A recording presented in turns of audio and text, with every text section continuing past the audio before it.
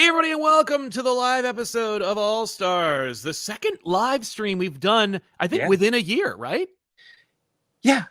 When did we do the other one? Was that in like May or April? Yeah, it feels like it wasn't that long ago. I think it was only a few months ago. Yeah. Well, I mean, listen, you and I, we've talked before, when you and I do talk, we talk for like 4 hours anyway. So this is fun. Yes. This will be nothing. Definitely. This Exactly. Is like yeah, unless like I have to leave someplace, usually it's like, oh no, we usually talk for like 3 or 4 hours anyway. So now we get to hang out, talk to everybody about a comic book stuff. Oh my god. So much comic stuff. Yeah, today we'll talk about a bunch of different stuff, and we will have a couple of surprise guests. And we're gonna talk about what are we talking about today? Oh, Superman and G.I. Joe. Like Cobra. Oh my god. You know, we're gonna talk a lot about G.I. Joe, a lot of G.I. Joe talk for people that are out there. I might open up some toys while we're sitting here because we are here for 4 hours. Yep. The debate is, do I open this Cobra Commander toy, or do I open and you're gonna laugh when I say this because it's not a G.I. Joe toy. Do I open this cool Scarlet Spider toy? Oh, that's awesome! Look at that. I have like 2 of these because they've released them in different forms. I remember when I was a kid, and they were first starting to do like toys like that, and I was like, I was one of those kids that would go like hunting for toys, and they would do like Spider-Man 2099 and Scarlet Spider toys were like always hard to find. Yes. And so it was like I had to go to like some comic book store really, really far away. And what was annoying was I found, because I would get like Toy Fair and you go through there and all these toys and like you're never gonna see these toys anymore. I've never seen them. Oh, the one with the wave that had Electro in it from Toy Biz. I was like, I never saw that I never saw any of these in the wild. No. And I went everywhere. Like I went to like Bradley's and Kmart and Jamesway, like all these different department stores just to find anything. And that's funny. The department store trick is interesting because sometimes they do get those toys, and you're like, where, you know. But I actually finally found those when I was a kid. This is like 30 years ago or something like that. Sure. But I found those when I was a kid at Universal City. That Things from the World at Universal. That was where I finally found those for the first time. Was all the way out there. Which also, I'm doing a signing there the day that G.I. Joe #1 comes out. Oh, that's awesome! I'm very excited. We're doing a G.I. Joe the movie screening that night. No way. Yeah, I always wanted to see it in the theaters. So it was one of those things, you know, the whole like Mandela effect. Yeah. The Mandela effect. I always feel like that is mine because I feel like, I swear to you, I saw G.I. Joe the movie in the theaters, but it was never released in the theaters, like famously. No. Like it was, or infamously, I guess, but it was never released in theaters. And so I've always been like, in my mind, I'm like, I know I saw it in the theaters, but I think what happened was I must have saw it at like that YMCA or something like that. Like they must have had it on TV and all the kids are sitting on the ground. Like that must have been it. You know? Was there a trailer for it in anything? You know, maybe like you saw a trailer for it, like for Transformers or something. Like that. I don't know. I did see Transformers in the theater. Exactly. So I'm thinking like, I mean, that was my first real touch of death. I wasn't one of those kids that cried, but I definitely was one of those kids that was like, holy shit. Like they just killed Optimus Prime. Who's this dude? It was so weird because you're like, I have no idea who any of these characters are, but I know. His music's amazing, the animation's amazing. I was definitely a Hot Rod kid. It's always funny, like I and this may be a segue to like bigger picture stuff, but it's always funny like when you're a kid and you're really into something and then you find out later that like everybody hated it. Yeah. Right. But you're like, you were the kid that was into that one thing, you know, either movies, TV shows, and there's a lot of stuff where I was like really into. Like I liked Hot Rod, and then you find out people didn't like Hot Rod, and you're like, "Oh, he was cool. He was a car, and he had flames." I was a child. What do you want from me? Right, and he was the one who was worthy of the Matrix of Leadership. He's Rodimus Prime. Yeah, Rodimus Prime. Even though I don't. That's a whole other conversation. But also, I have the All In special. We could talk about All In bit, and then I have the G.I. Joe ash can that we gave away at San Diego and New York. We're gonna have ash cans too, but this way I can show you. I love the little heads that we're putting on the covers.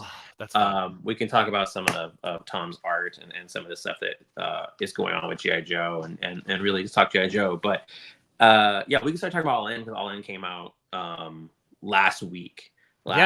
And I'm so proud of this book, and I'm so happy that it's finally out there. And again, like it's so much fun being able to have a flip book for this, right? Like to be able to do something this scale with the flip book and have some fun with it.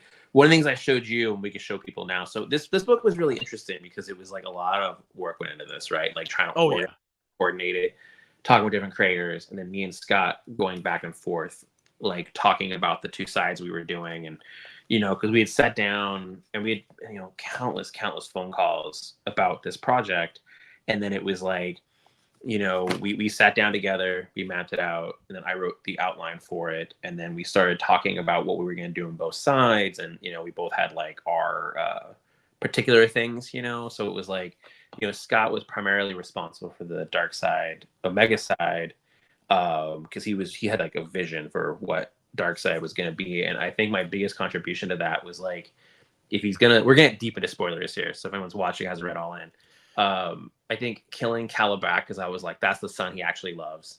It's the only he actually cares about. He does not care about Orion. He cares about Calabac, because Calabac was from the child from the wife he actually liked. Right. It was buried by others, so that would make sense. And then I was like, oh, if they're hiding the Spectre, he should be on the moon, and it should be Eclipso because of that dynamic. And I was like, I have wanted to see the Eclipso versus Darkseid fight forever. Like, that is something, I've always wanted to touch on. And so I was like, those are two of my bigger ones. I mean, some of the stuff it was like, well, we're going to go to, when we were talking about going to heaven and hell, I was like, oh, gotta have Zoriel. Gotta have Zoriel. When we talked about it on our review show, and we talked about it on the couch, all these references came up. Like, I had multiple people say to me, whoa, so Eclipso is actually kind of a badass. Like, when he was it was awesome. Like, if it weren't for Spectre, or if it wasn't for the boom tube on the sun, he would have beaten him. And I'm like, it would have been pretty sweet. Eclipso's dope. I love Eclipso. He's one of my favorite villains. That's why we used him in Justice League versus Suicide Squad, because I was like that character. And then on my side, on the Superman side, all the stuff with Booster. I think the stuff with Booster was one of my bigger things I brought to the table, because I was like, when you tell these big stories, it's always good to have, I think we talked about this, you got to have like a point of view character. Yeah. Right. It can't always be, I mean, I think one of the best one shots, that's how it always is. Like, some of the best one shots always have a point of view from somebody you might not expect. Right. So it's like Countdown to Infinite Crisis was Blue Beetle's perspective. Yes. And then it was, even with Rebirth, it was Wally's perspective. And so with this, it was like, we knew we were going to have a Superman's monologue, because we wanted to match the Darkseid monologue. And because we were doing so much about like, this world is based on Darkseid, this world is based on Superman, to have a Booster be there, and to have Booster kind of going through this like almost crisis of like, what am I doing with my life, basically? Yeah, no, the moment of him being like, I think I'm gonna go home. Like, it's sunny. It's so funny, because it's like, like, it's so rare to have that be like a direction for Booster, despite the fact that like, he's really not from here. No, he's not from here, and he ran away from something in a lot of ways, right? So for him to be like, I think it's time for me to go home and kind of like, give that life a chance and try to be, responsible. He's had so much character growth over the last 40 years, and for Superman to see that, right? Like, him and Superman didn't always get along, even though I think it's funny, because I think Booster idolized Superman, right? Yeah. And so he saw Superman as like the superhero, and so for him to have this little moment where even Superman is acknowledging like, hey, you've grown, you earned this, like, you've grown as a person. But that's the funny thing, part of that growth is him saying like, well, I think I need to go home, but then questioning that and having it taken from him. Those are the things that I was really, really interested in, was the Superman and the Booster, and then making it, again, it was like both stories start, it's like the Darkseid story starts dark, and the Superman story starts light, and then they switch, where it's like the Darkseid part becomes, it's funny, because they become, obviously we start exploring that world, but it's like, oh, he gets what he wants, and he's like happy about it. Right. And he's like, all right, it worked out. Yeah. Yeah. He's like, oh, I finally got what I wanted. And then on the other side to have, and it's interesting, because like, Darkseid's family is coming to him. He doesn't want family, but that's it. It's like, at the beginning, he's like, oh, I need to be alone. At the ending, he is like, no, I have my people. I have this army. But that was what I showed you earlier. So you can show this. So one of the things that was really funny about this was like having to explain the idea of a flip book to people. The amount of people that did not understand what a flip book was interesting. I'll say that. But so this, trying to explain to people how we're going to do the 2-page spread at the ending. And so I was like trying to explain to people, I'm like, well, it has to be able to be read upside down. Right? Yeah. Like, you whichever way you go, both ways. You have to that ending and be like, and how are we going to do that? And it was like, it can't just be a splash page all coming at us, because that means if you come at it from the Darkseid side, it's going to be upside down. Right. And so I was like, how do you do this? And I was like, oh man. And I was like, in my head, I'm like, I feel like Ivan Reyes drew there has to be, I couldn't find it. It was driving me crazy. Yeah. There has to be some kind of 2-page spread that he did, either Infinite Crisis or Green Lantern, where the Green Lanterns were like framing the 2 pages and coming at us. And like, I could not find it. And I was like, it was driving me crazy because, you know, Ivan would draw, especially when those Green Lantern issues where there were like those massive battles of like the colors, the spectrums and stuff. Like, oh yeah, you know, he drew something like that. Could not find it. I was like pulling my Jeff Johns Green Lantern omnibuses off the shelf and just like flipping through and being like, I know it's in here somewhere. I know, I have an image in my head. I know exactly what it looks like. And so when Dan Mora was starting on the last page, and we were talking about the design of those Legion characters, and we were just like going back and forth. I was like, I don't know how to explain this, so I'm just gonna draw it on the whiteboard really quickly. Grab my whiteboard.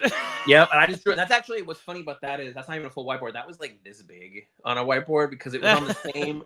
We had a whiteboard we were using where I would basically had 1 through 27, and I would make sure everything lined up. So it was like when Darkseid starts invading the other side because of the Spectre, the dialogue matches up. So like what he's saying on page 12 is what he's saying, and then page 13 on both sides when it starts burning through literally is page 13 on both sides. That's right.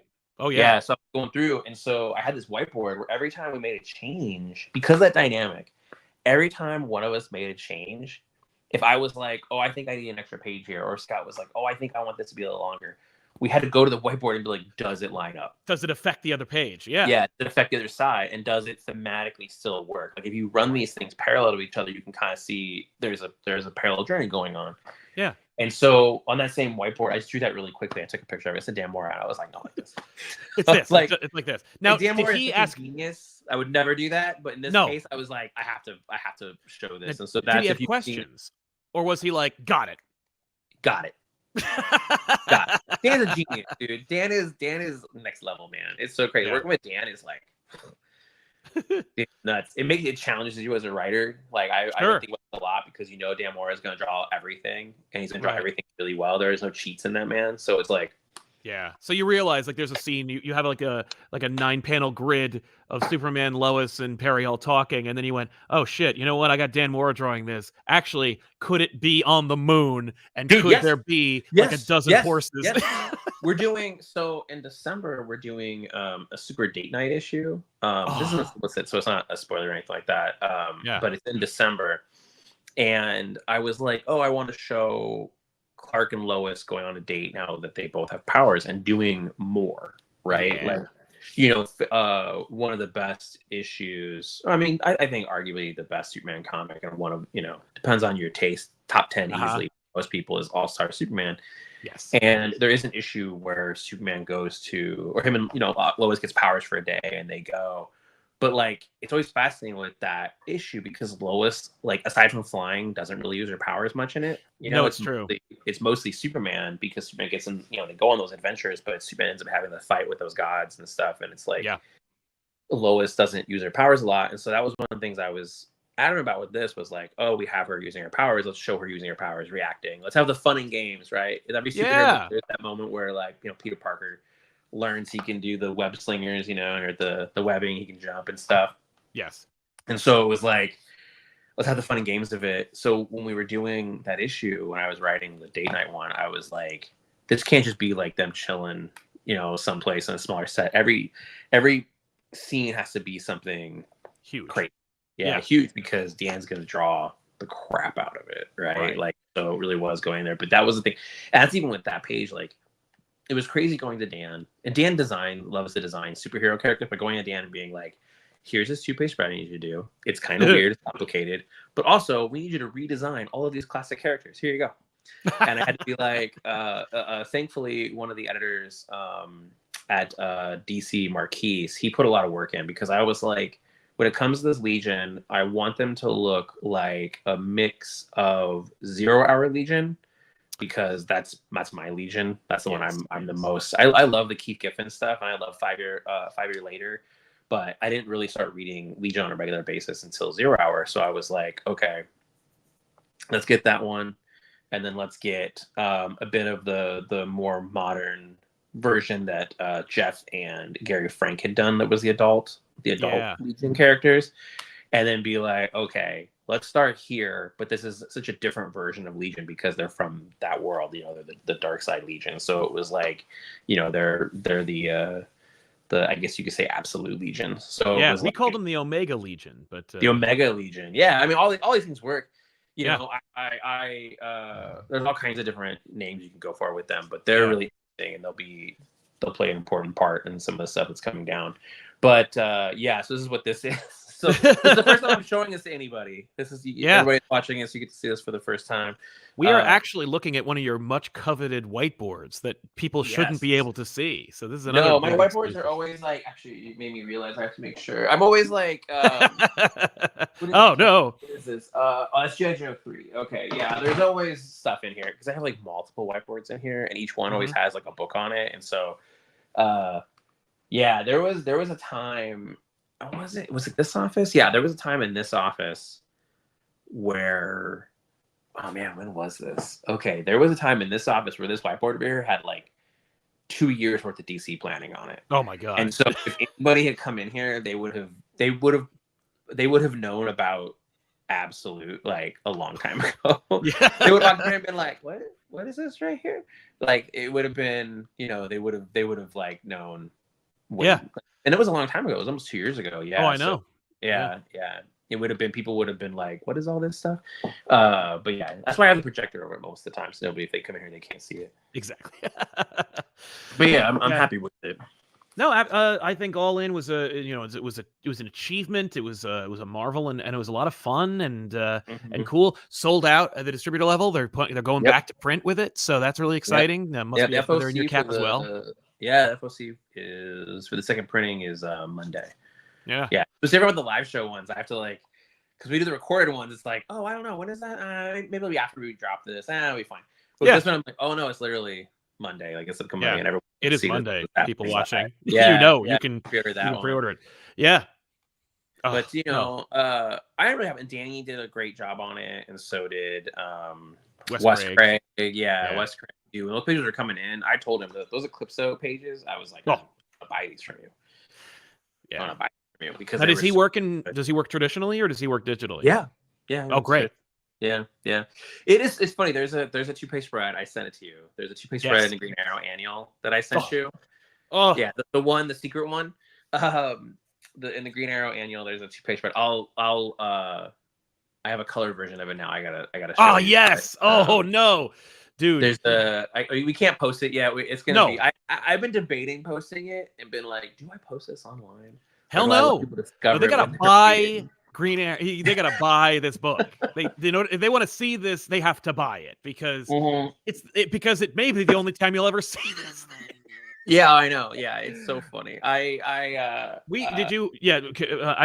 Using vague language, I did respond to you with it where, I was like, you have to do this, Oh, but I don't know. We'll see. You can't just show this and then go, well, so long, everybody. Yeah. You gotta do it. You'll see. We'll see. I got the colored version of it this morning, or I got the colored version a couple days ago, and I had a couple of notes to make sure everybody was colored correctly. Oh yeah, of course. I think one of the things that's tough, as we've discussed, is that like I always like dropping Easter eggs in my books, and I always like grabbing characters that are obscure, or I try to use my useless deep DC knowledge. It's always useful. I mean, the All In special had like deep cred because of all those deep cuts. Like it was. I was always trying to find little stuff and to put in the book that just kind of keep growing this world. And I think there's a little acknowledgement the fact that there are people that are like us who've been reading these books forever, and they want to feel. I don't know how to explain this. It's like when you do that kind of thing, when you drop those kinds of Easter eggs, but you make them meaningful. They're not like random. Exactly. It's that thing. I think that's one of the things that Jeff did really, really well when he was on JSA was that like it's weird. I don't want to boil it down to I read that comic too, but it's like it's just an acknowledgement of the world you're in, right? Yeah. Like we're in this universe, and I think we've talked this a lot. Where like when I work on DC books, and I think about this a lot with G.I. Joe too. Like I don't just see my book; I see the universe. Right. Exactly. And so it's like you're a small piece of this gigantic thing. And I think you have to acknowledge that gigantic thing. You have to try to find ways of incorporating it all. And you're not going to get it right every time. Sometimes you mess up. Yeah. You might get something wrong. No, but you want to have that world where it's like, the fact is, in every real world instance where things are interconnected, it wouldn't always come up. But in this world, in a comic book world, whether it's G.I. Joe or DC or anything, if it doesn't come up when it could come up, it may never come up. Yeah. So it should, like, you made me realize that I don't understand. I don't, Dan. I'm about to go on a super weird tangent right now. I'm looking forward to it. You made me think about something. All right. Also, last time when we did this, we talked about how we were going to try to get Dan Jurgens on, and I did talk to Dan. I did talk to Dan. He said he couldn't right now. He's on vacation, but he would like to do the next one. So we'll get Dan Jurgens on here and ask him questions about Death of Superman. Ask him questions about Black Suit Superman. Yeah, the formation of the black suit. I want to know about that silver tip on the toe. Like, yeah, I want to. Again, I love Dan Jurgens. So I also finally read the Doomsday Wars, so I have many questions about that one as well.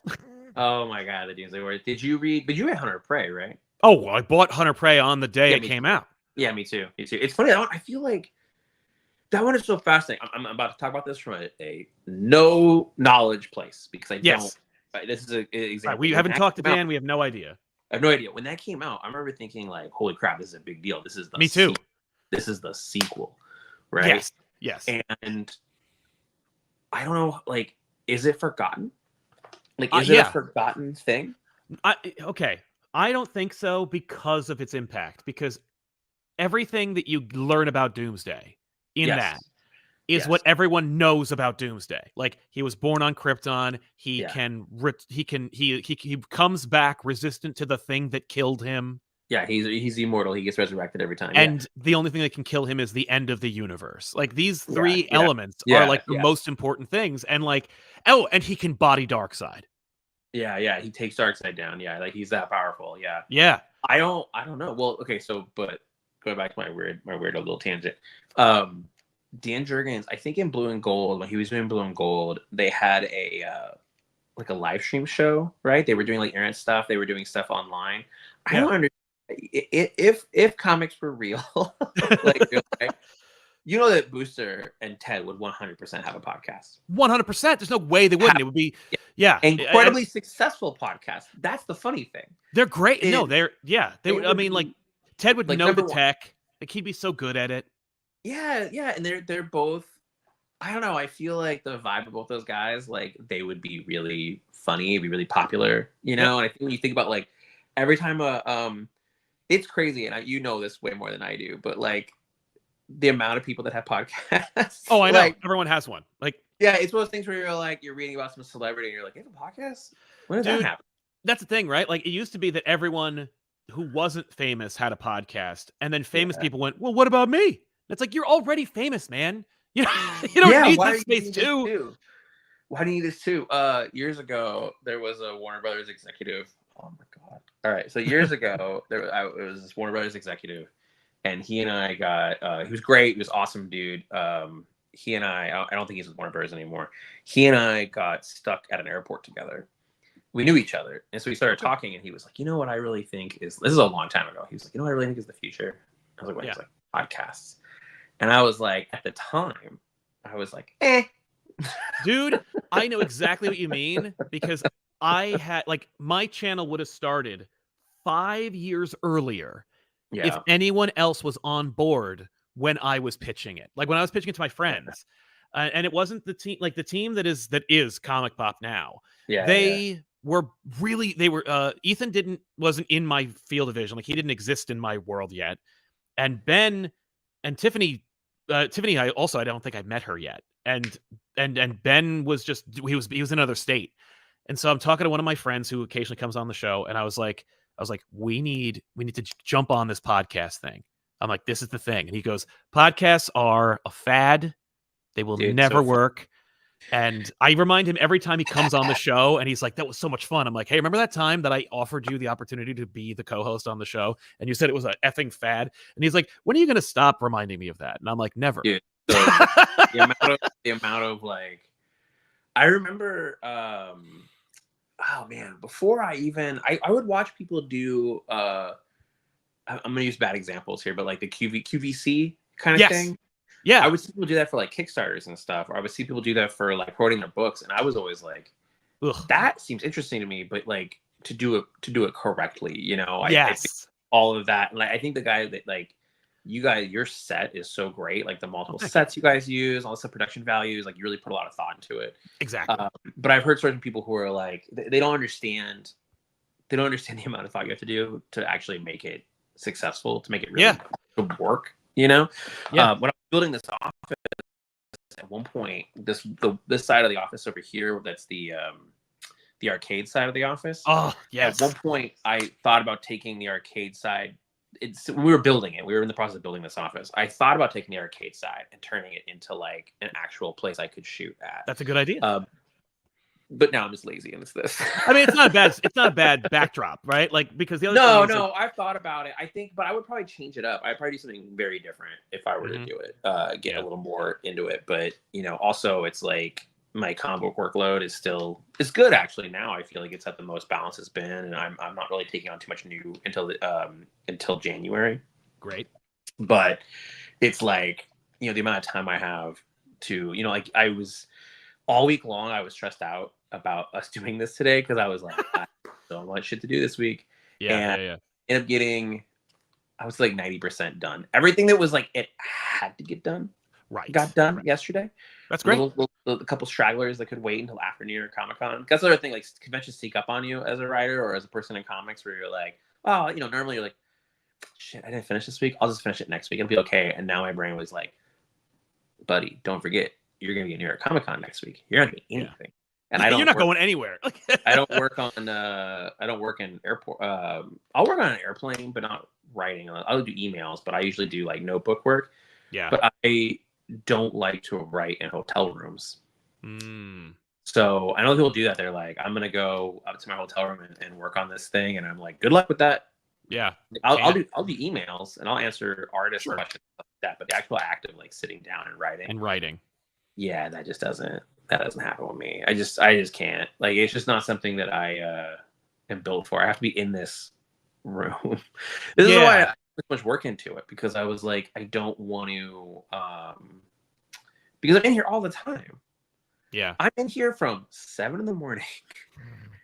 until the afternoon, depending on the day, depending on what I'm doing that day, if I'm gonna go to the gym or not, right, or what's going with the kids and stuff. But it's like from 7 a.m. There was a while where it was from 7 a.m. until almost 6. I was just in here working on comics. Yeah. So it was like when I had the old office, the one that was before this one, it was the smallest room in our house. Oh yeah. Because I had a bigger room, and then when we had the second kid, it was like we had to rearrange rooms, and so it was one of those moments where I was like, "You mean out of this whole thing, we get a kid, and I get the smallest room in the house, in my office, the room I'm in." But that was when we knew we had to remodel, because it was like, oh, I need a bigger space because I'm in here all the time, and so now I have this humongous space. It extracts. Like, if you have like a stifling space and you need to be creative in it, you need to come up with some way to like get that energy moving, because like I think that's why people like to go places to write. I think it's why it's like you'll find writers go to like coffee shops, something like that, because there is, and I don't want to sound too hoity-toity about it, but like there is a kind of like a feng shui to it. Like you need this kind of like good like flow just to feel comfortable. And I think at the end of the day, it really is just like you have to be comfortable enough to go somewhere else in your head, as opposed to being like forcing yourself to be creative. There's nothing less creative than that. This isn't how my brain works. Like, I have to be. It's funny though. I'll be in like other locations, like driving or someplace else, and I'll figure stuff out. Oh, totally. You know? And then you can hash out an idea anywhere. Yeah. Well, the actual act of like, I think here's the problem. The actual act of typing. We've talked about this before, the difference between writing and typing, where it's like all my writing is in the notebooks, the whiteboards in my head. You know, I'm always gaming stuff out ahead of time. But the actual act of like, okay, now I'm going to consolidate this down into a script. I have to sit here and do it. That I have to, it's like I have to be in a rocket ship. You know, I got to put my headphones on. I got to do a little thing. Is where I have to be in this room. Like, Yeah, I just have to be in here. I saw there was like a ton of questions. Do you think I should answer some questions here? I think, yeah, I don't mind. We have a Right bunch here. of super chats that have bumped up, and I want to thank everybody for doing that. That's very kind of you to support this channel in this way. But we have a bunch. I'm happy to drop a couple of those in if we want to address them. Do you want to address just like some questions that you've seen, or do you want to hit the super chats first? Let's do the super chats first. All right.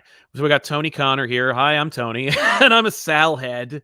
That's nice. Is that a real thing? No, Tom. When we did the last conversation, he was like, "So what are your what do we call your fans? Are they salads? Are they Sal heads?" And I'm like, "No, man. Like it's I'm not the brand. Like ComicPop is the brand. We call ourselves the population." And he's like, "That's kind of culty." And I was like, "What do you know, Tom?" But, about cults, let me tell you. On my phone, I have saved, and I send it to him every once in a while. I have saved the pictures of Tom when he did the Heroes in Crisis promotional thing at San Diego Comic-Con, where everyone wore bathrobes and they were on a boat. Have you seen this? No. Oh my god, that sounds culty.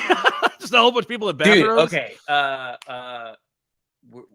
We're gonna talk about this. I have pictures of it. So Tom did a thing to promote Heroes in Crisis, where he essentially they took everybody out onto a boat at San Diego Comic-Con.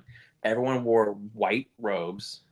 It was gifts. Everyone was given white robes with gold. I think they had like gold DC logos on it. It was very fancy. Yeah, that's They cool. had really nice pillows with, I think, gold DC logos on them.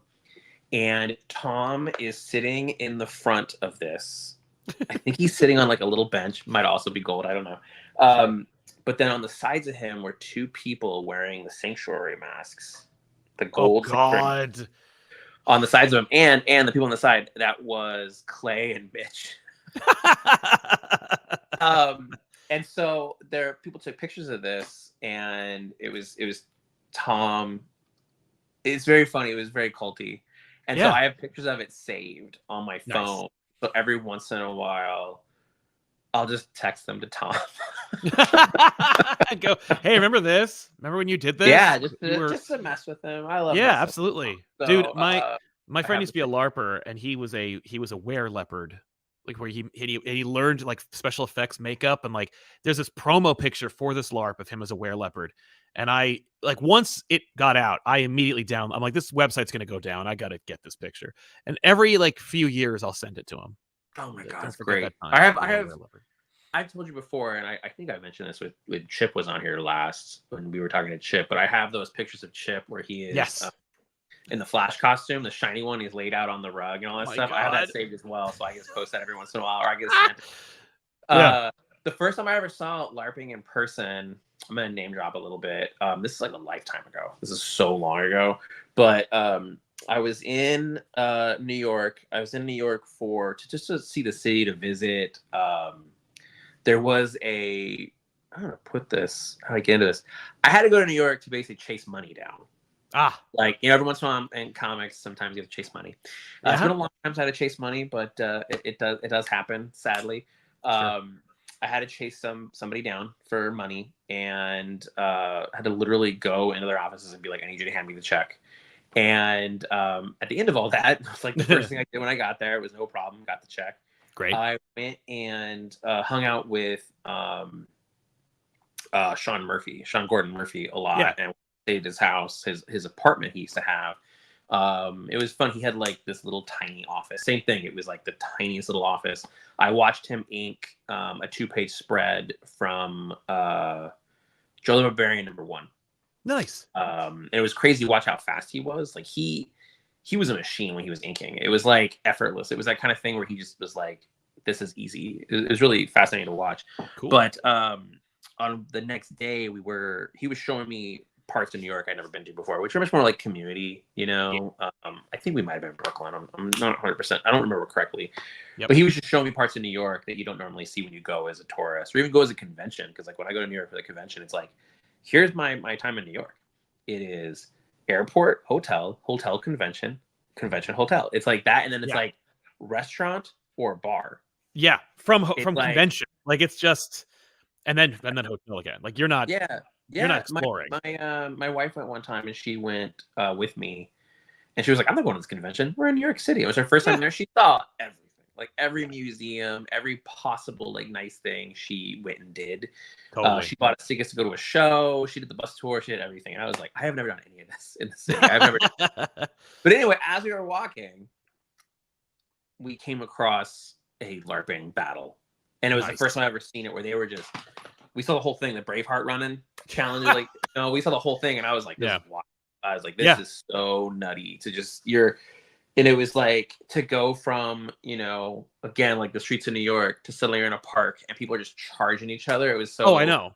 So weird. I was never, I wonder why I did not get into any kind of LARPing. Because, we all LARPed at some point in our lives, but not the way. Absolutely. Just one, with different skins. It's true. I did. Yeah. I went once and you got chased by a bear and I never went back. I was like, that's enough.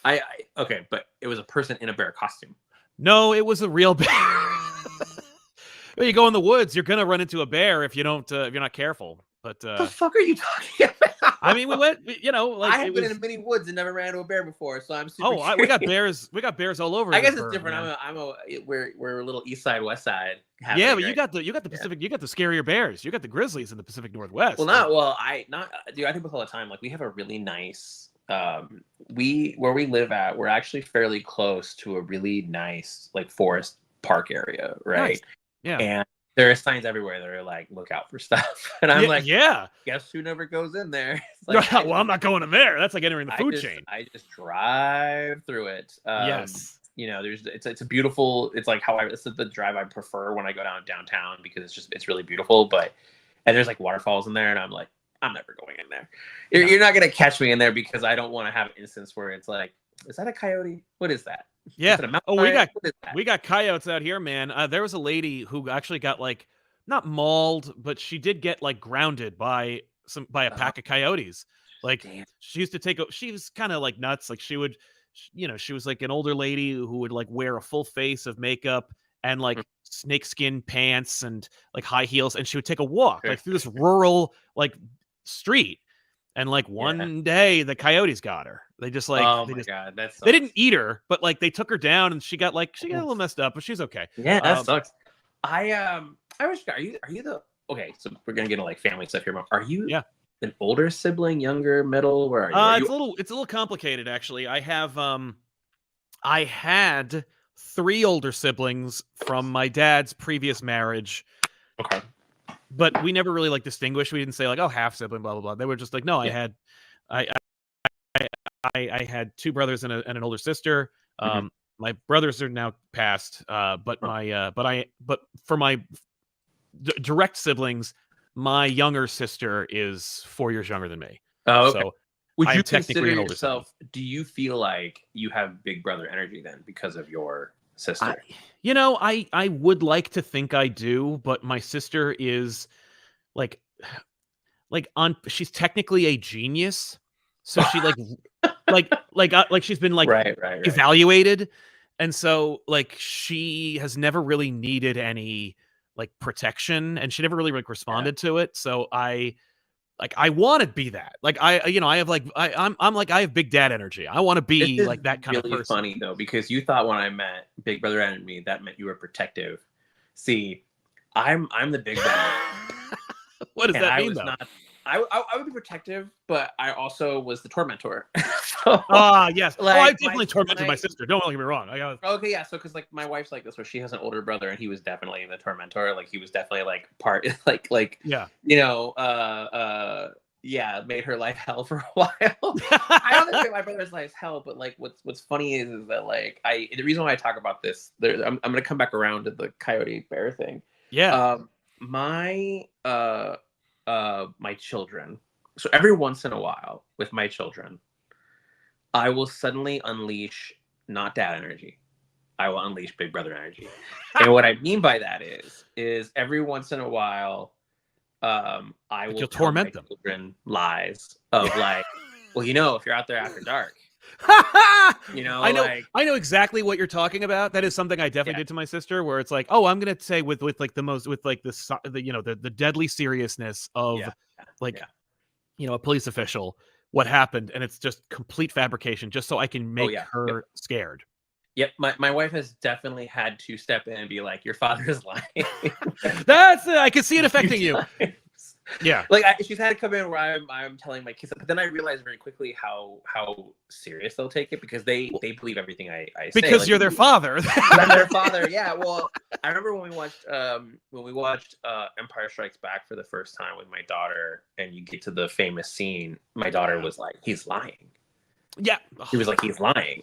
Right, like he's Darth Vader. He's the bad guy. He's telling the truth, and it was very much like dads don't do that. Dads aren't bad guys. Dads don't do this kind of thing.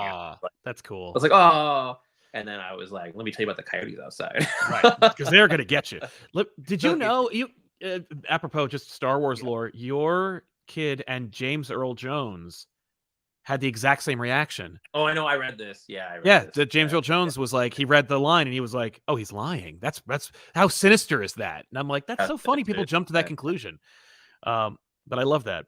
No, good. Yeah. No, what other super chat we got? Okay. Switched. Well, I didn't even ask this poor man's question, but Tony actually came to the signing. He said he can't wait for me because he gave me the 3-issue miniseries for Cyber Rats, the spin-off series from Bloodlines. And you know my love of Bloodlines and Cyber Rats. Yeah, I actually never read all of Cyber Rats, so I'm excited to read all of it. Oh yeah, I read all that stuff. But I feel like if a comic book came out in the 90s, I read it. Right. Sort of. Yeah, and Josh's Flash got me Hardcore to DC. F Pariah live forever. Thank you very much, Tony. Yes. Pariah sucks. I love. You guys know I love me some Pariah. I actually Chris Burnham drew this amazing cover where it was Pariah sitting on the long boxes reading comics. And I know that cover. Buy it from him, and I regret it forever. It's one of those ones. Out? I think I don't remember. I had to go back through my message with Chris and be like, where did I decide not to buy this?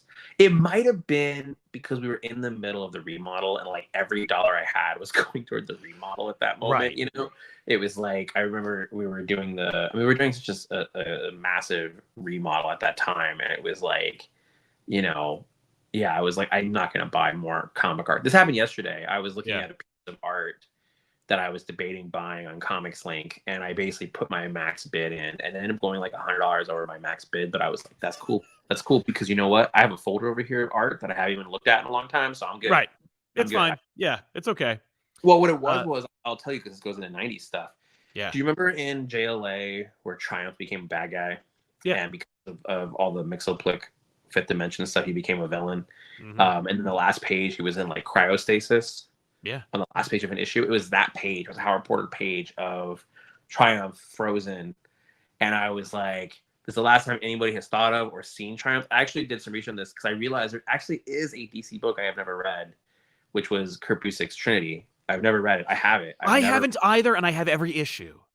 Yeah, it's weird. I had every issue too. I think it was a weird moment. It's one of those moments where it's just like, because that's deep post Infinite Crisis. That's in that weird window between Infinite Crisis and New 52, where like the biggest things that happened were Blackest Night and Final Night, but like other stuff was going on. But yeah, so I found out Triumph was actually in that. I need to read it. I should probably read it. I have them. That's what they should make an omnibus of. Is that they probably. There's trades, but there's no. I don't. Yeah, I have the trades. When I sold my collection, I had all the issues, but I sold my collection. I got rid of that, and so yeah. I've got it all. I need to sit down and just read it. Yeah, who has the time? That's the thing. I'm just waiting. I'm just waiting to Yeah. But let's see here. Jamie Wild, hey Sal and Josh, just showing my love for the channel. It's by far my favorite comic book YouTube channel, and I gotta say, congrats on Terminator. Thank you very much, Jamie. Peyton Lowry, Hot Rod was my favorites too, Josh.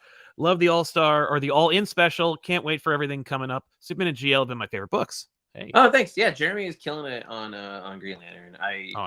We had Jeremy on here last time, and I debated to ask him if he wanted to come on again. I might still ask him. I don't know. If he's sitting here doing nothing. But I love Jeremy. Jeremy, I remember when Jeremy got brought in. You know, he got brought in with like a certain generation of writers, and I remember immediately feeling like a connection with that guy, and immediately being like, "Oh, this dude is like," because he reminded me so much of me, and it was because he was coming on Flash, so we would talk, but he just like his sensibilities and where his head was with stuff and his like nerddom in general. I was like, "Oh man, this guy," he's reminding me a lot of me, and so I got very defensive for him internally, and I became very much like an advocate for him. And so like Yeah. him Lantern is great, and him doing everything he's doing is awesome. I like good dude. I feel like he is like, you know, a mainstay at DC, and I really love everything he's doing. Totally. Green Lantern's great. Yeah. Yeah. MP says, with All In, will we start to see more concrete continuity for character histories, even just timelines and profiles? The Omniverse idea seems to make all histories and relationships just relative to whatever issue you're reading.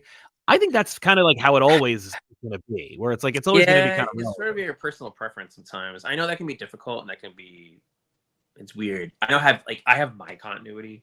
I have my history that I work off of, and you know how I am. Like I'll use I definitely cherry pick a little bit, but I'm very like it all happened. But then there are things that contradict each other. This came up yesterday. I was working on a Superman script, and there was a character who I'm not gonna get into the spoilers of it, but there's a character who has two histories. There's like two versions of a character, and we were talking about it, and you know, my answer was we could do both. Like there's ways to do both, so we should do that. You know, I always struggle with giving definitive answers on anything like that. But I will say that, you know, stay tuned. Right. But, you know, I feel like getting a definitive answer on stuff sometimes can be challenging. Stifling. Yeah. Yeah. Well, so it puts you in an unnecessary corner where you're like, okay, we've declared this. You know, it makes it puts undue pressure on you, especially if you're the right. Like any decision you make can also be overturned. Like, you know, you're like, hey, this happened. And dude, like the next month. Like you could, you know, it depends on people aren't paying attention or not. Like you'll have books that contradict each other, and that's always incredibly frustrating. I don't remember who said it first. Who said this first? The first time I heard it was from Matt Fraction. Was the first time I had heard it, right? Yeah. And what Matt Fraction said was when you have books about books, like books about other books. Yes. And dangers of that. And I know that I definitely walk that line. Like I know exactly what you're talking about. Yeah. You know, it's like I definitely have had moments where I've crossed over a little bit too much into that. And so that's what happens sometimes. You get really about the past and about continuity, and it's tough because there's times where it's like this is the history of these characters, so we should use it. Yeah. But you should definitely try to be tell your story. Don't tell your story, but also be forward thinking versus backward thinking. And it's like, you know, grabbing past things and bringing it to the front, you know, it's like, it can't always be that. And that's something that I think we, a lot of superhero writers will all kind of fall into sometimes, especially if you're someone like me, who is just like a big old nerd in Reddit. Yeah. You know, I think this is where someone like, and maybe I'm talking out of turn right now, I don't know. I think this is one of the reasons why someone like Rom, and I love Rom's writing. I think it's one of the strengths of Rom's stuff is that he's not at all precious. Yeah, he's not all precious. It's all about what's happening. It's all about what's happening now. What he's contributing. And I think that's one of the things, you know, when he started working on. Yes, New Gods is announced. Oh my god! We can talk about New Gods. No, I would have watched. I would have been like, by the way, it's not announced. No, because I'm talking to Rom in New York. You know, when he was, I remember reading his pitch really early on, and I find the New Gods and Fourth World. I think it's like I love that mythology. I really love it, and it was like I really love that. You know, this dynamic of these two fathers who to have a truce exchange their sons, and like Highfather raises Orion to be his son, and then Darkseid throws that kid to, you know, throws Scott free into the pits, you know. It's like immediately. And that dynamic and that relationship is something I always find really powerful. Yeah. But that doesn't mean you can kind of take that as a core element of the story, because it doesn't have to always be about that, and you can kind of move that ball forward. Yeah. It's funny, we actually just on back issues we just recorded the John Byrne Darkseid versus Galactus story. Oh, nice. Versus Marvel, and basically most of the episode is just talking about how like almost brilliant it is because of how Byrne exclusively uses the Earth where both Marvel and DC exist. And how the Fourth World meshes so well with Marvel, because clearly it's just Jack. And it's just like, that's really kind of neat. And it was such a fun idea to be like, God, if only, because, you know, the Darkseid Highfather exchange and the Galactus Herald situation, and how it's like, oh man, like what if like, you know, Scott became a Herald, that kind of thing. Just all these ideas, they're all part of like that could easily fit, and it's just like once you put them all together, you're like, oh, that works completely seamlessly. Like it's just what how well it blends. I thought you were gonna say you were gonna talk about the Walt Simonson Orion book, because that book is dope. That book is dope. I have the omnibus somewhere over here. And it's a good book. One of the best fights is Orion versus Darkseid for like a whole issue. Yeah. They just go at it. That book was crazy because I remember when that book was coming out on the stands, picking it up, like working at the store and some people, and then it'd be like backups, and one of the backups was like just Frank Miller. And it's like, does not advertise at all. It's just like, here's the Frank Miller backup of this book. Cool. You know, how did they not? No one's talking about it. You know, but yeah, that book is dope. Yeah. What else you got for the super chats? All right. More Madifer has a question, but it's mostly I don't think it's really related, so I just want to waste time. But like, it says, what happened to the Jessica Cruz Yellow Lantern plot? Like, why I'm glad she's green though. Okay. I'm trying to remember there was a solution to that, because sometimes these things this is the challenge sometimes when you're working on stuff ahead of time, that we knew she was going to be a Green Lantern again. God, I'm trying to remember the whole thing of that. Like, what was I knew he wanted to be a Green Lantern. I knew she was a Yellow Lantern. I feel like somebody had an answer to that. I think maybe Jeremy did. I'm trying to remember the timeline with that. Mm-hmm. I'm not sure if anyone will ever do that story. You know, sometimes things, it sucks. Sometimes things fall between the cracks. Is it really what happens? You know? Yeah.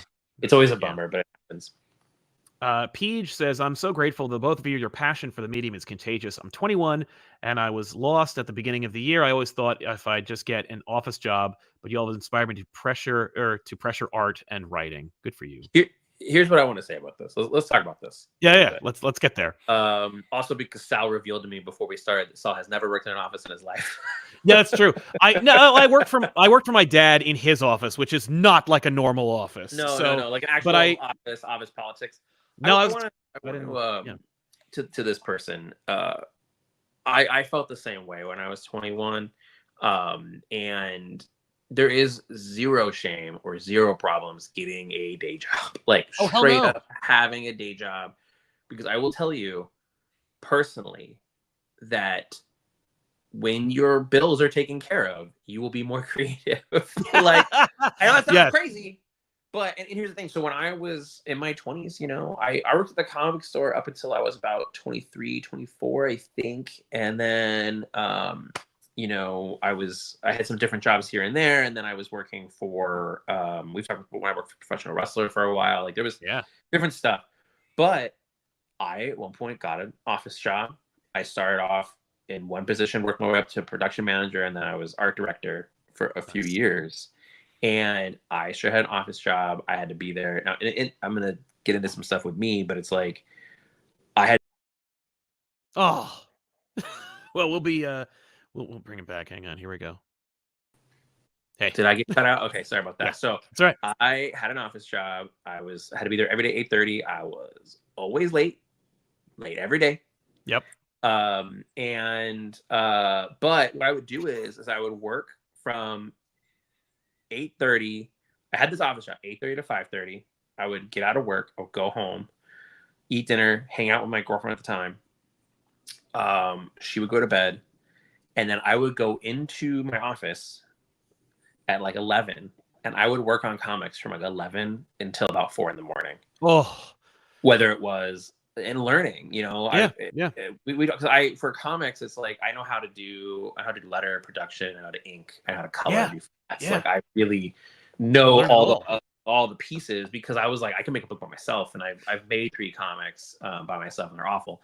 And where can we find them? And I have them here. Let me pull them up. No, no. But I've done the work, and it's like, and that was killing me doing that. That's why I was late every day, you know. And it was like I would sit there and I would do my work, but my head was always someplace else. You know, I've heard this story. I've heard stories from other creators who have sort of like, they made the adult decision of like, I need a day job. Like I need to work, you know, and then you work. A hard choice, but it's Brad Meltzer, I think he said this. I'm not remember I know part of he said for sure, but I don't remember the specific. But he would say that like he had a day job. Every day he would come home and he would sit down and he would write 5 pages every day of The Millionaire, which is his first novel.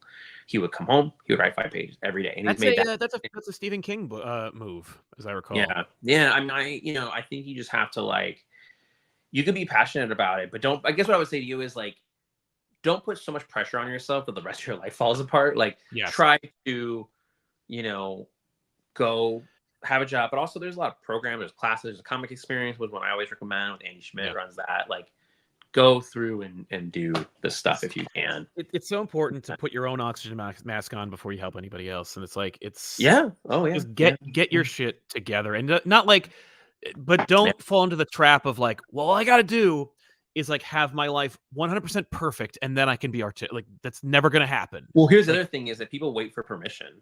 Right. It's like, you don't have to wait for permission. Like, just go, like, it's a weird, there's a weird map there. And I think a lot about how, like, it's funny. I was thinking about this yesterday a little bit. We're going to go on a weird tangent. Okay, before we go on that tangent, we said every hour we were going to do this. Yes. So Monday, or not this Monday, the following Monday after that, but right now, G.I. Joe #1 is coming out November 13th. Here is the Ashcan that we gave away at San Diego. I'm really proud of this book.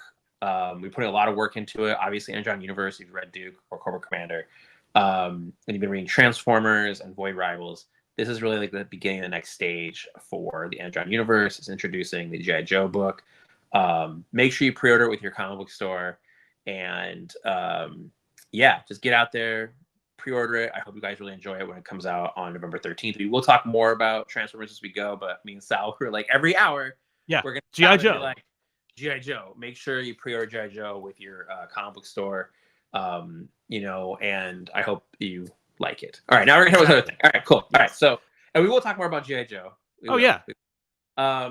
There'll be reasons why. We can talk about G.I. Joe fandom. When I was younger and I was breaking in, I was always surrounded by other people who wanted to break in. And one of the things that I thought was really interesting was, I'm gonna get dark here for a minute. Right. How often people would make fun of what I was doing while I was learning. Yeah. Right. Like, it was always very fascinating how I would write a script and then show it to the group or people I knew or the studio I was in, and they would nitpick it or they'd rip it apart. Yeah. And I was always like, I would feel defeated and feel very like, oh man, but I would keep going. Right. I would keep going. When I look back at that, one of the things that was really fascinating to me was that like they were only able to make fun of what I was doing because I was doing it. They were not doing it. Right. Like they were not actually making books. They weren't making scripts. They weren't drawing pages. They weren't doing the work. They said they were going to do it, and that they were always talking about this like imaginary thing.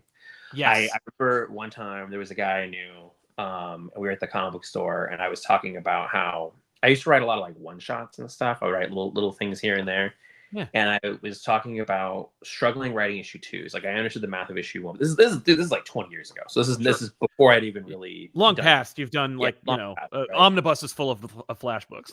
Yeah, but I done like a lot of mini comics at this point. And I was talking to somebody about it, and I was like, issue 2s are really hard, and they were like, oh, I think issue 2s are easy. Issue 2s are easy to write. And I was like, you haven't written a comic before. Ever. Like, they hadn't written anything. What they had done is they had ideas in a notebook, but they hadn't actually sat down and done the physical act of writing an entire script yet. And I thought it was so fascinating, that perspective of like, oh, I've written so many comic books, and it's like, where are they? Oh, they're all ahead. I have never actually. Ooh. Yeah. But I think that was what things was really interesting when I was breaking in. It's why I think I have a bit more of a thick skin about things, because I'm like, I would much rather be doing it than not. And once you do it and you put it out to the world, you kind of have to let go of it. It's one of the reasons why I sometimes, I like doing this with you, and I like talking to you about comics. That's why I sometimes get a little like leery about doing interviews, like getting really deep into stuff, because I get like the work is the work. As we talk, it's done. We don't need to get into it. Yeah. Well, so, like, that's why you're not precious about it. Like, there's things like that you've done where I'm like, dude, like your RoboCop anatomy lesson book is so dope, and like I can't believe you got to tell this. Like, you got to create a Predator. He has an action figure, and you're very unprecious about it. You're very like, Like, you know, and it's not that you don't care about it, but it's like, yeah, I did it, and now I'm doing this. Like, this is the next thing I'm doing. I have some. It was funny. I struggle sometimes living in the moment. I'm always about what's next, what's coming, what's another thing, you know. So it's hard to like stop for a minute and go, "Oh man, this is cool. I did this," because I'm always like over here, you know.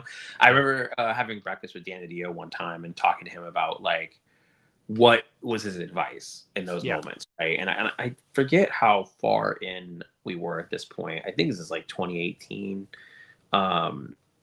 And I remember talking to him, it might have even been, it was 2018. And I was talking to him about stuff and I was like, you know, advice kind of thing. And he was like, I need you to think about what you're doing now a little bit more. You're always thinking about what's next, like what's next year's event, what's next year's big book, what am I going to launch next? Like, instead of like what is now. And so that's something I've been thinking about a lot of, like what is now a little bit more. And what that's great. But it stops me from being too precious about certain things or too weird about certain things.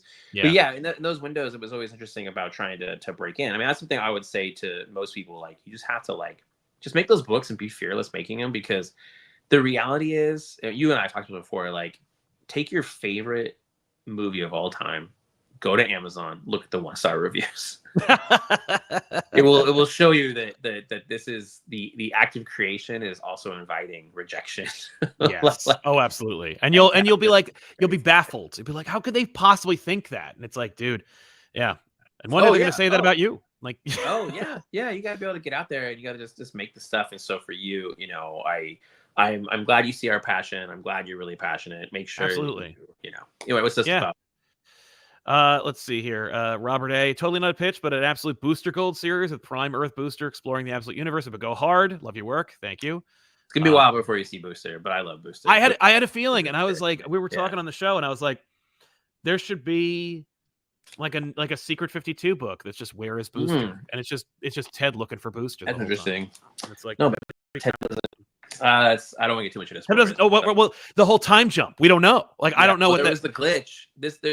I wrote a scene this week that kind of gets into that glitch moment at the end. At the end of All In, there's something coming, and then there's a moment where Terrific and Superman sort of talk about that glitch moment, and you'll learn a little bit more about what exactly happened in that moment in the All In special. Nice. Yeah. Joe Haas, any recommendations for how to learn the format of writing comics? Also, what is your writing process like when on your writing days? Okay, so formatting. I mean, what I would say to you personally is take who your favorite comic book writer is, and you will more than likely be able to find a sample of their scripts online. So for me, really early on, you know, I would read a lot of books about scripts and stuff. A lot of them are available. There are so many books. I'm looking back here to see what I have behind me, because most of this row right here is all about that. But like, I remember when Bendis was publishing like his Power Scripts books, and he was publishing all they did a print of his early Ultimate Spider-Man scripts. Yeah. I remember I'm friends with Dustin Nguyen, and he got the job doing Wildcats 3.0, and I was reading Joe Casey's scripts back then. Another one that I got really into, obviously, is Jeff John's scripts. Like, I was able to get my hands on one of his scripts for Teen Titans, and that was when I started being like, oh, here's the format that I like. But even then, what's funny is that like my format, the way I format, has changed because of the things I like and the information I like to give to the artists and to the editor and the people working on the book, and how I try to relay the information to them. But then I got when Jeff sent me the script for Rebirth back, you know, almost 10 years ago. Guys, I right? 9 years ago. 9 years ago, yeah. Almost 9 years ago, when I got my hands on the Rebirth script, it was a different format that Jeff had used on Teen Titans. It was like slightly different, and it was like interesting to see how everyone's scripting kind of evolves. I'm very full script, as much information as I can. I don't want to bog people down and make it boring. Try to write my scripts to be like, you know, energy to it, because it's you communicating with the artist and the editor. It's not intended to be read by the audience, so I don't need to be like poetic. It's like I'm giving you information, right? And then it's all about intent. So it's like every page I explain what the intent of that page is. So it's like, you know, you want to make sure the artist knows what you were trying to do at that page, right? Yes. So I try to also at the top be like, this is what this page is about, and then here's the page. If you go back and look at some of like Scott Snyder's early scripts, he kind of makes similar, where it was almost like, because he was a prose writer first, if you go back and look at some of his early scripts, it would almost be like prose at first. Yep. and then he would kind of break it down into beats. And then obviously he got more and more into Scott's a lot more into it's interesting. He's a bit more plot than he is full, but it depends on the project and who the artist is too. Because when I work with Riley Rossmo, I don't do panel breaks. I just kind of do actions plus dialogue. I do break up the actions and the dialogue because I think that's important. Yeah. But with him, because it's Riley, and I know Riley's going to take the script and go wild with it, I don't try to give too much panel breakdowns. Like, I will still explain what I think happens in all of them. But it depends on how specific you want to get, how important it is to you, how important it is to the story, what the intent is. My writing process is, so there's ideal versions of this, and then there's just like the messy versions of it. But so like this week, I knew what I had to write this week. So Monday morning, I get up and I get a whiteboard and I start outlining out what it is, right? So I write down what are the things I'm doing. So it's like, you know, I sit there and I type up, or I write down who the characters are, what the characters are doing there in that issue. And then I type up, you know, the 10 or the 22 pages, whatever. And I start writing down kind of different ideas about what I'm doing. And then I will then go and, thank you, Colin. I'm glad you like, I'm just throwing out some things that are not really that's questions. Okay, cool. That's I'm like glad you being like nice. Superman. I hope you like G.I. Joe #1. It's an intense issue. Did I give it to you yet already? I don't remember. Nope. Okay, I'm making a note. All right, hold on. Nope, I'm looking forward to it. I didn't even get the ash can, man. I'll give you one when I see you. God. Okay, I'm making a note here to send you PDF of #1. Which also, if you're a retailer watching this, you should have got the PDF already. So definitely check that out. But so what I'll do is on Monday, I'll sit down and you know, let's say it's a G.I. Joe script. So basically, Monday morning, I'll sit down, I'll write down the cast of G.I. Joe, and sort of look over the outline really quickly to kind of think, okay, here's what this issue is supposed to be about, and you know, start debating if I'm gonna change anything, and then I basically take one of these whiteboards. It's weird. I have a notebook full of ideas and it's kind of scattered, but I'll take one of these whiteboards and I'll basically break down like 1 through 22 or 20, depending on what the book is. And then I start just writing down what I think is going to happen in the book, right? And this is just what's going to happen, right? It's not even really getting deep into character bits. It's just kind of what's going to happen. Because I always try to think about that when I'm reading comics, like make sure something actually happens in the comic book. Definitely. So I go through, do that, and then I start... and then it's like each day I kind of do a little more of that. So it's like the whiteboard, the notebook.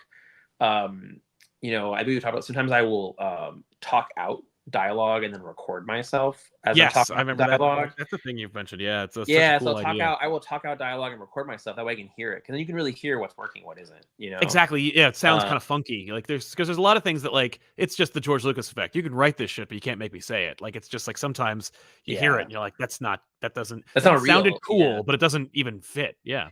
Have you ever watched a movie and the subtitles were based on the script, not the actors, what the actors actually said?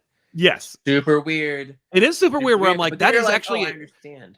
Yeah, I get it better. Like that, I'm like, that's actually a more truncated way of saying what they just said. Like, that's interesting. How it's interesting. In the sentence, you're like, oh, that was the intent. What they said was the emotional version of it, right? Like it's really But so I go through that, and then usually by Wednesday morning, I start consolidating all of this. And then Wednesday and Thursday. Thursday is the most like I am at the computer typing at that point. Usually I want to be like Thursday morning.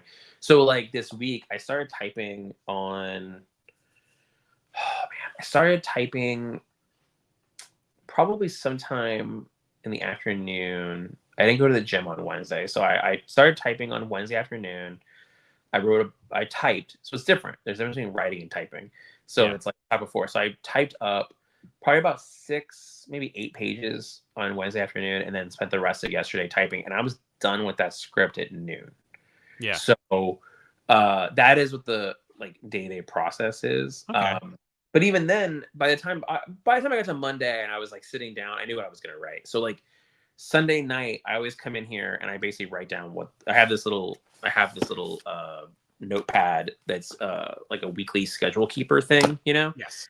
And talks about habit trackers, planning of things, you know, and I basically will kind of write down on Sunday night what I am doing this week. Yes. So I'm not coming to my office being like, what am I doing? Yeah. What's happening? It's like, oh, here's what I'm doing. I'm hitting it. And I try to do most of my writing in the morning. I try to do most before in the first half of the day.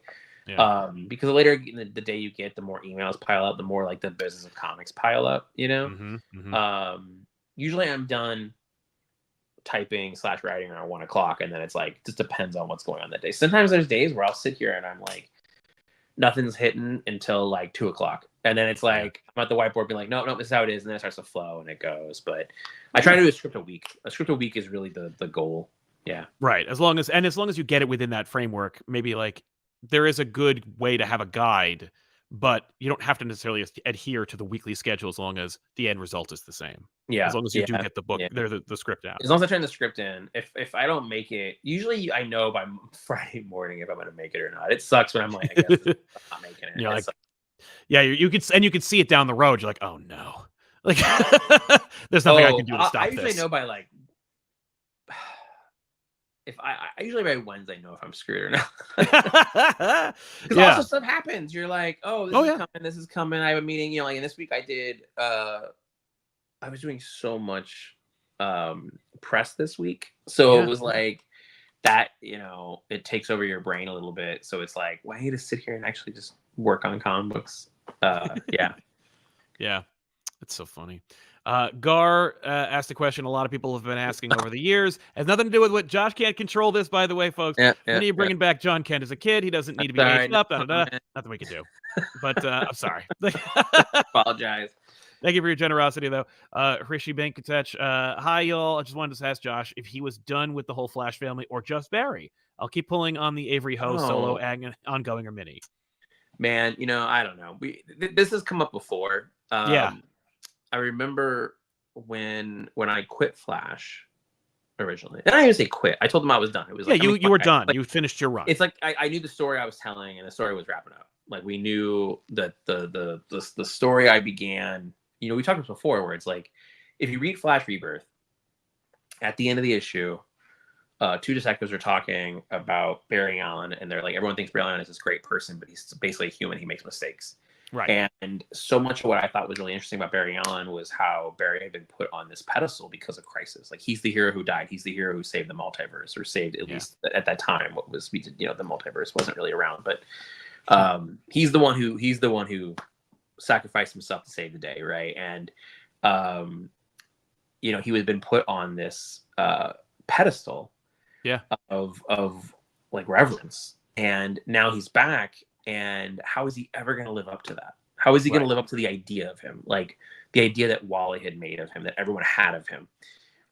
Because in the day, he is human. He's going to make mistakes. And that was so much of what my run was about how he's this person who at the end of the day is human. He makes mistakes, but he wants to be this person people think he is. And the challenges that come with that. And then you also have the fact that, like, Eobard Thawne, like, hated him and felt betrayed by him and wanted to break him down because he wasn't the ideal version. He couldn't live up to it. Yeah. He couldn't live up to it. And he was angry about that. It was constantly hitting him down. And so I knew that going into the book. And so that's why the Rebirth issue ends with that. And it was like, this is what this entire book is about, is showing Barry Allen make mistakes, be human, be stumbling. He's not going to be this perfect hero. There are times he's going to get down about things. Like, just show him as human. And when I got to the end of that story, the end of the finish line, and I knew that he was going to have that moment with Eobard where he was going to say, like, I forgive you to Eobard. Like, I want revenge, I forgive you. And that I am going, and him coming to that conclusion of, like, I may not be that person right now, but I want to be that person. Like, I want to do my best. And I knew that was the emotional arc I wanted for the entire story. So everything was always about that in some way or another. That was always like a theme of it. Yeah. So I got to the ending and I'm like, okay, I'm done. And I remember sitting there with the editor at a convention. This was like right before the pandemic started. Like, the pandemic had started, but none of us were taking it serious yet. Like, I was sitting there with them and I said, oh, I'm going to leave at this issue for sure. For sure, I'm leaving at this issue. And they were like, okay, we'll figure this out. Okay. And then there was chaos because of the pandemic. But there was a moment in the middle of that where they asked, are you sure? Are you sure? Yeah. Do you want to come back? Do you know, and it was tough because I had only written Barry. Really, like, I'd written Wally a bit, but they were always really precious about Wally because of his major pieces of the Rebirth. And he was in Titans, and that was considered his book, was Titans. So they were very, like, he can't be in both books. It was always like a struggle. And when I was getting close to that ending, I knew I was going to do speed metal, and speed metal literally ends with Barry basically saying it's your turn, and Wally runs ahead of him, right? And that to me was like him passing the torch, it's over. But my regret was, I'm not going to be able to write Wally as the Flash. And when there was a moment where I thought I was going to write Justice League, and I was like, Wally would be a member of that team because then I could use him. Yeah. That just didn't work out. But in all of that, again, we got Jeremy. Yeah. Like Jeremy came in and he was able to run, pun intended, with Wally and that family and take the stuff I put on the table and totally run with it. So yeah, I feel like, never say never. I could see myself coming back and doing something with it. I mean, you look at, you look at what Scott did with Batman, where he did this like amazing 50-issue run of Batman, and then he did All-Star Batman, and he did Last Night, and now he's doing the highly successful, I'm sure everyone read and bought, Absolute Batman. So it's like, and that's because, I mean, I think Scott has been pretty open about this. He could write Batman forever, and he has so many ideas of Batman in his head and so many like in-depth thoughts about Batman. You've had him on, so whenever we have him on, he'll sometimes throw this at me, and it always frustrates me. And it's not like I'm not dragging him. I'm just saying it's frustrating because I don't get this like thing he always dangles in front of me. Because he's like, I mean, I could just like he always wants to take big swings. He's like, if I'm doing this, I'm going to take a big swing. And he's like, I could do like a quiet 3-issue detective story with Mr. Freeze where he just does this thing. And I'm like, when?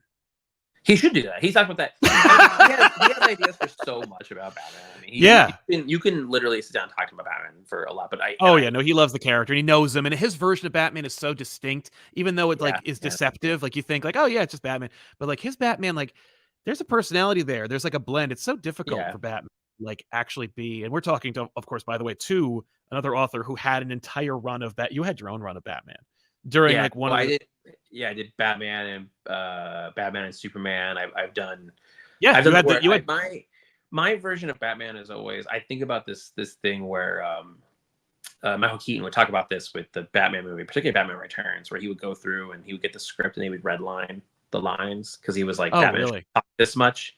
That's how I always feel. I feel like Bruce does the talking, but Batman shouldn't talk a whole lot, or if he does, it's very like short. Yes, economical. Yeah. With Flash, I don't know. I feel like it was funny because Barry Allen was a huge part of my life for so long. I mean, that was like my full-time job was working on Barry. Flash. And I didn't really do too many ongoing books at that time. Everything I did was always kind of tied to an event. I didn't take on any like, I'm doing this character, I'm doing a run with it. I think the next time I did that was probably Robin, right? Yeah, and absolutely. I was always involved in events. I've been always involved in events. Yeah. And it was funny because I wrote Barry, ended writing that book, and then I started writing Infinite Frontier, and Barry was in it, and I already felt like a disconnect. I already felt like I had moved on in some ways. Yeah. So, I don't know. Avery Ho, I'm really glad that Avery Ho, that was part of the question. I'm really glad that Avery Ho has become like part of the mythology. Like, I mean, she had her first appearance, I think, in like issue 3. Might have been issue 2. No, it was 3. It was early on. I'm glad that she has become, I might be wrong about that, but I'm glad that she's become a part of the mythology, and that her and Wallace, which I think everyone now calls Ace. Yes. We talked about this with Jeremy last time. But I'm glad that they've become such a part of the Flash mythology. There's always room. Yeah, that's one of my like jokes that I always talk about, where I'm like, there's always an opinion about like the book of families, the Bat family, the Super family, and stuff like that. But with Flash fans are always like, oh, another one that can run? Welcome to the team. Yeah. And Flash fans like, oh, another runner. Yes. Like, I think it's because they're like running clubs, like because people love to run together. Like everyone's running marathons together. Yes. Yeah. What was I going to tell you? There was something with that. Yeah. I don't know why that is. That's really interesting. That like, Flash fans are always so inclusive. They're like down, like another speedster. You can Hell run. Yeah, let's do this. You're in now. Just an army of people who could all end the world with their power. Like every time that we ever talk on the couch, Ethan always go, and then Flash could just save everybody and do everything because he's the fastest man alive and he has the best power. And it's just like and it's so funny to have that come up because it's just like, Yeah, and when you pull that thread, yes, like okay. Oh yeah, once you pull it, you can't. I did like that when Tom Taylor was doing Deceased. I think there is a moment really early on where it's like, oh, don't let him get bit. We're done. We're dead. Problem. Yeah, we're dead. That's a great beat of like being able to take that thread and be able to be like, oh, now here's the other problem. Like, it was cool. It's such a cool moment. Yeah. Yeah. What else we got here? Lawrence Perry just wanted to say, Josh, I love your Superman run, which I thought was wonderful. Also, thanks for reading my Terminator. Yeah, so I hope you guys are picking that book up and read some good old, get some Sal Terminator. Yeah, get your copy today. yeah. No, you got to sell. You got to sell. Yeah. Sell. I did. I mean, listen, I was on like so many freaking shows during that blitz, which I knew thanks to having been on the other end of it. I was like, I know this bit, I know this routine, I know what to do. I got my stories, I got my talking points, I got my dates. I know exactly how to sell this book. How to think. You and I were talking about this where we come on here and we just like bullshit as friends, and I'm always like, we should have sold something. Probably should have sold something. Where's the money though? Yeah, I know. Paul Heyman, Dusty Rhodes. Where's the money? Novus says, I have to close at work, but I'm excited to see what's next. Loved your backup, sir. Thank you very much. And Josh, after reading your Robin, I was like, okay, I'm on the hype train. I just need to make more time to read. Yes, we always do. Yeah, I buy way too many books. I feel you. Yeah, Jay Sage, love you guys. Josh, would you want to write the Green Arrow Iron Fist amalgam? They match up perfectly. Thoughts on congrats on Terminator. Thank you. You pitched your own Arrow. I think it's Nova. Yeah, and Nova, and we got fan art for that. People drew that. Oh yeah, that's right. I forgot about that. Yeah, that was my one. The Amalgamverse, man. I mean, that's one that like I wish we could do it again. I wish we could do it again. We've talked about this. Yeah, it's like that's interesting with Iron Fist. So we were talking about blind spots. Oh yes, man. This has been an ongoing conversation since San Diego. It's true. Like, spots do we have? Yeah. I have a bit of an Iron Fist blind spot. I've read very little Iron Fist comics. I read the Brubaker Fraction stuff while it was coming out, and I have the cover, but I never like. I remember everyone talking about how good it is, and that's what it's funny. When everyone starts telling you a book is really, really good, it almost becomes intimidating to read it because you're like, well, now I have to take time.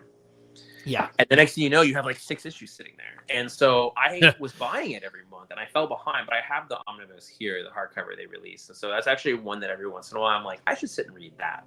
Yeah. I should sit down and read that one. But I don't know a whole lot about Iron Fist other than like the lore. Like me too. Like, what was your first exposure to Iron Fist? Because I know exactly when I met Iron Fist for the first time. Oh man, I don't know. I didn't think about that. What was yours? Maximum Carnage. Oh, I was gonna say dude. That's funny. I was thinking about Maximum Carnage, but I was like, is that it though? There must be something before that, you know? Well, there were those ads, those amazing. I think they were Sienkiewicz ads, where it was Power Man and Iron Fist, where like it's one whole page where Iron Fist is like, hey, you should buy my book or Luke Cage is gonna kick your ass. And then you turn the page and Luke Cage is like, I am gonna kick your ass if you don't buy my book.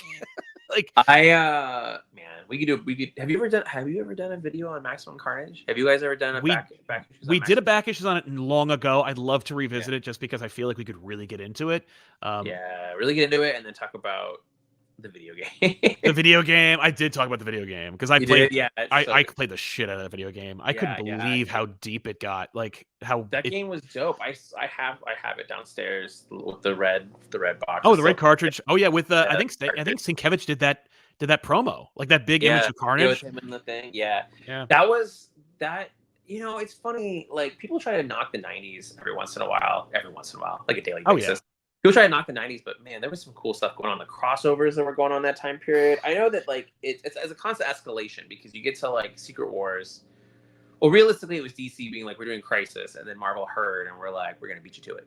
Yep. And they're doing Secret Wars, they're doing Crisis, and then it was like the crossovers that happened after that. Like everybody's like, we're doing this all the time now. All the time. All these characters are gonna bump into each other, and it's just like if they just loved it. I loved it too, but like I loved seeing it because it made it feel more immersive. I loved seeing these characters. Like I loved how much influence they had on each other. It's something that I feel like we're kind of losing or have lost over the last couple of decades. Like just this feeling of impact where if you're reading a Batman book, you know that Superman really won't have any effect on whatever's happening in the Batman book. And it's like it's tough, man. You know, the siloing, we like to call it the siloing. Yeah. I'm torn on this, man. Like, because there are days where I'm, and this is kind of where my head is now after working on events for the last like 9 years. We talked about this. I'm like, you know, we talked about this for every time there's a meeting, we have these summits. They start talking about events. I'm always like, not it. Please don't. Not it. Even though I think crossovers are actually kind of cool to do. I think depending on the size you do them in, the smaller crossovers. But I wish we had more like one-shot crossovers and stuff like that. I think that would be cool to do. But I'm always torn on this stuff. I mean, when you look at X-Men books, you know, X-Men is funny because X-Men was a crossover like all the time. And I want to say every year, but it might have been more than that, really. Yeah, but no, it was well, the mandate was every year. Like after Mutant Massacre, they're like every year doing this. Yeah, well, I think that's where my brain is trained in a lot of ways. That's what these books are supposed to. We've talked about this before. That like that's how these books are supposed to be, right? Like I'm like, wait, you're not supposed to have a crossover every year? Like, you know? Because, like is that artificial? Well, it's hard when you go, oh, the books that were the most popular and successful in the '90s, which you could say are Batman and the X-Men, were doing crossovers all the time. Before Batman basically was an event comic from Nightfall. Yep. Until what? Grant took over? Yeah, I was gonna say until after Hush. Dude, yeah. Because even when you get into like some of that weird little area there where it was like there's Fugitive and all of that, right? It's like Bruce Wayne Murderer. Oh my God. Yeah, it was incessant. Yeah, but it's like that's how my brain. That's why I think my brain works the way it does, where everything is like an event and everything is connected. Well, and it works. You know, the thing is, the reason why it lasted that long is because it effing worked.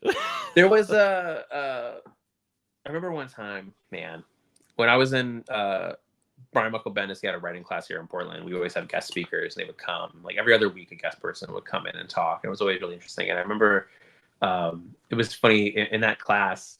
In the second week of the class, Brian had everybody bring in 2 books: a book you love and a book you hate.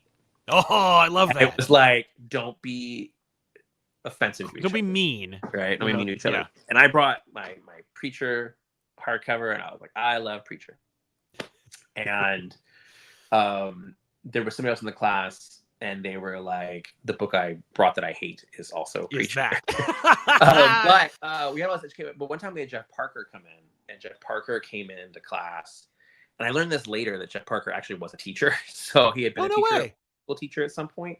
Cool. Might have been middle school, but he'd been a teacher. So he came in and he was like teacher mode, not guest speaker mode, teacher mode. It was really fascinating to watch how he was different than the other speakers that would come in and they were like, you know, Brian was talking with them, chatting, you know, casual conversation about stuff. And then he came in and was like teacher. Yes. And Brian also had the energy too. Brian was always relaying information in a teacher way, but Jeff Parker came in and was definitely teacher. And he asked everyone this question in class, and I found it fascinating. I think about it all the time, where he was like, what is your number one mission in making comics?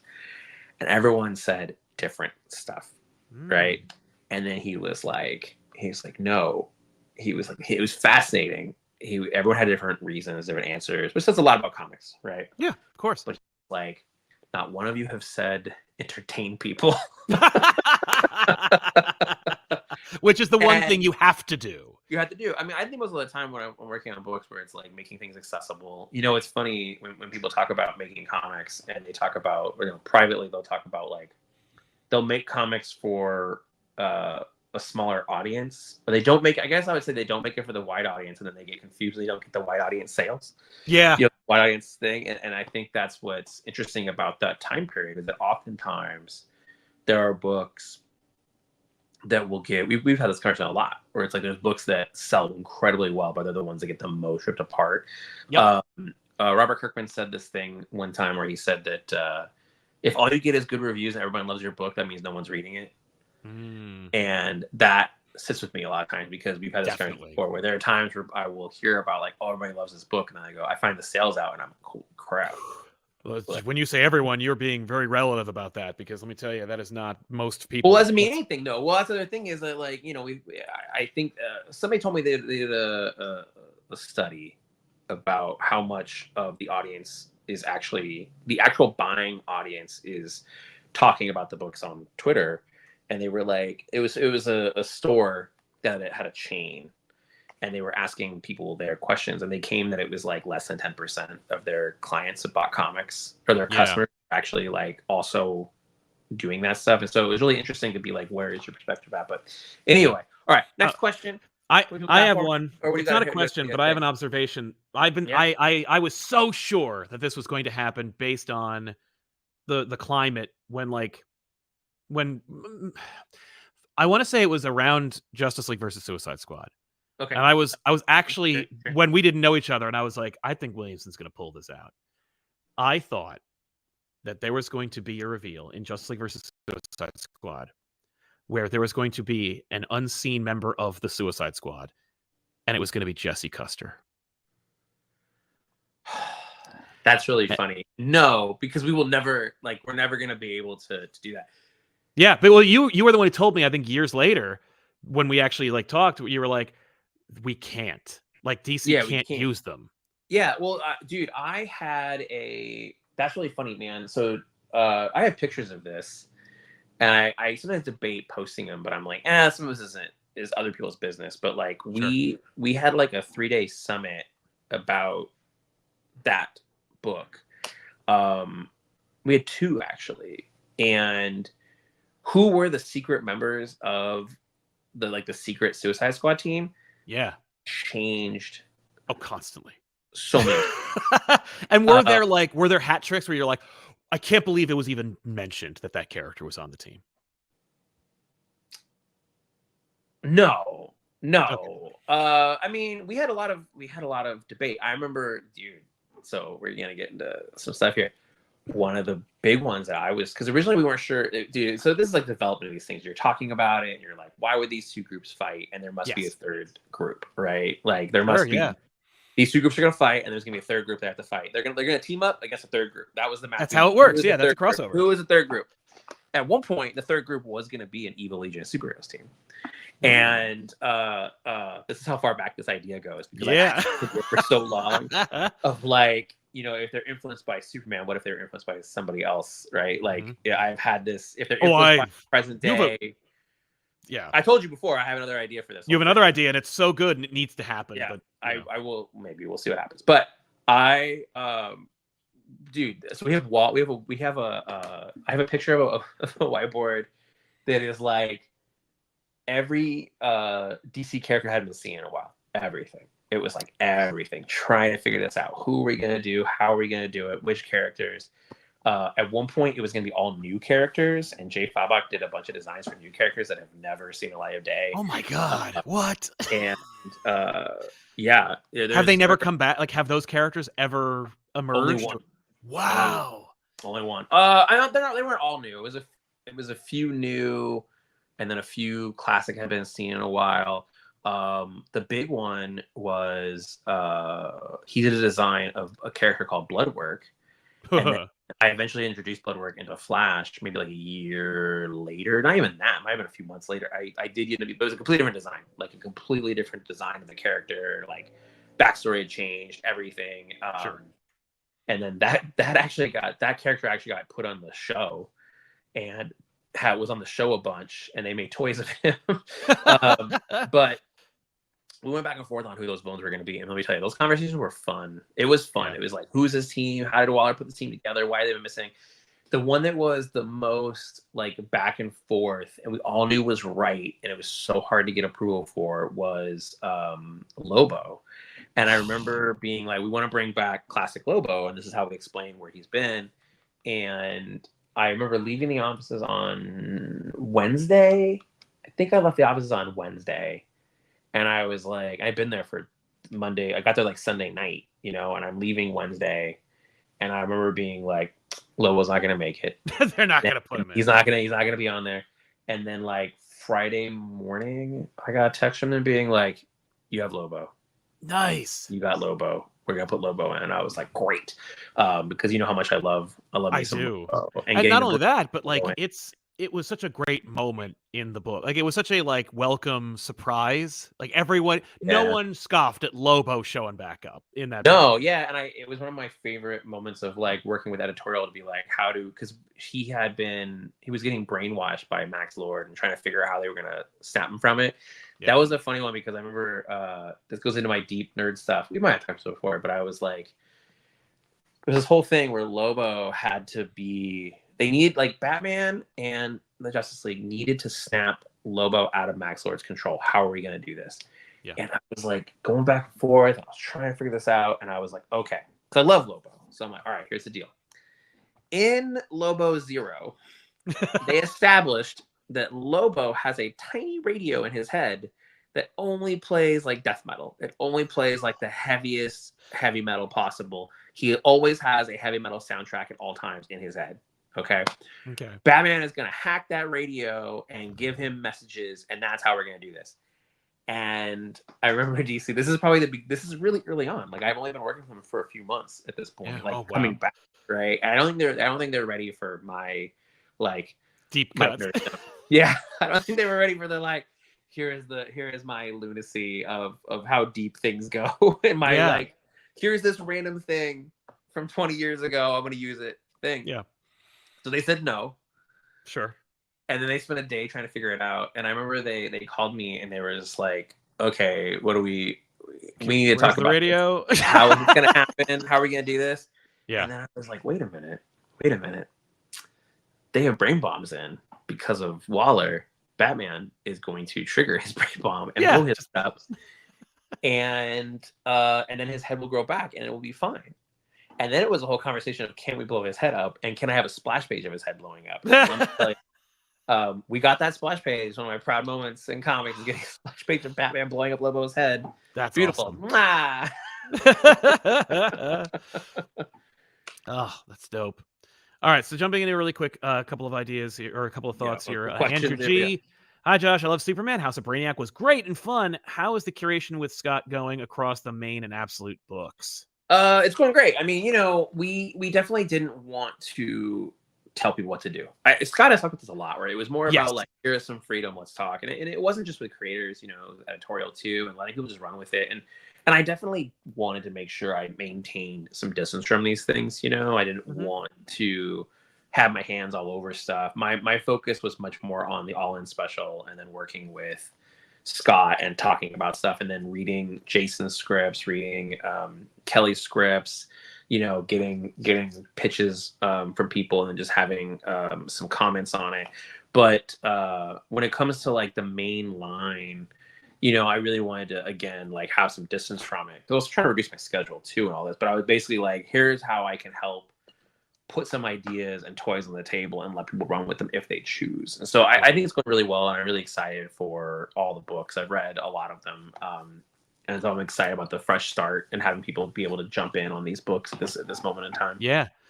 MP wants to know what your favorite preferred collection edition format is, and are you excited for DC's Finest line? Yes, I am, and I will tell you why. I saw them at ALA, and they are awesome. Nice. I was just like, this is cool. Like, it is like flipping through it and looking at it really nice.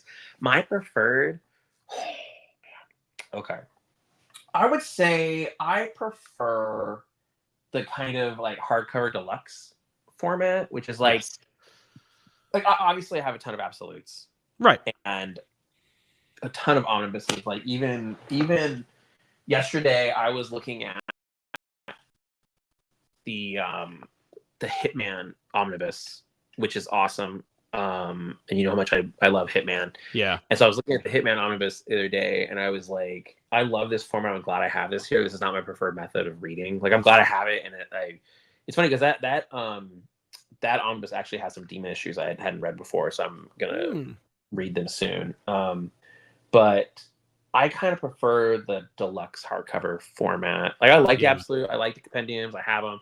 We were when I built this office, I went on like I have a Marvel section in the corner over here, right? So I have a whole like Marvel section. It's like a ton of Marvel toys and stuff, and they're only hardcovers over there. And Marvel used to release those deluxe edition hardcovers, right? That was like a great format. They still do, but I was always getting those. And I have a bunch of omnibuses, so it's like Spider-Man omnibuses, I recently completed the new Warriors omnibus. They released the third one, so I have that. My mission is complete. You know how much I love New Warriors. I do. And you know, so I have certain things. So like recently, I got the Hickman omnibuses for Avengers. But yeah, it's weird. It's like I like that format, but they can be daunting to be like, I'm gonna go read this in bed. Like, yeah, you're not gonna read like, oh, let me just take this 40-pound book and just put it on my chest. So it just depends. But I kind of prefer that. Also, it's really weird because then you get into stuff about like stitching. Oh yeah, because then it's like, you gotta have the good stitching. If you get the good stitching, then you're good. If you get a nice hardcover with really good stitching in it, like that's the dream. I agree. I'm right there with you, man. Jared Flowers, Josh, do you have any further plans with Talia following your Robin series? You know, I love Talia. We talked about this on the last one, that like I wanted, I feel like we didn't do enough with Talia. You know, when I was leaving Robin, I had a plan for her, but it was weird because there was going to be this window between me doing Robin and me doing Batman and Robin, and there was going to be Batman versus Robin in the middle.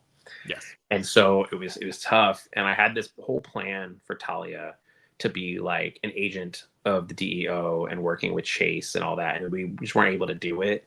I wish I had done one more thing with Talia. I did have, before I made the decision to leave, which is important. Like I've talked before, it was like my decision to stop, and some of it was scheduling, and some of it was just like my own burnout in that moment. And also there's other projects that were coming up that I was like, I can't say no to these things. Yeah. So I had one more arc that I wanted to do on the book that would have involved Talia, and I just wasn't able to do it. So, you know, maybe someday. There's a very particular story I want to tell involving Bruce and Damian and Talia. And I don't know if I'm ever going to get to it. I've asked basically, like, they know what it is. And so I was sort of like, when Philip Kennedy Johnson was coming onto the book, it was like my one sort of request with him was like, don't do this story that I want to do. I was like, I knew he really had great sensibilities, especially with the father and son dynamic. And that issue just came out this week. It's great. His first issue was awesome. I read it this week, and I was texting with Philip about it. He did a great job, and I'm very excited for the stuff he's doing and how he drew crap out of that book. But that was like one of my requests. I was like, please don't do this story. So I mean, in case. Life is long. I would love to come back to those characters, but it was tough. I felt like I was definitely saying goodbye to Damian for a while, and who knows if I'll ever get back to him. But I'm definitely saying goodbye to him. So I really like Talia. I have the story left, but I'm not sure if I'll ever get to or when. You know? Yeah, it's tough. P. Codable, just offering some thanks and congratulations. Congrats on Terminator. Congrats on all your work, Josh. Your videos and Josh's Flash Run are what got me into comics in the first place. I love that. Welcome to comics. Yeah. Thelman Kal-El Data. Hey, Sal and Josh, just love Terminator. Thank you very much. And DC All In. I especially loved seeing Mara, my favorite superhero, again in the latter, even if it was only very briefly. I can't wait for Superman and G.I. Joe. Yay. Yeah, we should probably talk about G.I. Joe stuff at some point. Definitely. Josh Rowland. What's up, All Stars? Sal, I'm so excited. Thank you very much for Terminator. Josh, when doing an online comic, this is interesting. When doing an online comic, would you use Substack or Webtoons for distribution? You both rule. I think it's funny because I really like what they do at Panel Syndicate. Like Friday with Brubaker is great. Private Eye, it was awesome that Brian did it. And right now I'm reading, I've been reading Brian K. Vaughan's his Substack comic every Monday.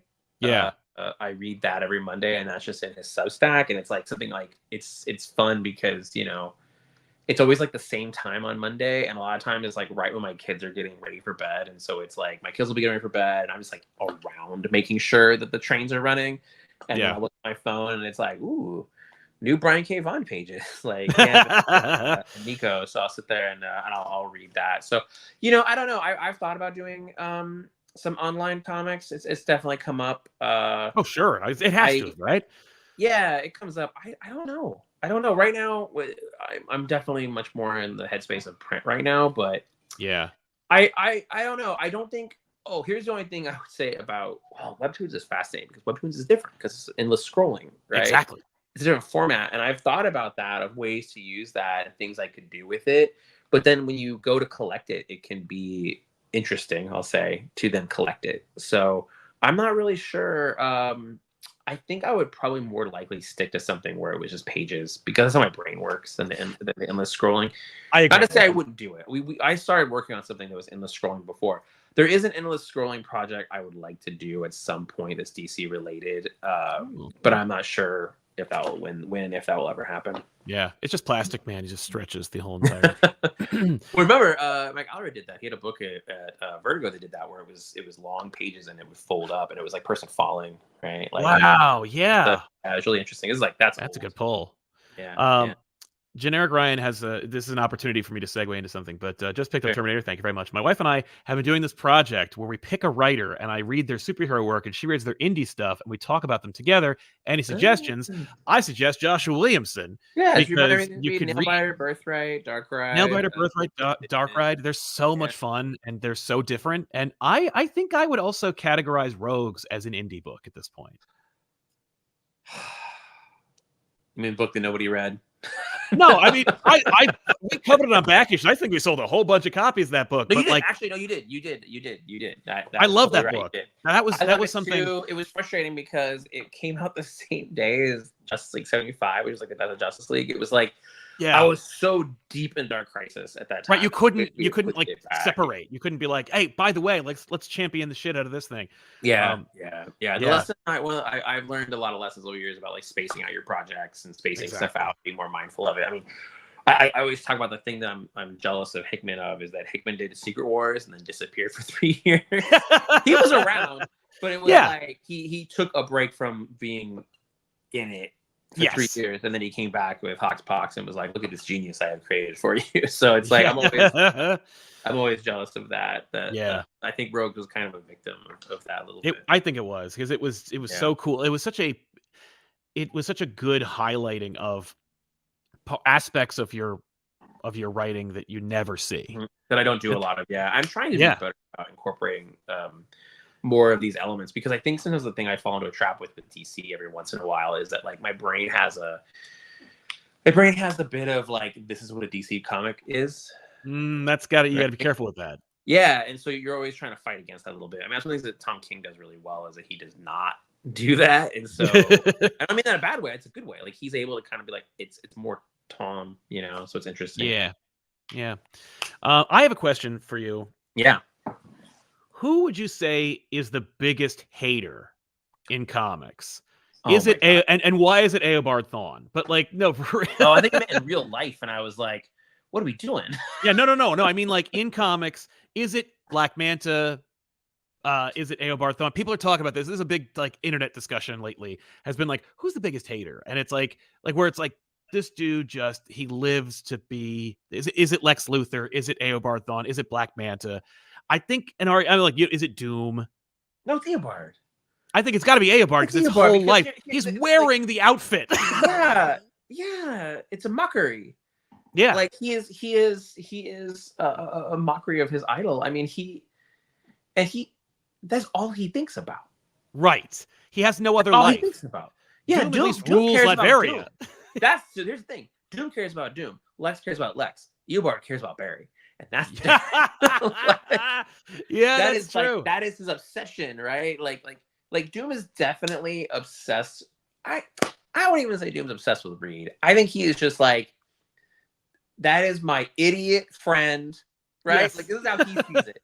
That is my idiot friend who has somehow stumbled into success. Like that is how he sees Reed, and it drives him crazy. And the moments where he has to be like, maybe Reed was right, is like super annoying to him. Yes. Lex all Lex cares about is himself. He does not. I don't even think. I think that Lex doesn't hate Superman. He doesn't hate Superman at all. I think he's annoyed by him. He's like, if you do what I tell you to do, this will be better. Yes. You should be doing what I'm doing. How dare you do what you're doing, right? Which is similar to how Doom is, I think. Black Manta is funny. I don't even know, because I don't. He killed Aquababy. He did kill Aquababy, even though that is like Never the worst thing you can do. But yeah, no one talks about it. When I remember Aquaman 2, the baby shows up, and I'm just like, oh, baby's gonna die. I still have not seen that movie.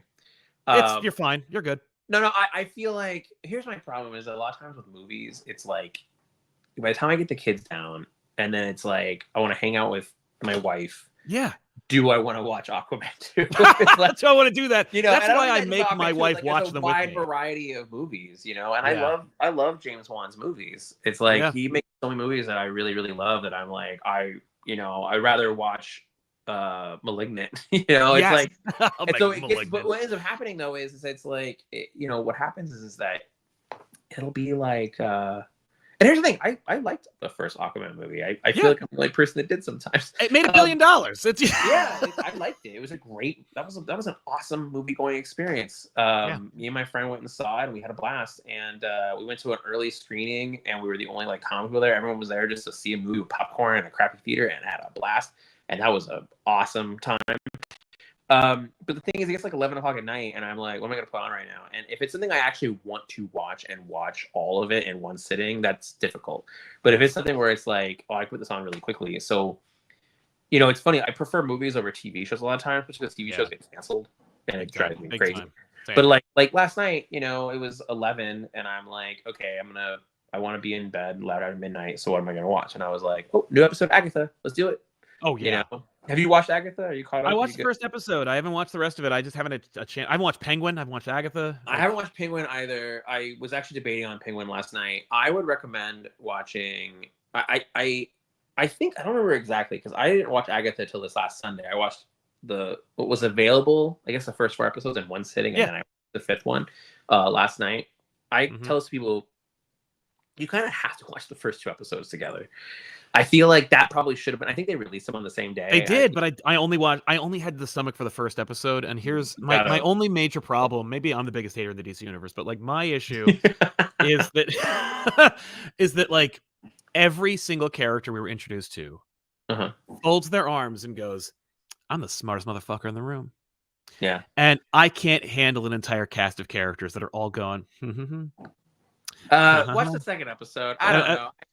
I know it has to break at some point, but like just a whole, it was exhausting. New character, even idiot teenager that doesn't know anything shows up and goes, I know everything. And I'm like, all right. I guess I didn't register that, but I guess I had time on Sunday night and I sat down and watched, 4 episodes in a row. Just blocked them out. You know what the problem was? It was daytime. Like I watched that episode. I looked at the window and saw how beautiful it was outside. I'm like, fuck this. Just turned it off. Dude, that's so funny. I cannot tell you the last time I watched television during the day. Yeah. No idea. Unless it's like a little bit of like, because sometimes in the weekends in the morning, if I'm by myself, I'll watch YouTube stuff though. Like that's when I'm more like, oh, I'm gonna put this on. When it comes to like, I'm gonna sit down and watch TV, it's always a nighttime thing. My wife and I were talking about this recently because we have curtains in the living room that will close when the kids or her or whatever watch like a movie during the day. Yeah. And that way because of the way the house is set up, we have this huge window in the living room and it'll get a glare on our television. So they always close it. And I'm always like, why are these curtains closed? Open it up. But it's because I never watch TV during the day ever. So it's like, yeah. Let's see here. Oh, great. Sold a copy of Rogues. Sold some Rogues. Nice. Dylan says, on another note of endless scrolling, I find myself on library apps and DCUI struggling to find what to read. Any suggestions on how to just pick one? Well, I mean, what do you like? Yeah. I mean, what do you like? I mean, that's where, sometimes the algorithm will get you, it knows what you like, and it'll to you. Yeah. But I would definitely say, I mean, it really depends on what you like, where your head's at with stuff. Yeah. What as we move from DC into other projects, what do you where do you want to go from here, man? Do you want to look at? Well, we should talk about Superwoman a little bit. We haven't talked about Superman. Oh yeah. No, I love writing Lois as Superwoman. Yeah. Like, I mean, it's an interesting change for her. I mean, so much of what I've been doing on Superman is taking these characters and saying like, what's this next step for them, right? So it's like, let's move them a little bit, and that's something with this where it was like, let's move Lois into the editor-in-chief role. Let's let her play as Superwoman, because I think we talked about this, where it's like one of the key things of Superman is you can't change Superman, right? Like people, you can make him blue sometimes. And then only you and I will buy those comics and like it and buy multiple copies. Every little variant, and there was a glow in the dark cover, so of course we had to have it. Had to have that one. It'll go right next to my Venom: The Enemy Within that also glows in the dark. Yeah. Did I tell you about that? The time that there's that because Enemy Within, that's the Venom one, right? Because there was a Ghost Rider one, there's a Venom one. There's a Ghost Rider one that's Texiera. There's the Venom one where it's Venom's mouth. It's like it is too iconic for it to be that awful Morbius story. It's Morbius and Demo Goblin teaming up to fight Venom, and I'm like, no. By the way, it's on Halloween. I should do that episode on back issues. Dude, I loved all those Venom minis. I read them all. I got the Mace. I got them all. All those Vengeance characters they created in that like never. Oh my god, so many. But I did not know that cover was glow in the dark until like the middle of the night. Like, oh yeah, you had it on your table. As a teenager, like being in my room. And then being in bed, and then kind of looking to the side and seeing a glow in the dark Venom face. Oh. And being like, what the hell? And then being like, oh my god, it glows in the dark. I had no idea. Yeah, so cool. Yeah. Great question. Obviously, I think we all know the answer. Oh, will Lois keep her powers forever? I mean, just keep reading. You'll see what happens. Keep reading, baby. Just, you'll. I think once we get into this story and you start to see how the story unfolds with everything, without getting into spoilers, it's hard to see. There's some stuff coming. That's the most I can say. Once you get to the second issue, I think you'll start seeing, like issue 20, you'll start seeing how big this story is getting. Well, so now that Superman and Lois Lane can actually have sex with each other, will there be a new baby? Oh my god, Sal, what are you doing to me? I'm sorry. Anyway, so it's top of the hour, so we're gonna talk about. Yeah. So hey, listen, you gotta pre-order that GI Joe #1. You gotta pre-order. I mean, Tom Reilly is doing great work. So is Doherty. And here, hold on. Here, let me. I have to text somebody in the middle of what we're doing. Naturally. No, yeah, GI Joe #1. It comes. We need to pre-order. The final order cutoff is what, Monday? No, so it's actually not until the weekend, the Monday after that. Oh, that's right. Next Monday. Okay. Yeah, so not this Monday, but next Monday. But because of New York Comic Con, we're really trying to treat it like this Monday it is, and so really we're trying to tell people, like, if you're going to pre-order, let your comic shop know now. Yeah. And talking to retailers, making sure they have all the information, they get to see all the cool covers we've been doing, get to see Tom's art, get as much information as we can about it, and really talk as much about the Energon Universe as we can. Oh, what was I going to tell you? There was something else with that. Oh, we should play we should do the trailer right now. Yeah. All right. You want to do that? Let's do that because it's new. All right. So we can do the trailer. Yeah, folks, get ready, strap in. We're gonna just drop the Energon trailer, folks. Trailer right now. Yeah. Here we go.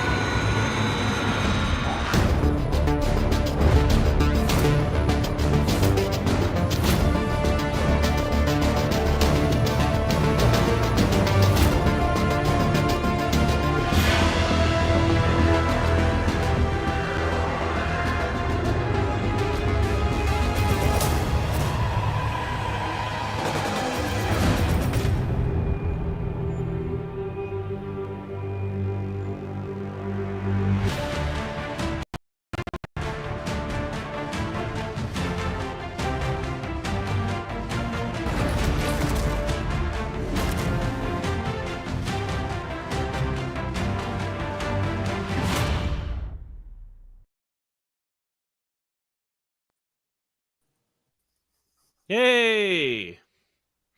Hey. Yes. And we have our first special guest, Tom Reilly, the artist of G.I. Joe. I believe he is right now working on G.I. Joe. I am. We're hanging out. Yeah, he's drawing G.I. Joe right now. It's very exciting. I'll stop for a sec to chat, though. And talk about comic books and talk about drawing G.I. Joe. It's funny, I always tell this story to people that you and I feel like it was 2 years ago, right? It was New York Comic Con. we were walking the floor and we were like, what do we want to do? What do you want to do? And we were like, well, we might work on G.I. Joe. Because I was something like you and I were working on a Create Your Own book years ago. We put on hold so we could do other during stuff. COVID. Yeah. Like, yeah. And then it was like, hey, what are we going to do? And then it was like, and then with this, and I remember, man, the moment you turned in that 2-page spread of Duke where he's like saving the kid and he's shooting backwards and the helicopter's Yes, the president's daughter. Yeah, that's when I was like, this is the guy. Like, I want to keep him forever. like you and Jordy did such amazing work on that, and like the stuff you guys have been doing so far in the book, and like the first issue looks awesome. Like there's stuff in there. We shouldn't get too much into spoilers on the actual G.I. Joe. Saying as little as I can about it. Yeah. Because they'll get on us, man. Like somewhere there's somebody at Skybound watching us right now that's just like, stop talking. Yeah. Do not talk about it. But we can talk about Duke and we can talk about the designs and stuff. And Sal has, I think, that 2-page spread from G.I. Joe #1, the one that we always show people. Oh, nice. Yeah. That's right. Jetpacks. Yeah, with them, the jetpacks. Yeah. Because it's always cool with jetpacks. Yeah. That was because. I do. I have the die cut. Let me see if I have the. Show that. So we're gonna show that for the die cut. I've never seen the die cut. You haven't seen it? Oh, so what they're doing is they're doing this thing where it's like Judge #1 has a special cover where it's basically Cobra Commander's mask and it's a die cut. Oh right, yeah. Foil, and I think you can actually take it off and use it as a mask. I think you can. I think you can rip it off and use it. So what I'm saying to you is, if you're watching this, you should buy 2, so that you can rip one off and put it on your face and have a Cobra Commander face. Actually, hold on. I'm gonna grab something real quick. You're gonna. Yeah. Hold on. All right. Yeah, sure. Too bad it comes out after Halloween. I know, right? Yeah. You could. I guess you could print out the digital version and then, or the preview copy. That doesn't work as well. Yeah. No. Yeah. That's all right. fair. How you doing, man? But I have this. I'll wear this for you. Oh my God. Oh, I see. I have this smile. I've had this long before I got the job too. So. Oh sure. Where'd you get that? That was online. Everything you ever need is on the internet, Tom. I guess you're right. Yeah. But yeah, Tom. I mean, that's dope. You weren't a G.I. Joe person, right? Not as much as you and Robert, for sure.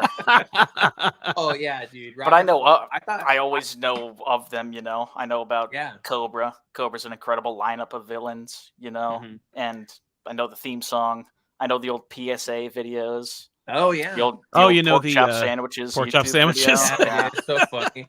I thought that for a long time, I thought that Robert was only a Transformers person. I thought it was like me and Makowitz were the G.I. Joe, and that Robert was hardcore Transformers.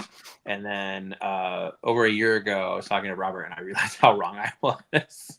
He's like super into G.I. Joe stuff. Yeah, he knows it really well. He knows it really, really well. But yeah, when you coming in, it's been interesting watching you because you're able to come in and have like, I have my own nerddom. We've talked about this, the dangers of my nerddom. And then it's like Robert and Sean, everybody, but you were able to come at it with a really fresh perspective and kind of look at this world. And that's when you started redesigning some of the characters and talking about like, different thought processes behind designing all the new G.I. Joe characters. Not the new ones, but taking like Duke and like this was going to look like, and then Baroness with the new costume and stuff. Yeah. Yeah. I like all the characters, but I'm not afraid to mess around with them a little bit. Yeah. I think in ways that they maybe wouldn't be messed around with. Yeah, that's what I can be precious sometimes about things, and so it's always good to have somebody else have like a different perspective from me, so they can come in and do just fresh designs and stuff. I mean, I'm trying to remember here. Was Baroness the first character that you did the redesign of? Was it Baroness or was it Duke? It was Duke. Yeah, and then it was Baroness. Did you when you got the job? Did you start being like, I guess I have to watch this cartoon now? I'm telling on myself right now. I have not seen the G.I. Joe movie, the animated one. Oh, I've been waiting for all my friends to get together and we're gonna watch it. I'm building a patio right now, and we're all gonna do it, and then we're gonna watch the movie after.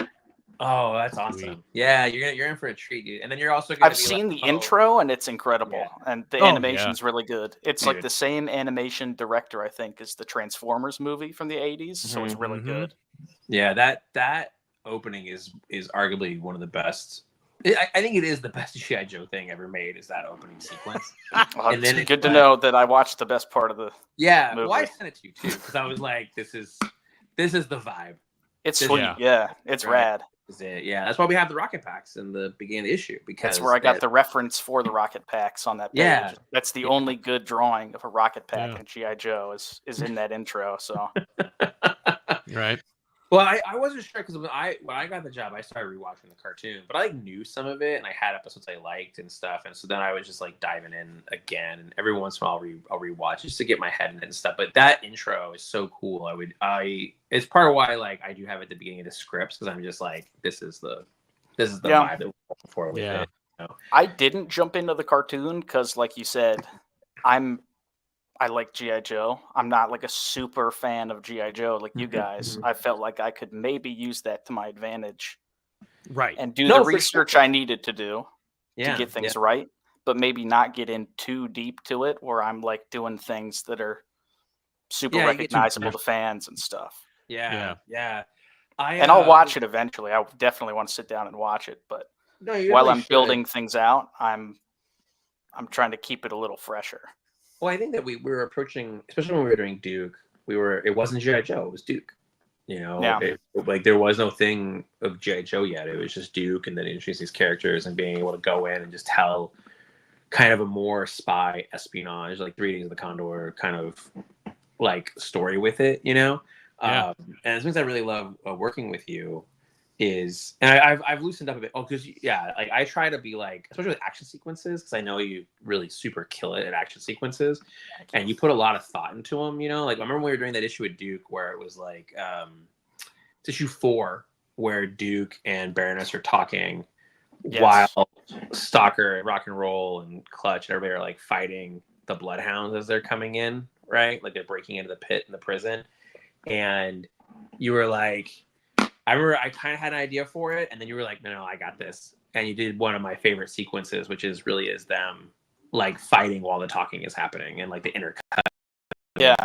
And you do something that I really love when artists do is when you add panels to just really increase the storytelling of it.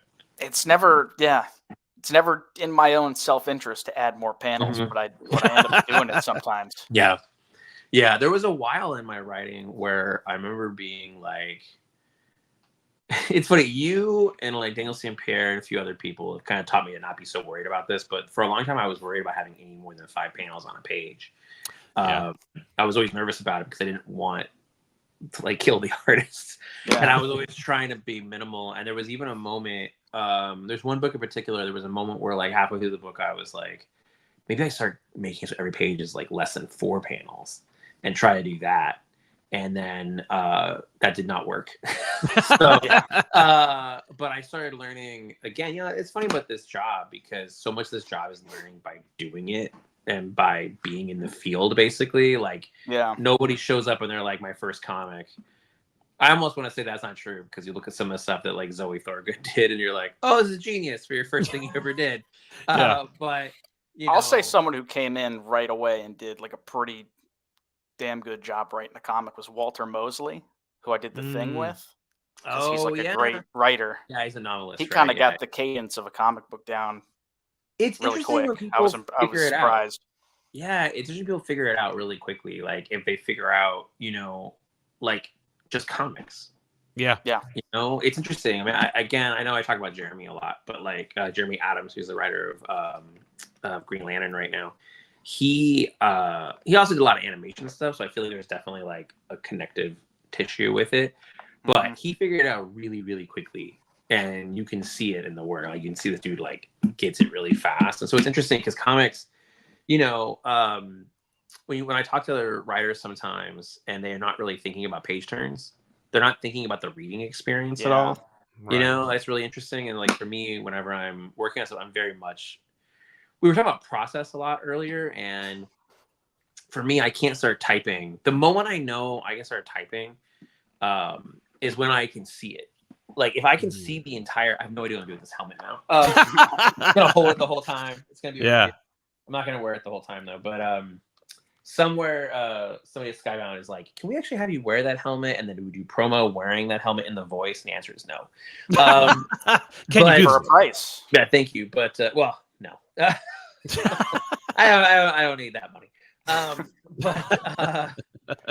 But I have to see it. Like I have to feel like I can see it in my hands. Right. And that's when I start writing. If I can't see it in my hands, then it takes me forever. That's the part where I'm struggling. If I can't like think about what the experience is like actually reading it. Yeah. That helmet was so goddamn dusty that I am covered in dust. It was on the top shelf over there in a section I don't go to the office very often. So I pulled it down. I'm like, God damn, this thing's dusty. I'm like holding it. I'm covered in dust. Anyway, yeah, I don't. I have to see it, man. I gotta see it. Do you ever feel that way? I guess. How long? We can have some weird questions here for you.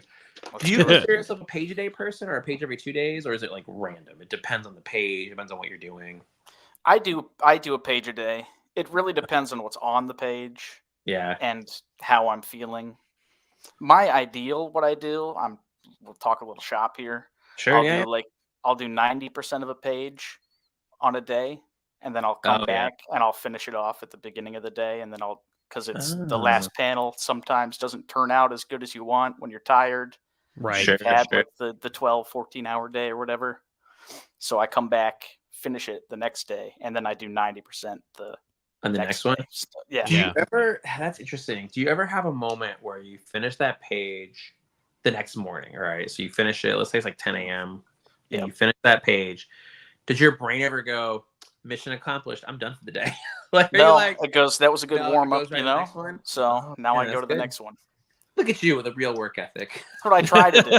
And real life gets in the way. Things I just that doesn't count. So I've been moving stuff around and like moving all my personal belongings. So you lose time to that sort of stuff, or got a flat tire on the car and you lose time to that sort of stuff. So the ideal schedule is that.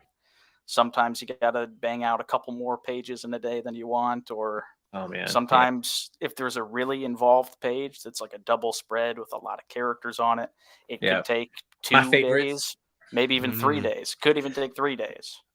Yeah, but you want to spend the time on those because they're the focal points of like with issues, this book. I mean, you have a lot of.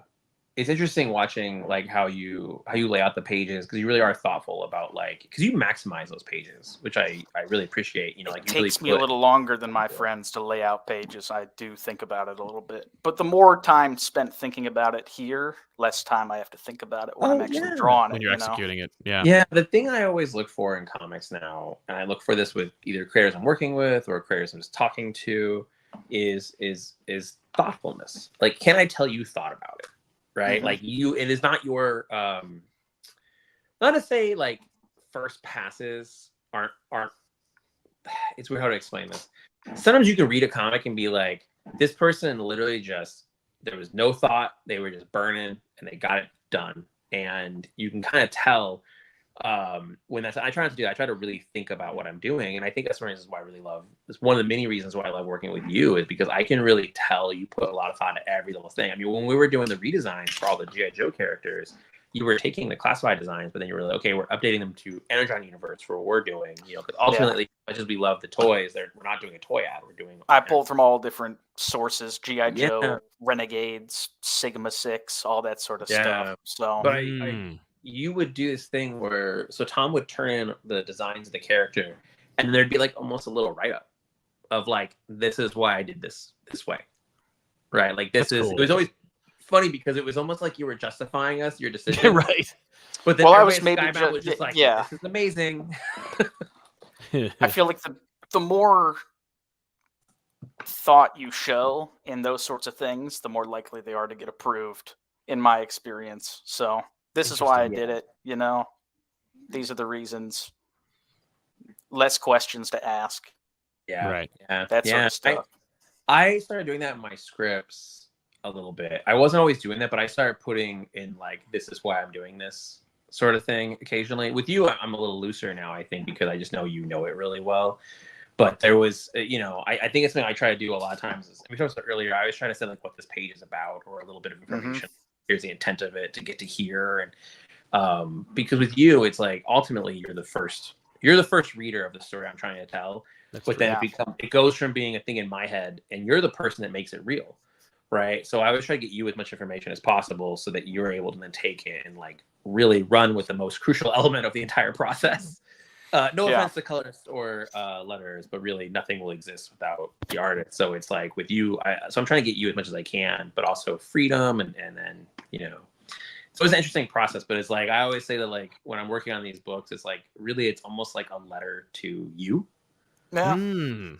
I appreciate the freedom. It's not, that's not the way every writer works. And even writers who kind of want it to be their way, more so than kind of a collaboration, those are fun projects too. But this has been especially fun for me. I kind of get to, there's more of a bounce off, more of a like a collaboration. Well, I mean, there's always collaboration. There's sometimes, some people say like, I really want this to look like this, and could you try your best to make it look like this vision to make it look like that? And then sometimes Josh will give me like a page, and I'll, like you said, I'll add panels to the page, or I'll take panels away, or I'll change an angle, or even sometimes like change. Like if a character is saying something, I'll like have another character say what they were going to say, or something like that. Interesting. Like switch the panel orders or something. I try to do less, not stage direction, but like ankle direction, I guess. I try to give less of like show it from this angle. I try to. Occasionally I will. I have weird pet peeves. I was thinking about this morning where it's like when characters enter a scene. Okay, this is going to sound silly. When characters enter a scene, I like when they're facing us because they're entering. It's almost like they're entering the room, the space we're in. So I like when characters enter. When they're leaving a scene, I like when they walk away from us.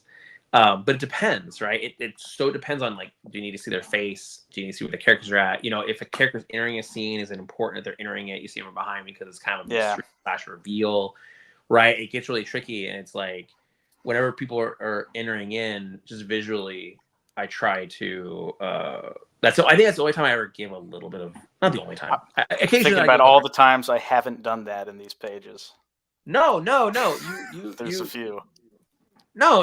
Like you really, again, you really put some thought into it, and I think the stuff you did with Duke. I mean, it was really like a nice treat every time the roughs would come in, because I think the roughs has probably been my favorite stage of comics in some ways, right? Like of the process, because I love the final process, because the ending, like having the completed book is great. I think sometimes when you're getting to the end of the process, it can be anxiety filled, because usually you're like running up against a deadline. You're trying to get the stuff done. You're looking at the stuff and you're just like, oh my God, did I mess up someplace? Like, do we forget something? Is there a typo? So that part can be a little anxious. The rough part, the layouts part, is really fascinating because it's the first time it becomes real. It's the first time that whatever was in here starts to become real. It's the most pure creative part, because it's like you're interpreting what I'm thinking, you're making it your own. You are now telling the story. And then I get to, then it's weird. It's like, I'm telling you a story, right? Yeah. And then you get to tell that story back to me, and I get to see it the first time. And I think that's why that part is my favorite part.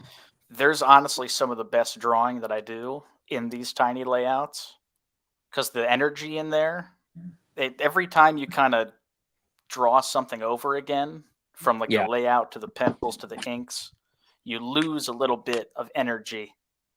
It kind of gets a little stiffer as you go. So there's some very nice, in my opinion, there's some nice fluid drawings on these layouts, and I just have to try and keep fluidity.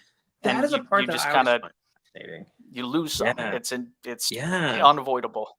So, that part is always really, really fascinating to me. Like the moment where you lose the that fluid part. Like it is funny. I think that's one of the reasons why. I don't know this for sure, but Dan Mora, when I see his roughs, and then we kind of take bets. Well, he'll turn a rough in, and then we're like, how fast is this guy gonna finish these? Like how fast is he gonna finish it? And there's times where I there was a moment where I thought that part of Dan's secret was that it was all that. It was like he is maintaining the fluid of the roughs, right? Like I that like raw energy of the roughs. That's why he's so fast and is so good. But then I've worked with him for a bit now. It's fascinating to watch how like he will change things between the roughs and the art, and it's still just good. But yeah, it's always fascinating when you try to maintain that bit. Well, that's another problem is when you do the roughs and then you've done the roughs 2 weeks later, you're on the page that you laid out.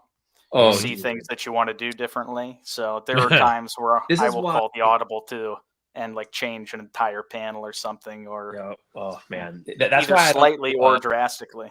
Yeah, that's why I don't do plot scripts.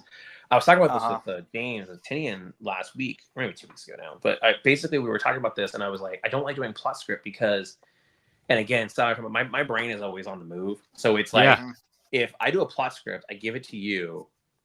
And that's where my head is in that space. My head is in that script. My head is in that script, in that space. And then I go and I move on from it. Right? I move on from it. And so if I come back to a plot script and now I have to like go back into that headspace, it's hard. It's like going backwards for me. So that's why I don't do plot script. I try to get as much information into that full script as possible to give it to you. That way when I have to come back to it, I'm not having to like hardcore dive back into that script or that story, because now I'm moved on. You know, I'm in a whole different space. Like right now, where my brain is for G.I. Joe is like much later than even where you're drawing right now. So it's like, you know, it's always, but it's also kind of one of it's I don't know. It's very. Does that bring you back? Does that snap you back when you're like you're 3 issues ahead, and then you get the art back for the 2 issues ago, and you're like, oh crap, I didn't think about that at all. Like, this is kind of dope. Maybe I kind of want to revisit what I'm doing. There are times where I will get the art and then I go, oh, I have to fix, but I'm going to rewrite change. Something. Yeah, not in a good way though, because you're like, ooh, that's better than this or this. Exactly. You know, and yeah, that definitely does happen. But yeah, I mean, Tom, dude, the stuff you're doing on the book is so great, and like Jordy is killing it, like everything. It looks beautiful, and I'm so excited to see it. Yeah, I'm so excited for people to see here soon the stuff that you guys are doing. I don't want to take up too much of your day, so you can go back to drawing now. Sure, yeah. I don't want Mackwitz and them and Ben to be like, "What are you doing? Why are you talking?" So why is he on a show right now? Shouldn't you be doing this? Now, Tom, you're not a Star Trek fan, are you? I have to ask this. I like Captain Kirk. I like I like the episode of The Next Generation where Jonathan Frakes fights his dad. Oh yeah, that's great. And like the blinded outfits, karate. Yeah. I love that. We never see before or again. That's such a great episode. Oh yeah. Yeah, he's great. That actor was awesome. I don't remember what his name is, but he's also in Liar Liar. He's fantastic. Yes, he is.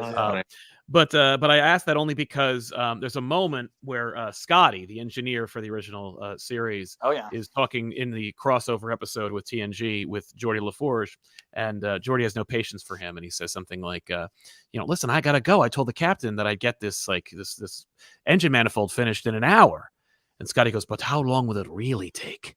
Yeah, he says, an hour. And he goes, you didn't tell him how long it'd actually take, would you? You can't look like a miracle worker if you tell him how long it'll actually take. Yeah. You tell him you're a page a day guy. He's gonna expect a page a day. Listen. I said ideally. Yeah, ideally, but realistically, it's more like 2 or 3 days. That way, when you become a page a day, it's like, man, this dude's a machine. That's my advice to people who ask me advice. Is like, don't tell anyone exactly what you can do, and maybe I didn't tell you exactly what I can do. but still, I thought maybe you're a 2-page a day guy. We're here, we're talking shop. I thought I'd talk a little shop. Yeah, absolutely. No, I think but it's it's superb. Well, and the art, it really speaks for itself. Like, it's so dope and it's so fun. I appreciate and, that. Such a high quality. G.I. Joe is just going to be an exciting book, as exciting as Duke was. Folks, if you haven't already, in 2 weeks, final order cutoff is for G.I. Joe #1. Yep. You gotta go check it out. Check out this freaking die cut cover. That's awesome. Yeah, that is cool. Yeah, is that cool? Yeah. But yeah, I'm excited. I'm hoping people pick it up on November 13th, and obviously just pre-order it. If you're a fan of Tom's work, I promise you, the stuff that Tom and Jordy is doing is really, really cool. Big time. And Josh is the star of the show here, and he always writes well. So thank you. I appreciate it. He sure is. Yeah. I appreciate it. It's going to be great. But yeah, get back to work. I will see you in a few days. I will see you next week. Yeah, are you going to be at New York Comic Con, Tom? I am. Awesome. What's your booth? Tell people where to go. Yeah. K19 All right, go to Artist Alley, folks. Meet Tom. Get your book signed. Right. I got things for sale. Art. I was gonna say maybe I'll have some issues of Duke, stuff like that. So I gotta by. pick up. I'm drawing at the show. If you want any custom drawings, I'll do them for you. Yeah. I gotta pick up a page from you. I gotta figure out how to get some of that stuff from you. Oops, sorry, my alarm's going off. All right, thank you, man. Tom. Thanks for coming hanging out with us for a little bit. Of Get course. Back to work, drawing some pages. See you guys. So take care, man. Thank you. Bye. Bye. Bye. Later. Yay! Hey, look at that, everybody. Superstar artist Tom Reilly coming on the show. Yeah, for a little bit. Yeah. We're gonna have one more guest coming in soon. Nice. They're telling me I have to send them an email. Ah. I'm like, what? What? No, just click the thing. I guess I never hit send. Maybe that's why. He's like, how do I get in the thing? My fault. While you're doing that, I'll read a question here from Brianna McGregor, who says, hey, you guys, thanks so much for the incredible content. What art skills are most useful for writing comics, and how do I develop them? Hold on, I'm gonna make sure I get all this. I have to send this email because I totally. Yeah, no, that's fair. That's fair. Well, I'll offer a little bit because I've stretched my talents a little bit and wrote the backup for Terminator #1 from Dynamite Entertainment, which you can pick up on sale right now. It dropped on this Wednesday. Issue 2 is out next month, so make sure to pre-order that copy too. But yeah, as far as like art skills that are most useful for writing comics, I think having a dynamic understanding of different art styles is super helpful, because if you are kind of like mired if you're like in one kind of mode, if you expect like comics to look one particular way, you're, I think, going to be a lot more like rigid in your expectations, and you won't be open to as many like really cool styles and ideas. I know when I was working on self-published stuff, like when I was like working on these ideas and they're whole cloth, I don't have a preconceived idea about like who, these characters are, because they didn't exist before I wrote them. I needed to see like a whole range of different versions of this character, and then realizing that I had an idea in my head about what he looked like, but until I saw him on the page, he didn't exist. And now I'm seeing different versions, and now I'm like, which version do I like better? And if I had a rigid idea, like it has to be like this, then it's not going to work. You know what I mean? No, you can't be that. I mean, like, listen, there's at that point, it really is about communicating, right? Yeah. So if you're really like hardcore, I have a very specific idea in mind. You have to be able to talk to that artist about it. But even then, it's like they're your partner at that point. Like, so it's hard to it's tough. And also, you're not allowing room for like the active creation. Like while you're working on these things change. They just do. Yeah. And so, you have to kind of be able to keep that in your mind as you're working. Yeah, exactly. Well, let's take a moment to welcome our second surprise guest in today's show. Is he here? Yeah, he's here. He's right now. He's waiting for us to add him. Let's add him Archie, the Decisions, Tom King, everybody is here. Yay! Welcome. Oh my God, you caught me with my glasses on like a fucking nerd. I don't know, Josh, do you wear glasses or do you wear contacts? Or do you not wear? I also wear contacts, so we're all blind.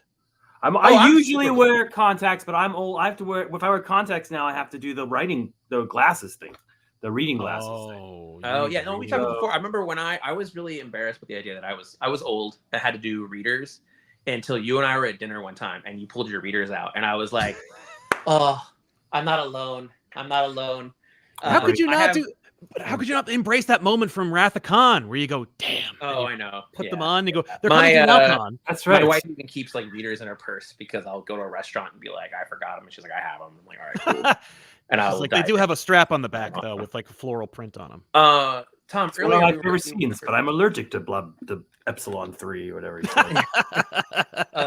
Tom, we were talking about you earlier because Sal had never seen the picture of you where you're a cult leader at San Diego Comic-Con. No, I don't talk about this. This never happened. It's not a thing that's true. No. I have them saved. I haven't saved them. That's in the memory hole. That's you're like, yeah, this didn't happen. It never happened. I've never seen it, and I was like, he was a cult leader. We don't have to talk about this, but that was. There's an episode of Friends where Chandler finds out people have been looking through his secret underbed stash, and he just goes. He's like, never happened. Never happened. No. Yeah. That's it. That's all. I'm giving you the Chandler snap. There are pictures of me as a cult leader with Mitch and Clay at my side. Yeah. I remember when that was happening, and it was the just whole like, thing. Yeah. How you doing, man? I just saw you yesterday. I was at the Joker premiere. See, look at me, I'm bragging already. But I was at. I know, it's like we're 2 minutes in, and he's like dropping names and stuff. No, yeah. So me and Lady Gaga were hanging out, and I don't come to this. I come to this on my knees. I did hang out with Lady Gaga. She may have given me COVID. I'm not telling the story.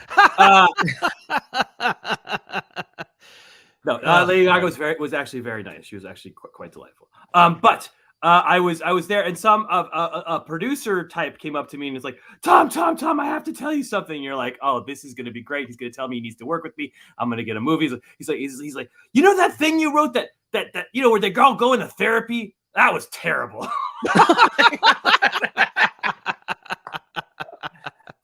So was the producer like, did he have a kid or something? It was like, oh my God, you're gonna meet Tom King. Tell him Heroes of Crisis sucks. I don't know. He was just so excited to meet me. I was like, and I knew he was a producer. I knew he had made stuff. I was excited to meet him, and he had just stopped me to tell me how shitty Heroes of Crisis. No, that to me means like you're in the club now. Like that was some kind of weird initiation process of like you're in the club now because we're gonna give you shit to your face in a public setting. I'm gonna tell you that you're bad about something and laugh while telling you.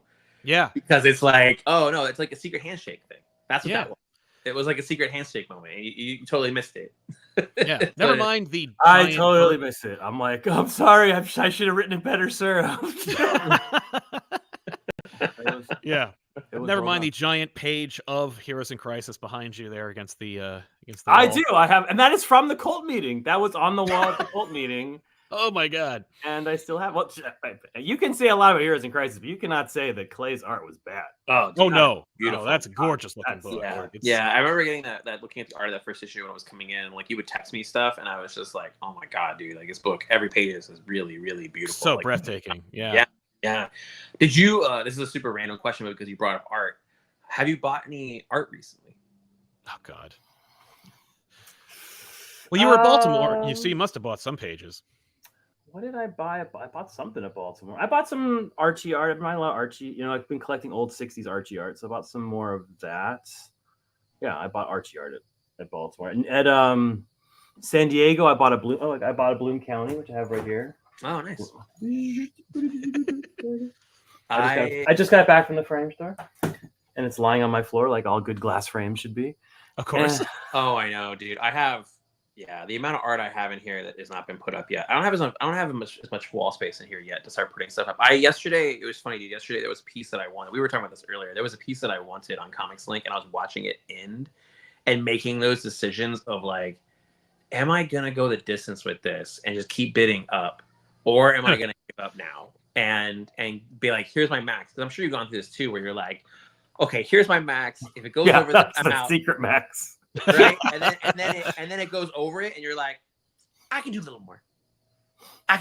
And so I've definitely fallen to that. But I had a moment yesterday where it was like, there was a piece that I wanted, and then I had to be like, no, I have so many pieces in this room that haven't been framed or haven't been like put up and stuff that I was like, I gotta stop.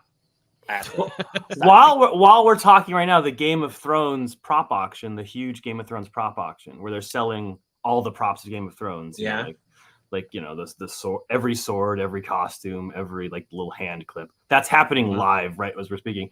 And I have managed to just because there's some like to get like the Hound sword or something, it would cost $1,000. So I've kept away from it. So if I look over, I'm gonna start pressing buttons.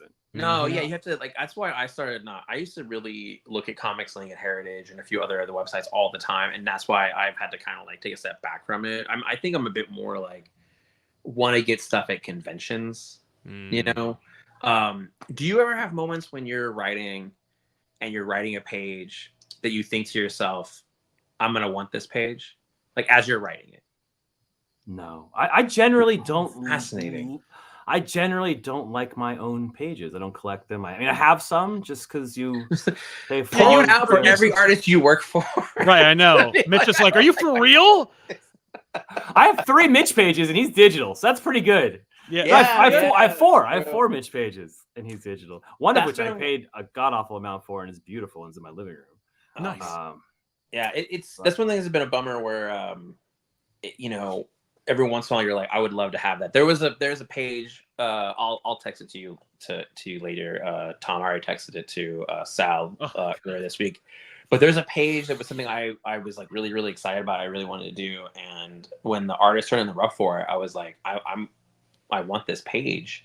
And so I had to ask, like, are you traditional? Are you inks? Are you digital? And he was like, I'm all digital. And I was like, oh, it's like, I would want that. Like, no, that's not true. I own a few pages from Flash. I own some Scott Collin pages. I own a couple different pages from Flash when I was on Flash. And some of them were gifted. There was one artist, and this will happen every once in a while where you go up and you walk over and you see, like you meet an artist at a convention for the first time that you've worked with a little bit, and they just go like, here's a page, just give it to you. Oh, yes. You ever had that happen to you? I have. It's the very one. I've also had this. I've had Jim Lee tell me, he's like, Tom, I did this cover for your book. I'm going to give it to you. And you're like, oh my God, I'm going to get a Jim Lee cover to put up. And then you get the inevitable text, oh, my dealer accidentally stole it, or accidentally sold it. Sold it, dude. There was a page. It was so you're like, oh. I really, really wanted. Well, now because a lot of times artists are selling they're selling the whole book, like in one brick. Oh yeah, that happened to me. That's what happened with Supergirl. That's all of Bilquis's. She pre-sold her Supergirls. God, that's art I would have loved. Yeah, dude, it's so crazy. There are times where I'm like, I want this. For a long time, what I would do is if I did an issue 1, I would get the last page of issue 1 on anything. Yeah. Everything I did, I would always the last page of issue 1. That was like my thing for a long time. And then it became either digital or they were like, I can't do that because I'm selling the entire issue to someone. Oh. There is a book that I did where I have the last page of issue 1 and somebody has all of the rest of it. And they asking, can I have that page and I buy it from you? And I'm like, no, this is mine. Nope. Like, I don't know. I'm going to go grab some of the art that I have in here right now. Nice. But yeah. I bought, there's on my wall in the back there, there's the all the art from one of the Superman issues from Andy Kubert. Yes. Is that the Mido book? That's the one where he fights Mido in the boxing ring, and I put up there like panels. Yeah. But they offered me the cover for that issue, and I said no. Why did I say no? What? I have every page, but I don't have the cover. Because you're impulsive and you're nice at the same time. There's a Joe Quesada page that I need to put up. Oh, nice. That's one of the ones I always look out for Joe Quesada pages. Are we going to do this? Do I get my original pages? Sure, we can do it. I have 2 pages I can share. I'm going to have to... a Preacher page. We've talked about this before. Yeah. Oh, my God. All right. I'm going to leave for a second. I'm going to let you guys just take the floor for a minute. A Hitman page. I don't have pages that I could reach from my bill. Well, I haven't put these up yet. That's part of the problem. That's part of it. And then my wall of art is behind my computer. It's because what I look at, so you can't see. That's what my wall of art. I'll look at your art. This is what's this one here? This is what do you have? What? Get some goddamn folders. What is this boxes you're using? No, because they came like this, and I haven't unpacked them yet. I have a couple Hitman pages in here. I have an awesome Phil Hester page in here. All right. Anyway, I'm back. Here we go. All right, so what you got here? All right, because I'm not like you guys. I don't have the money or the connections to do these things. Occasionally I'll find a book that like means something to me and I'll look up the art and I'll find it on Heritage Auction. Like this book, this page sold 6 years ago. And I'm like, oh dude, thanks for that. But this is a Luke Ross page from a Peter Parker Spectacular Spider-Man issue written by DeMatteis. It's cool. For me, it's like, it's the last Spider-Man book you need to read. It's just right after all the Clone Saga stuff is over, Mary Jane is like moving on, and like there's just this gorgeous moment where like Mary Jane's closing the door on Aunt May's house. She's dead and she's never coming back. and Jonah is here like just working, and then Pete like comes by as Spider-Man and says like go be with your wife, Jonah, and he leaves. I'm just like, oh yeah. Spectacular Spider-Man 241 is my page. Well, we're supposed to talk about G.I. Joe stuff a little bit, and I know it's true. I have no G.I. Joe art. I don't think I have seen No, neither do I. I was just with Tom Reilly was on right before you, and we were talking about I need to find a way to get some pages from him from Duke and from G.I. Joe. But You were, so let me ask you, you were a G.I. Joe kid, right? You had all the toys. You were like super into it. Were you a comic reader or a cartoon person? Like, what was your like G.I. Joe intro point? You were a kid. All three of those things on different levels. The toys on the biggest level. I would not be a writer today if it wasn't for the toys. The toys, that was my my childhood is G.I. Joe toys. Playing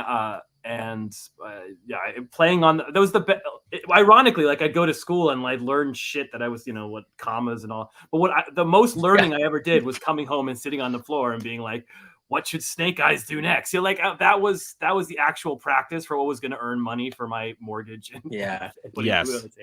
So I play G.I. Joes. They're my favorite toy by far. I used to make them into superheroes because I was born before superhero toys. I was born in the middle. Like I was born too late for the Secret War toys. Like those were already off the shelves. And I was born too early. I stopped playing with toys just as the Marvel X-Men toys started to leak in. Oh, that the onslaught of When that was sort of the end of my toy playing years were I don't know 84 to 92 or something like in there. So it was all G.I. Joes. I would even take glue and I would glue wings on a G.I. Joe and turn them into Angel. I would do that kind of shit. To get them to have superpowers. And Wizard absolutely ruined me on that, where it was like, oh, it was possible. I can definitely make my own figures that don't exist out of other figures. Then I immediately use watercolor paint. And I'm like, no, never mind. And then I've ruined one figure. The thing that I used to do, and I realized was a problem, was I would take the toys. I would take I never had Snake Eyes as a kid. He was always I could never find him, but I would take whatever G.I. Joe it was. Oh, I was a Generation 3 Snake Eyes. Let me clarify. Not 1G. He was blue, not black. I would take them and I'd put them in a cup of water, and I would freeze it. And I would take them out, so I'd have an ice encased G.I. Joe, and the other G.I. Joes would have to save it. What I've learned is this actually destroys your toys, because if you have to wait for it to melt. If you don't wait for it to melt and you start chipping away, you will break that toy.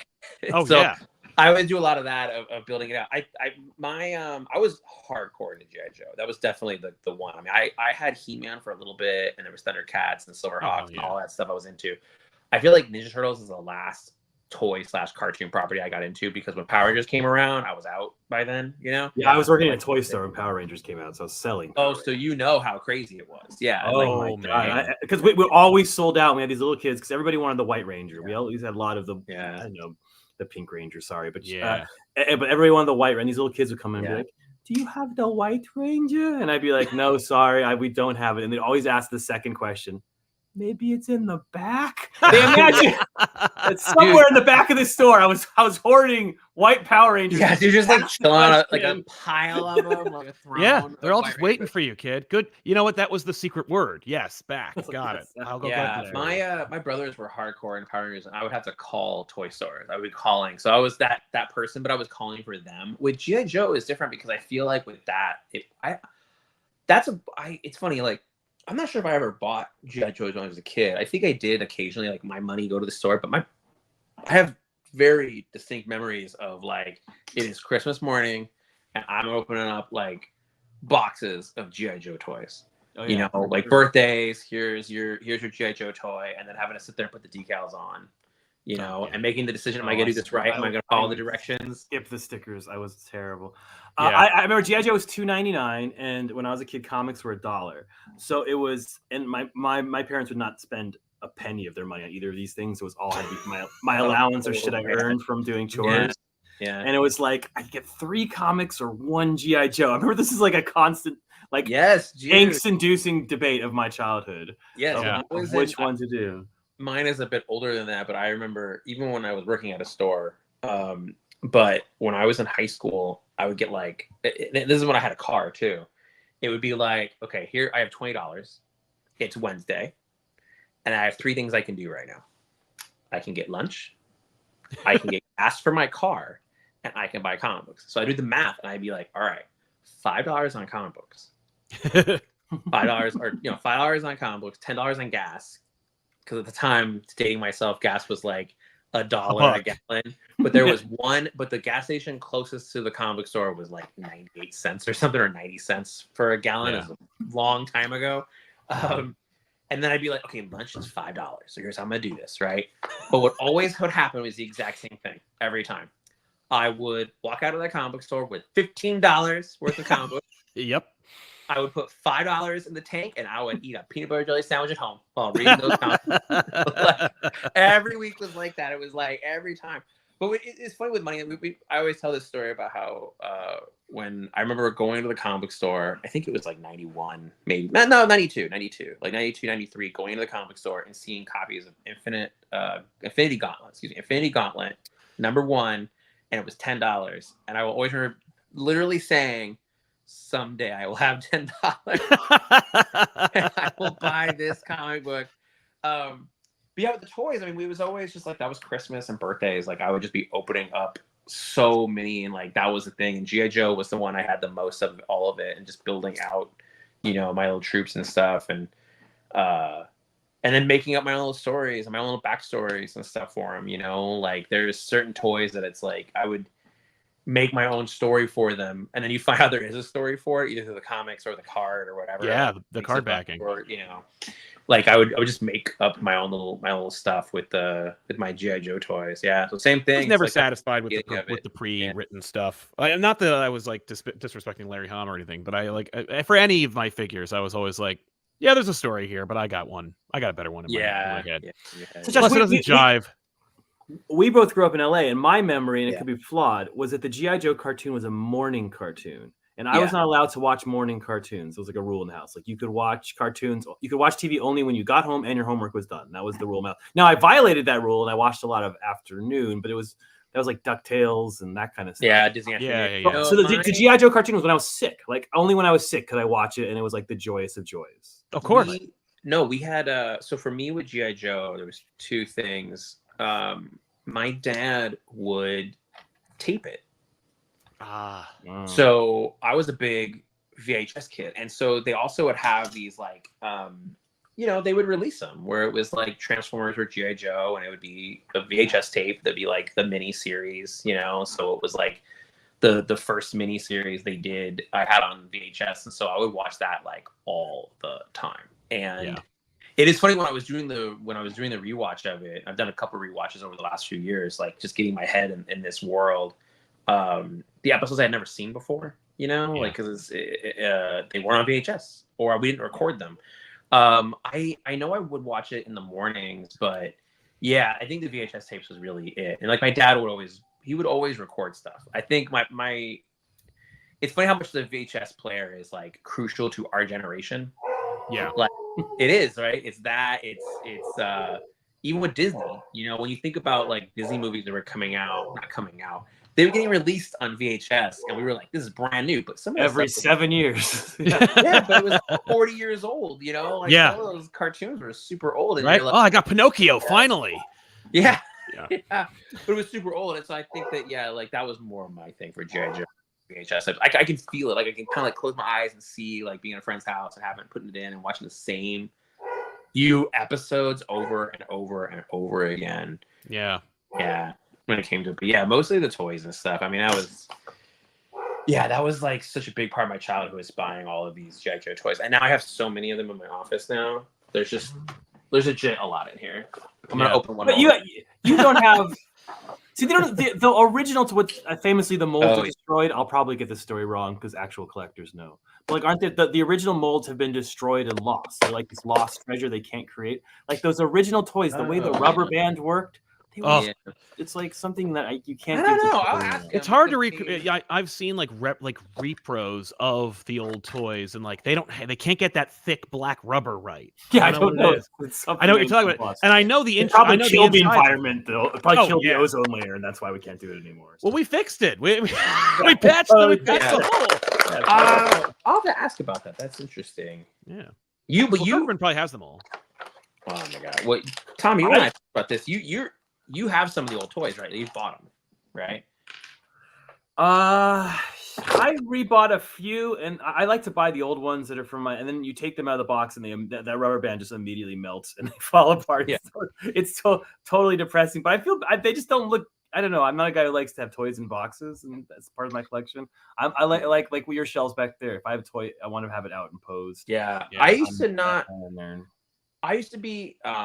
And this goes to being when I was in college and I was learning about graphic design. I really fell in love with packaging design and like book design. That's why I love absolute editions, and like I try to be particular about the actual design work that goes into the books and the packaging of it. I really love packaging design. So sometimes I feel bad. I feel like this is like weird stuff for me. Sometimes I feel really bad opening a toy and throwing away the packaging because I'm like, somebody worked on that. Right. And I'm like, I am now throwing this package in the trash. So it's really nice. Like I have this one, like this one here. I have a couple here I'll show you that are like, this one is a new one they did at San Diego where it's like really nice packaging for the Snake Eyes, where he's like the I once was a man packaging. Yeah. And it's really nice looking. And it's like, once I open this, it's going to go in the trash. And it's the same thing with this one where it's like this cool Cobra Commander where it's like a slipcase and like it opens up into like a nerd. Oh my God. Well, they need to stop doing that because like it is forcing you to keep them in the box. Like my McFarlane, as if this is new information to you. Right. Yeah, exactly. Like, as if you don't know this about me very well. But I feel bad throwing away packaging design. It's something why I sometimes I'm not as deep into like buying multiples of toys and stuff like that, even though I have done that. For me, I gotta tell you, man, like I go to toy shows. Like we have a toy show in the area that happens twice a year, and like the reason I go is to see toys that existed when I was a kid that like either my parents were like absolutely not, or I did get to see them in the packaging. And I think the packaging for me is more just about like being in that moment again and being like, look at that, like it's new, like it's as new as it was like when I was at like at the James Way, like just hoping to get another copy of this figure. I could never afford G.I. Joe vehicles as a kid. Like that was bases and stuff like that. Like bases and the famous Jerry Duggan told me this week that he had the flag, and so my response to him was like, oh, somebody's parents loved him. I know. Ain't mine. Yeah. He had the flag, and I was like, it's so crazy. Tom, do you remember the first time that you and I went into the toy room together at DC? A toy room. There used to be a toy room. Oh. Remember that? It used to be a proper country, Josh. It used to be a proper country. Oh, my God. But do you remember that? We used to go in the toy room, and they would let us just take toys. Yeah, there used to be a toy room in DC that was full of toys and shirts and statues. I remember it was just like go crazy, whatever you want. Yeah, it was you, me, and Orlando.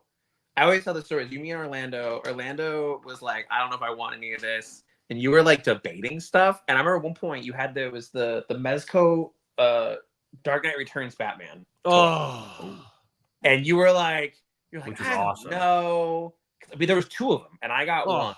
And you got the other one. And I remember you were like, I don't know. And I was like, Tom, it's free. What are you talking about? Take it. just take it. And I want to say, I'm not throwing somebody on that bus, but I think that Kevin McGuire was there. Or it was just the three of us. Was another time I was there, and I was with an experienced creator who had more long-term vision of this. And he just took like 2 boxes. Oh, no. I know which. Wait. I know. I'm not going to say on here. I know exactly which. Not Kevin McGuire. Someone like they took the story has always been that they took like 7 boxes worth and had it mailed back to their house. Yeah, they had it mailed back. Yeah, they asked like an assistant. Wow. I don't want to say it, but I know exactly what you're talking about. I mean, I definitely was like supermarket sweeping there, man. I was definitely like just grabbing everything I could. But then that was your Toys R Us Super Toy run. Like you just loading up. Yeah, dude. Let me tell you something. When I was an intern at DC in '99, oh my God, these are just telling toys about how old we are. All old people. Or 98. They had a room. So the toy room was in LA. So this is back in New York. Yeah, 98.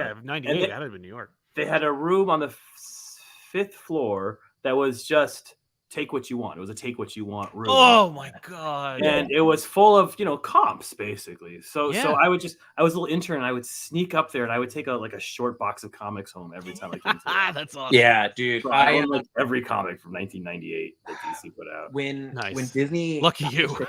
I know it's the best year. It's like the year they did the like pulp annuals and stuff. Yeah. Hey, I like those annuals. Let me talk about. I great covers. Themed annuals. I missed when there were like themed annuals and stuff. One time I was at Disney Publishing. This is again like a long time ago. It was like 15 years ago, I think, almost. Man, not even that long actually. But they were moving offices. I think they were moving from the East Coast to the West Coast, and so they were closing up the offices. And I was hanging out for the day and talking to someone for Disney Publishing, and they were like, "Everything must go. So if you see a book that you want, you can have it."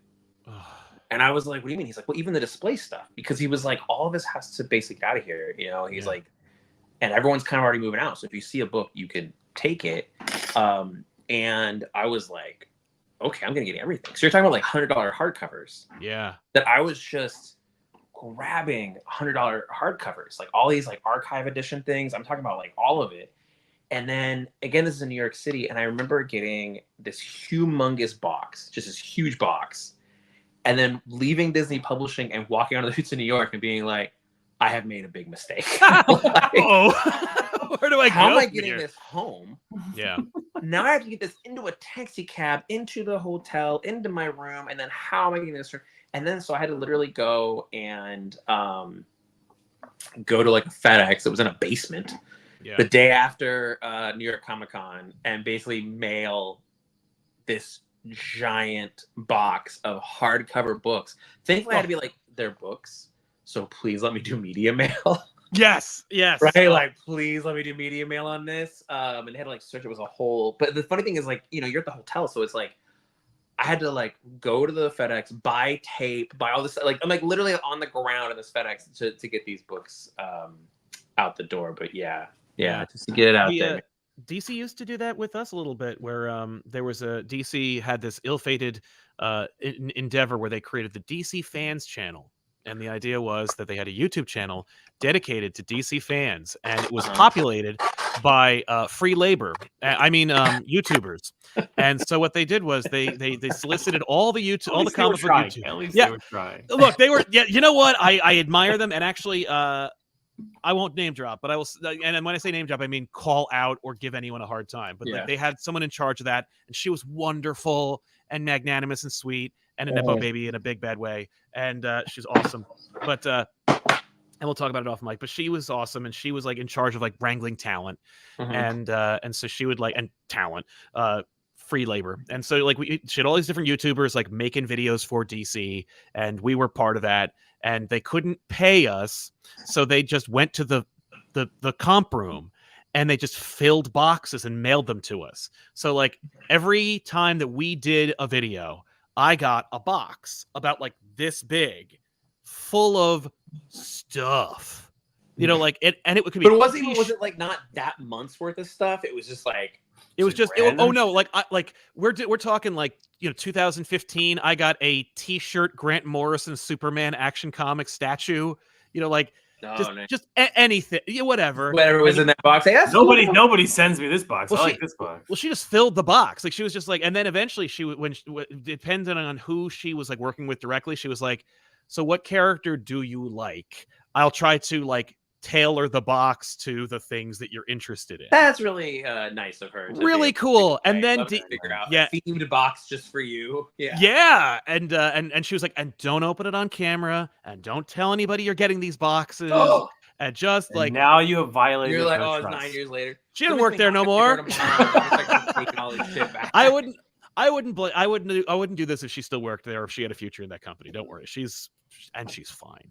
But they eventually, like very quickly into the box payment initiative, YouTube/DC, like there was a weird thing where like YouTube's like, you can't do that.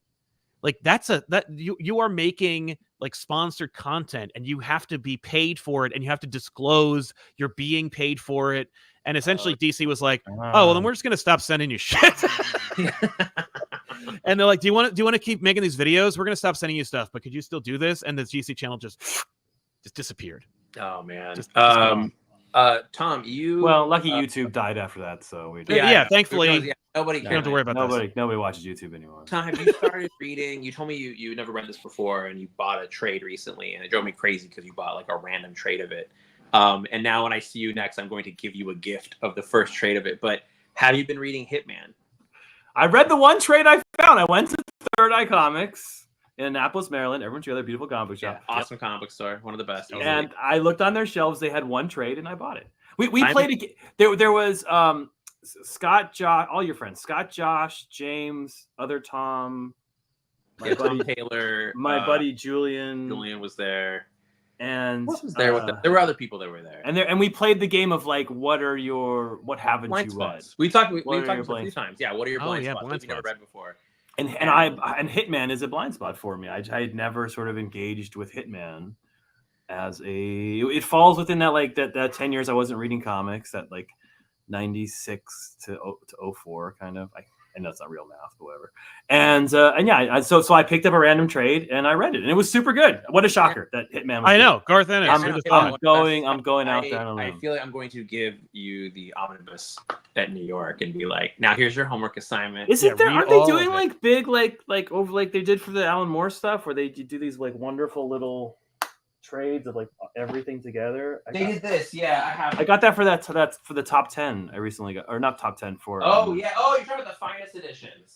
The finest. Oh, the DC finest. Yeah, those are little guys. Those are great, but Hitman. No, not the finest. The I don't know what to call them. They did them for the. I had one before, but they have one for the Distinguished Gentleman and all that. Anyways, oh yeah. Nice. I've never read Hitman. I'm sorry. Now I've read one trade of it. Now here's the question: did you enjoy it, or did it get you? Were you like, oh, I get it, I'm in? Because I feel like Hitman be kind of up your alley. Oh yeah. I wouldn't say I was like, oh my god, this blows me away as everything I ever wanted it to be. Mm-hmm. I worship Garth Ennis. I think Garth Ennis is just one of our best writers. Yeah. No, Batman Reptilian. The Boys. You're just ignoring. The creature didn't happen. Yeah. I loved Garth Ennis too, but not. This is the most recent Hitman edition. Is this one? Yeah, it's this gorgeous. I'm not gonna read that. That's way too heavy. No, you can't read those things. We were talking about this earlier. These he doesn't like the omnibus. I don't like Lobo Compendium. That Lobo Compendium is great. I have the Tim Drake one. Better. 5 years later. That's awful because I'm a 5 years later addict. How fucking dare you? No, it's awful because they need to print them as goddamn trades so I can read them. Oh, I know. So it's digestible. Yeah, so it's I agree. digestible. I only have them as huge ass things, and stuff gets lost in the gutters, and it's not an ideal way to read comics. No, I like to read. When I read, I'm lying down on a bed. It would kill me if I. That's true. Earlier, yeah. If you can't read it in bed, you can read the omnibus in bed. You just got to be on your tummy with your knees up and your bunny slippers like dangling off the toes of your feet, and curlers in your hair, and two ways to read comics, like in a bed and on a shitter. There's that's it. And neither of those are omnibus ready. They are not friendly. They are not omnibus friendly. Your wife is going to give you a look. You bring an omnibus into the bathroom. You're like, honey, I'm not doing the dishes tonight. I'm not going to. Well, are you going to Narnia? What the hell is that for? I have like a nice chair over here that I can use. It's pretty good. It's like a happy medium. I'm not going to say who they are, but there is a famous comic book creator who has a shelf in their bathroom that is facing the toilet so they can put the books on the shelf. Oh my God. Not on a shelf like this, but they made it so that it's literally like they could put it on the shelf and have it be open and not. Right, they can just sit and look at it and then turn the page. They can turn the pages out and have it on their lap. I mean, are you guys South Park people? I mean, Butters, the character, has explained that the proper way to take a dump is to take it the other way, so that you have a shelf for your comic book and your juice box. Oh my God! Somebody at either Skybound or DC is watching this right now, and they're just going like, so upset with us. This is so. You're telling me this counts as promotion? How is this?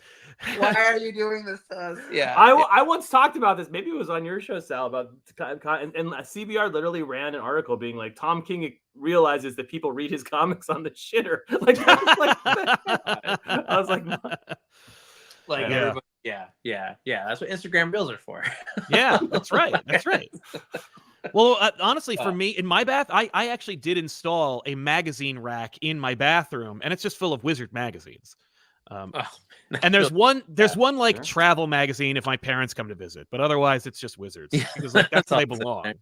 My wife has learned so much about comics as a result of that. By the Wizard in the bathroom. Yeah. Oh no! Well, if they have a time machine, I wish I never got rid of my Wizards. I remember when I was moving from San Diego. It was in like LA, and I was moving, and I had run out of room. There was no more room in the truck. There was nothing left, and I had one more short box left, and that short box was just Wizard magazines. And I was like, I have no more room. And so I left that apartment with a short box full of Wizard magazines in the middle of the living room. I was just like, I have no more room and no one cares about Wizard magazine anymore. I'll be fine. It'll be totally good. And I'm like, I should have just put it in the car or something. Give it to somebody. Because I was always like, I cannot believe that I did this. I can't believe, it's one of those things where I was just like, it'll be fine. The same with collectible cards. Like, there's a lot of collectible cards that I had moments, we've talked about this before, where like between moving or me getting rid of stuff and me selling, like every few years I go through a massive purge. I'm actually about to do another massive purge, but like every few years I go through a pretty big, like cut everything down purge. There was a time where I would take I would have like a whole deck of something like Marvel Masterworks 93 or whatever, and I threw them in the trash. Oh my God. And I regret that because I think could be worth as much as $8 now. No, I know. Well, no, some of those are hundreds of dollars. There are some that are worth like 94. I think is the one that's like worth. It might be 96, but one of those is worth like not a lot of money. Yeah. It gets up there. You can buy one on eBay. It's not a big deal, but it is definitely a thing of like, I should be rebuying things that I threw in a trash can. I'm saying to you with this really quickly because we said every hour. G.I. Joe. #1. This is the Ashcan from San Diego. G.I. Joe #1 is coming out November 13th.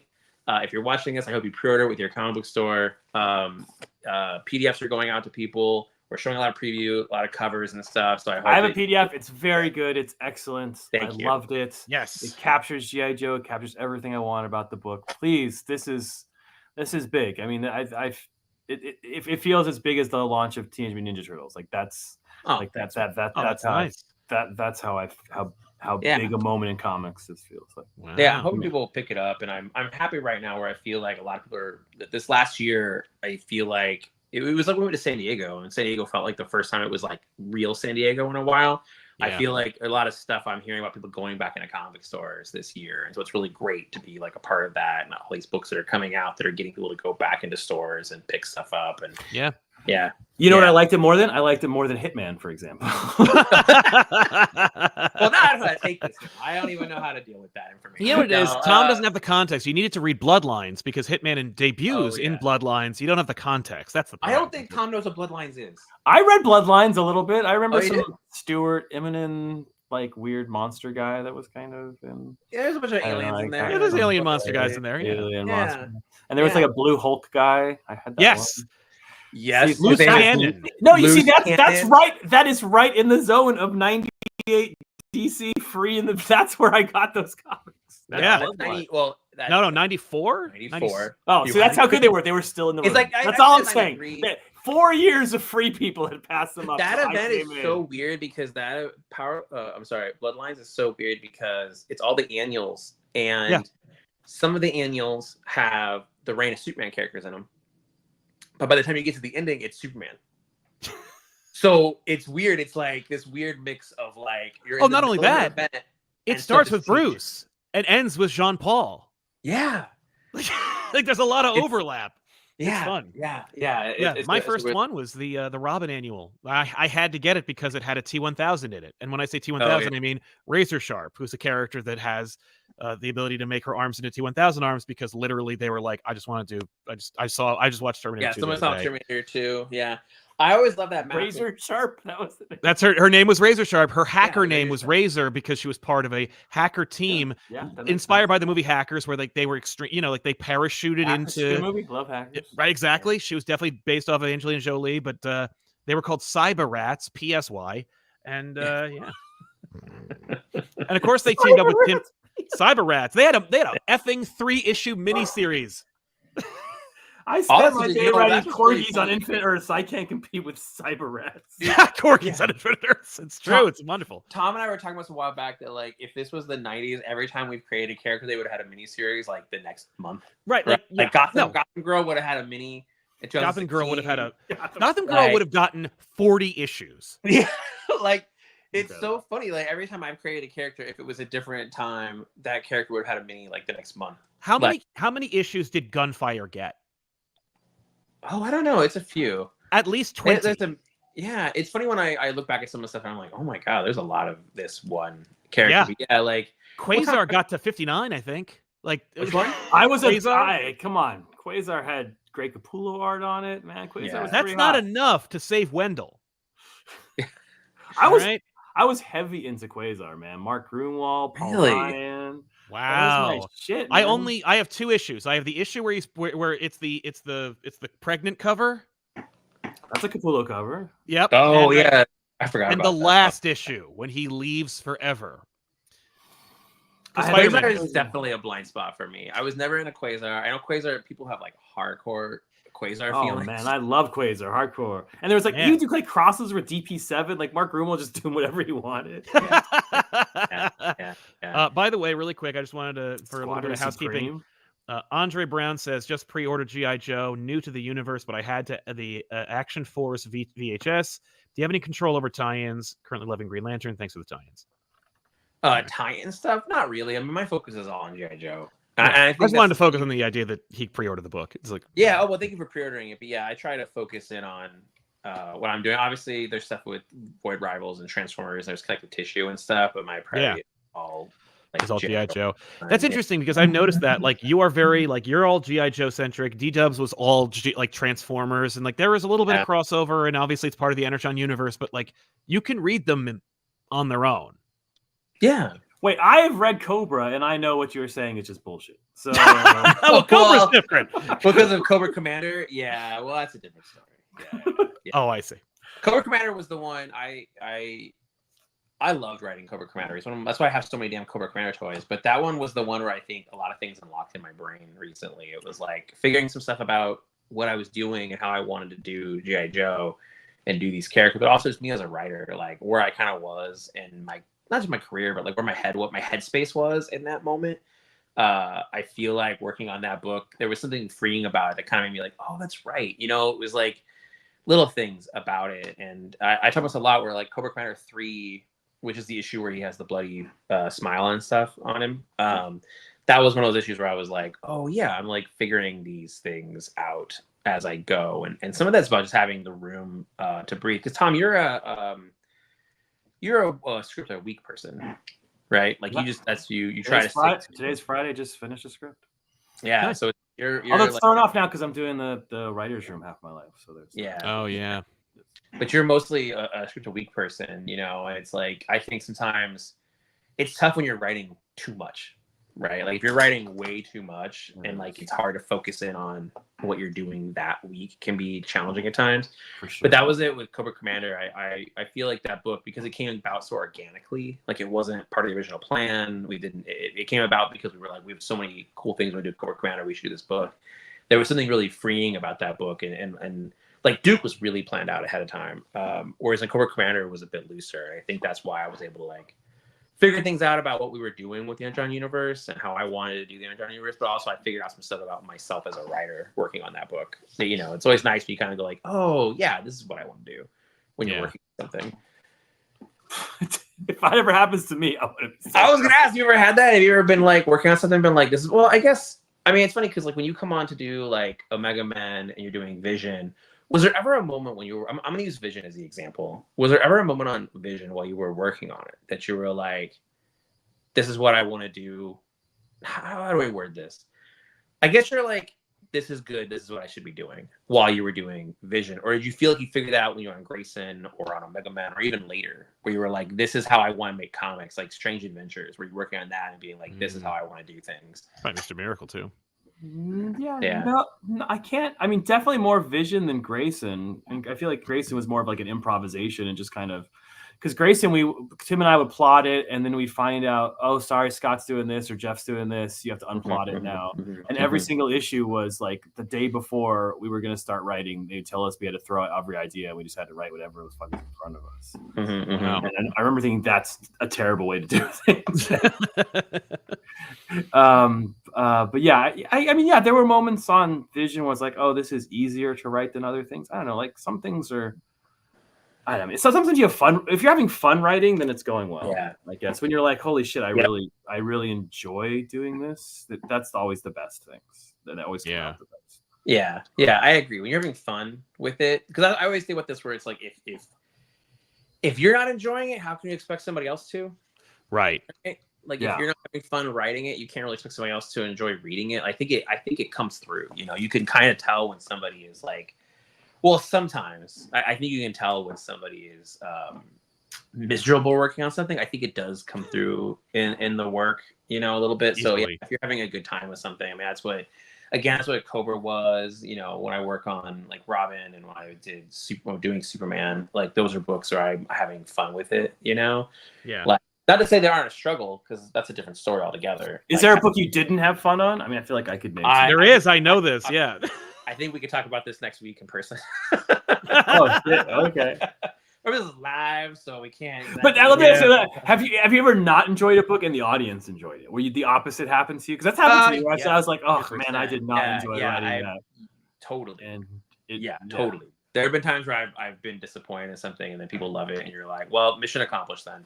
Like, just keep it going. Here, let me ask you this. For this is for both of you. Have you ever been given an idea, like not an idea, but like have you ever been like, this is what I want you guys to, this is what I want you to do, or this is the direction the book is going to have to go, and you're like, oh shit, and then you find that it was like, all right, he was right. That's basically what you're asking is somebody else had given me an idea. I've been like, that's good. I didn't like it, but I did it anyway. Yeah. And then ended up liking it. And then you turn up liking it? I don't know because I don't really take. I know you're both very original people who don't take other people's ideas. But yeah, I feel like I'm pretty lucky that I haven't really had anybody say, "Oh, I've had." Or made a suggestion on your own idea, like where you're like, "This is where the story's going," and they're like, "What about this?" And you're like, "No way! This is my story." Okay, yeah, that actually does make more sense. Well, yeah, when you're working with the artist, like there's stuff that they're bring to the table. It might make you change some things. You might be like, and you start thinking about it. I mean, there's little stuff with editors where I might be working on something and an editor is like, I have, what if this happened? Because part of the collaborative process. But like a weird, like, I guess I've been pretty lucky in that not much that I've ever worked on is like 100% top down. You know, it isn't like, here's what I want you to do, execute it. Like, I feel like I've been fairly lucky. There's definitely been some hiccups in there, stuff that I wasn't exactly happy with. You know, it's kind of nature of the beast, but I don't think I've ever had anything that was like, that I immediately was like, that sucks, I don't want to do that. And then as I'm forced to do it. Sure, yeah. Like, oh no, I actually love this. I'm not really sure I ever had. I don't know. I mean, like, I'm thinking, you know, like tie-ins and stuff like that. Things where you're like, I'm writing the book, and then I have to go do this thing, and now I'm, you know. I've loved writing some tie-ins. Josh gave me a great tie-in. I wrote a Green Lantern issue for a Jeff Darkseid Award. Which is one of the best things I ever wrote. Yeah, that's a good one. Yeah. With Doc Shaner, the Command issue. Well, I don't know if this is the right example, but like for Supergirl, which has now become sort of a, you know, they're making a movie out of it and all that crap. When I first, are they? I didn't hear that. But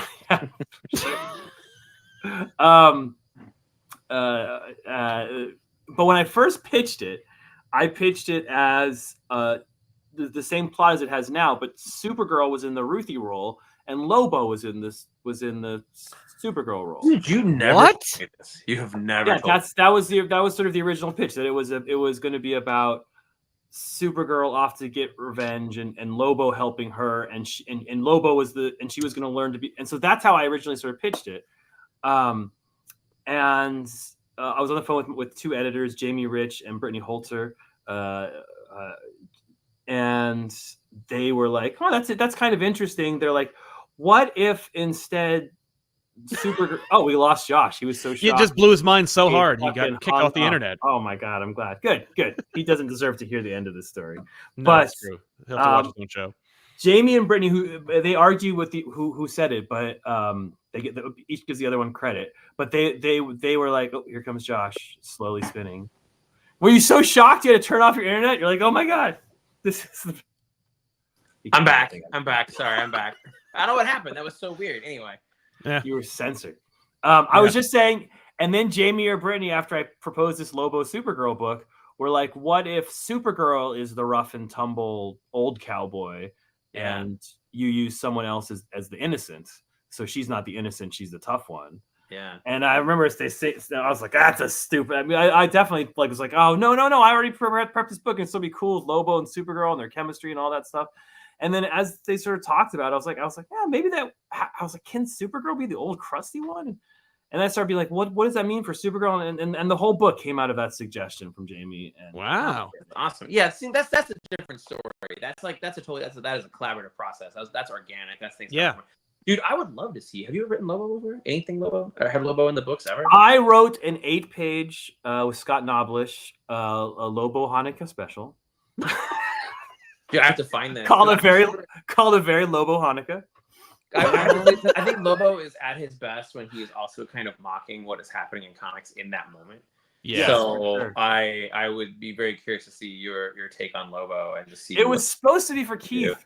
Keith Giffen was supposed to draw, and Keith obviously. And the best. He got sick and couldn't do it, so Scott came in and did a fantastic job. But yeah, it's in some obscure holiday special. You can find a very merry multiverse #1. I'm gonna find this. A very merry multiverse. DC's very merry multiverse #1.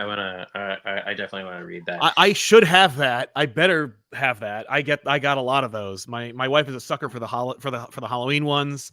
Like, are you afraid of the dark side? I was like, oh, bravo. Whoever. That is just brilliant. But the Christmas ones I also have to have. So yeah, I always like those little specials they do and stuff like that. That's really funny. I don't know. I'm trying to think of anything. I mean, I would say that like when I was putting together Superman, I think Paul Kaminsky, I think it was Paul who said, what if Lois was editor-in-chief?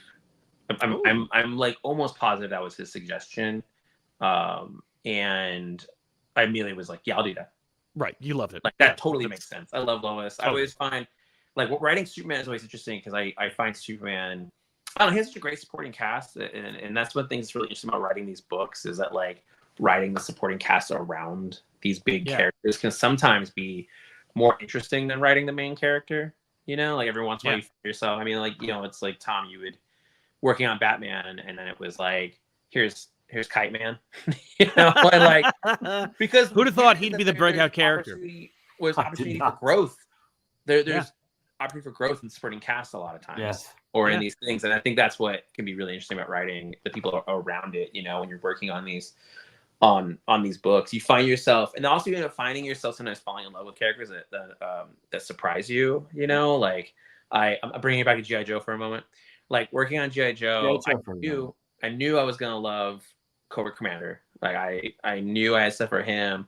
Working on the Duke side, the character I ended up really liking and kind of finding my way into like their POV a little bit. Because I knew I was gonna like Duke. I knew I was gonna like Baroness, but I ended up liking Clutch a lot. Just like a bunch, like, and he became a character I love writing. Well, this is what we've talked about before, where I really like writing jerk characters, and so I always end up inserting a jerk character in everything I write. There's always somebody that the main character that can bounce off of a little bit. So it's like in Superman, I knew when I was writing Superman, I was gonna have Lex a lot because Lex can be a jerk. So because jerk characters are more fun, like they just are. Like jerk characters, bad characters, all that. There's like a little more fun to them. So they get away with more. They can always push it. Yeah, but they can bounce off of your pure hero in a lot of ways. So it's like having somebody like Duke have Baroness and Clutch around that are not like him at all allows him to bounce off of. Same thing with Superman. That's why even when I was writing Flash, that's why I created Godspeed. So there was somebody for him to bounce off of. Yes. Like, do you ever find that, Tom? Do you ever find yourself like falling in love with a character unexpectedly, or doing anything like that where it's like the characters around your main character are sometimes more interesting to you? Oh, 100%. I mean, especially on Batman, the editors will get, if you're doing a long run on Batman, eventually around issue 30 or 35 or something, you'll start getting more interested in the villains than in Batman.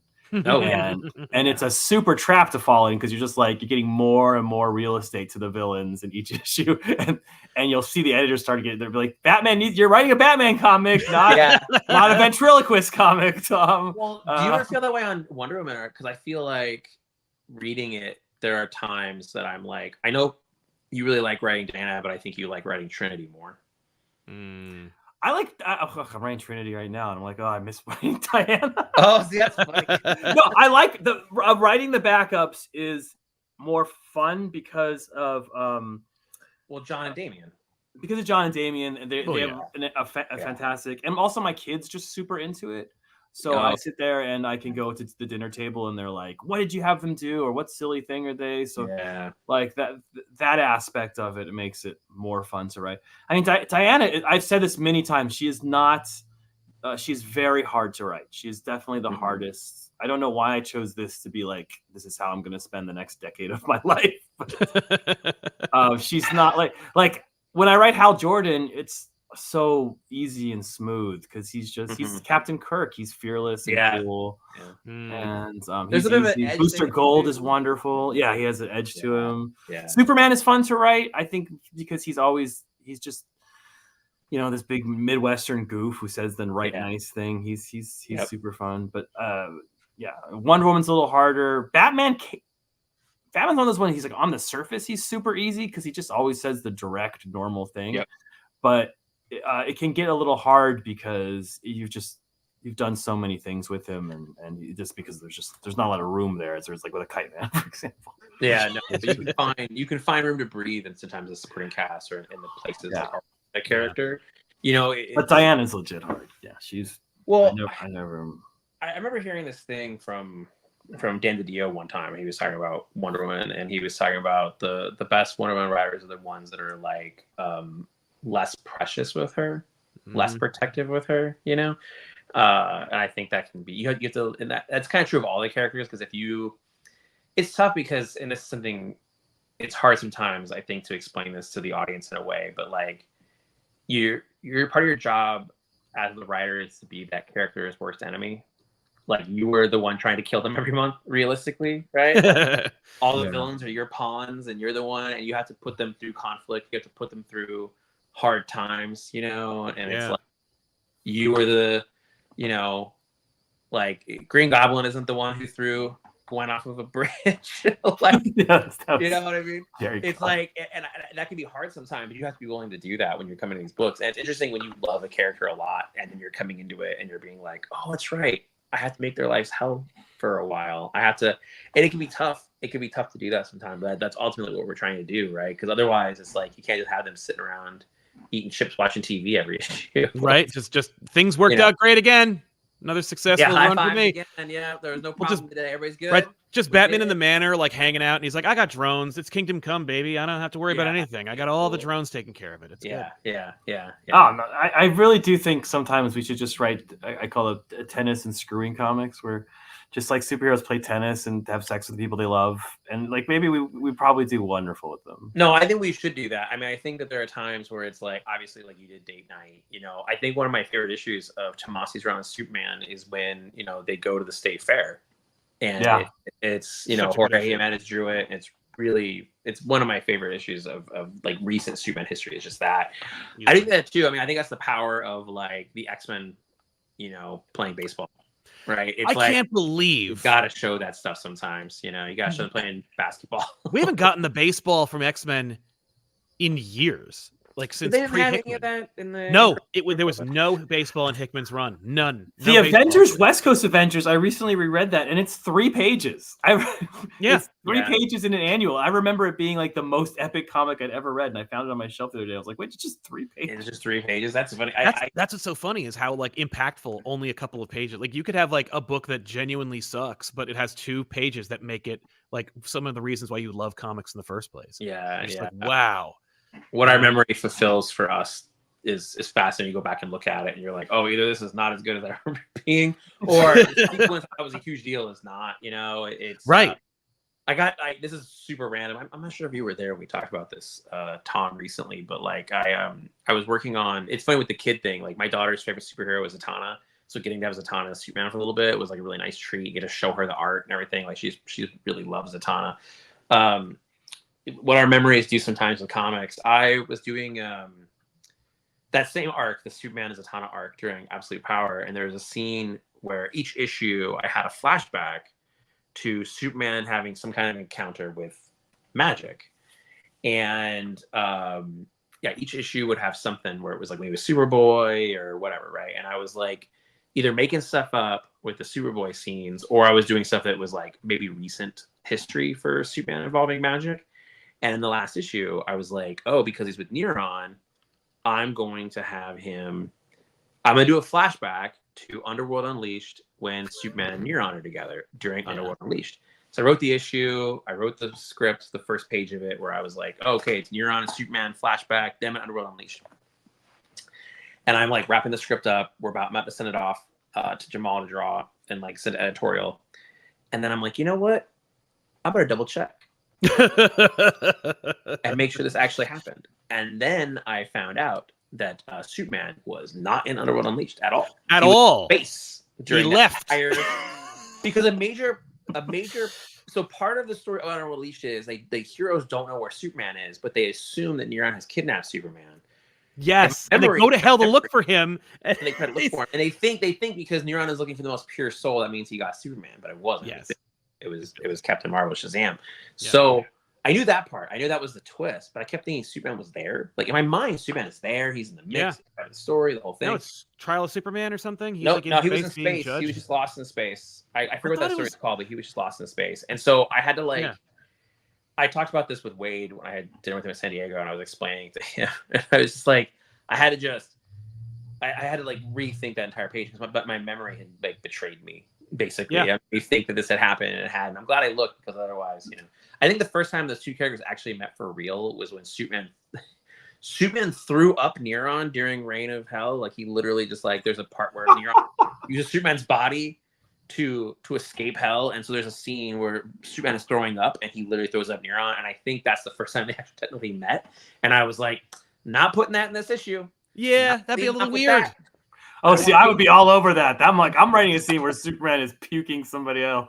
Dude, page one, that gets me excited. 9-panel grid, slowly coming out of his mouth. Dude, like, No, first page, you put the Alan Moore Marvel Boy stuff, I couldn't do it. No, you arrange the letter, like the credits are in the vomit, where it's like things are, that's the opening. I feel bad. Boom. I should have done it.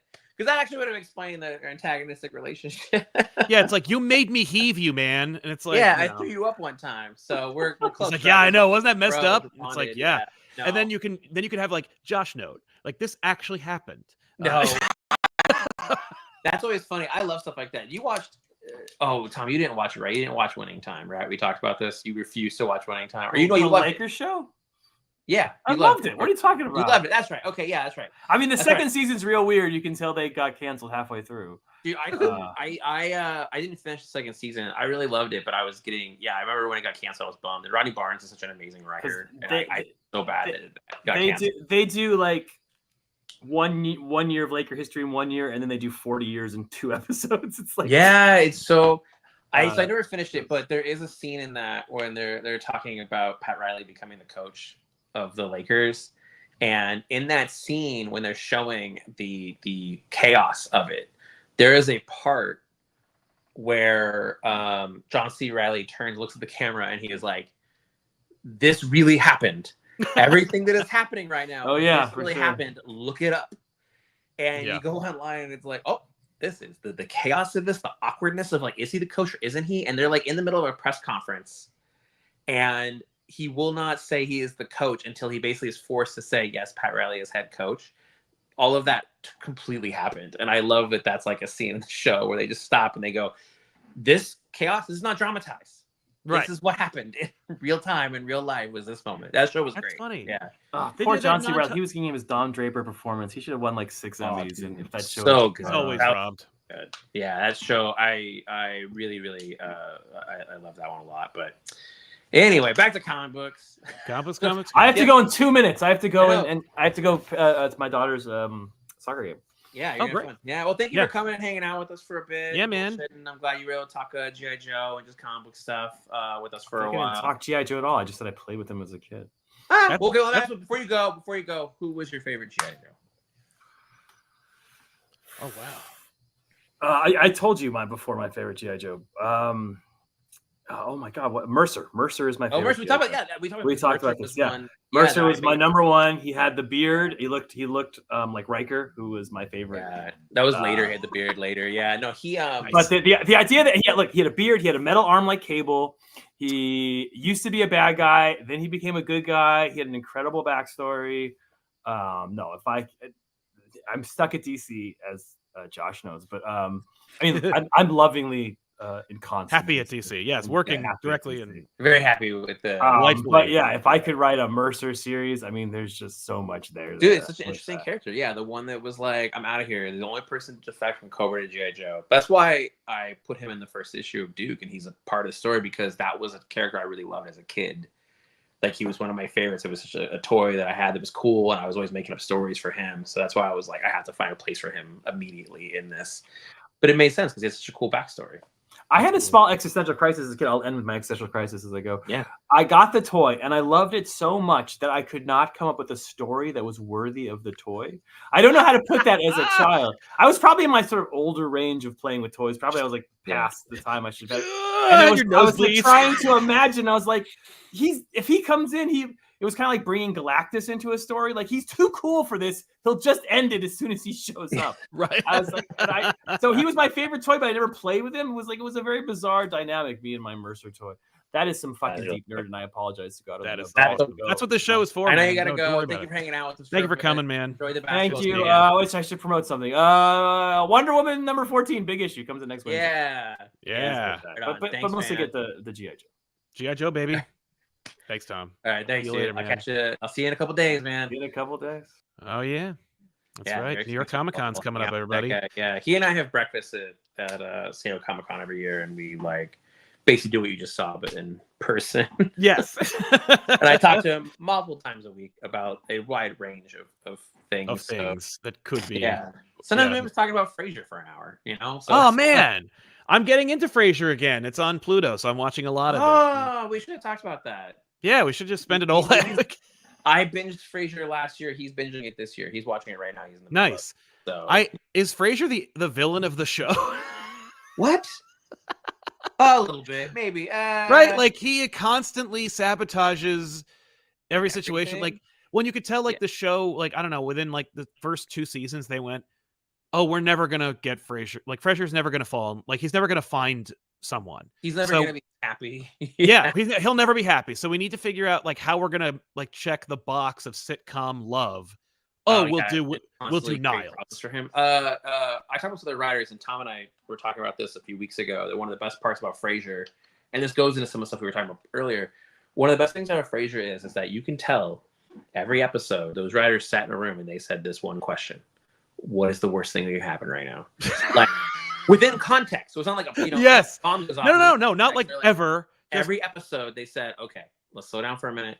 What's the worst thing that can happen to these characters in this moment? And it could be like somebody comes home early when they're not supposed to, this gets canceled, this over here. Like they did it every episode. And the deeper you get into it, and it's like it's nerve-wracking at times, but it's also beautiful. And how much that show was like a stage play essentially. Oh no, it was absolutely If you love theater, you will love Frasier because it is like they did a 1-act play. Like every episode is a little play, and it's like so clever and fun. And I'm like, I never like when I was watching, I'd be like, this isn't like highbrow. It's just it's highbrow. It's lowbrow things happening to highbrow characters. Like who cares?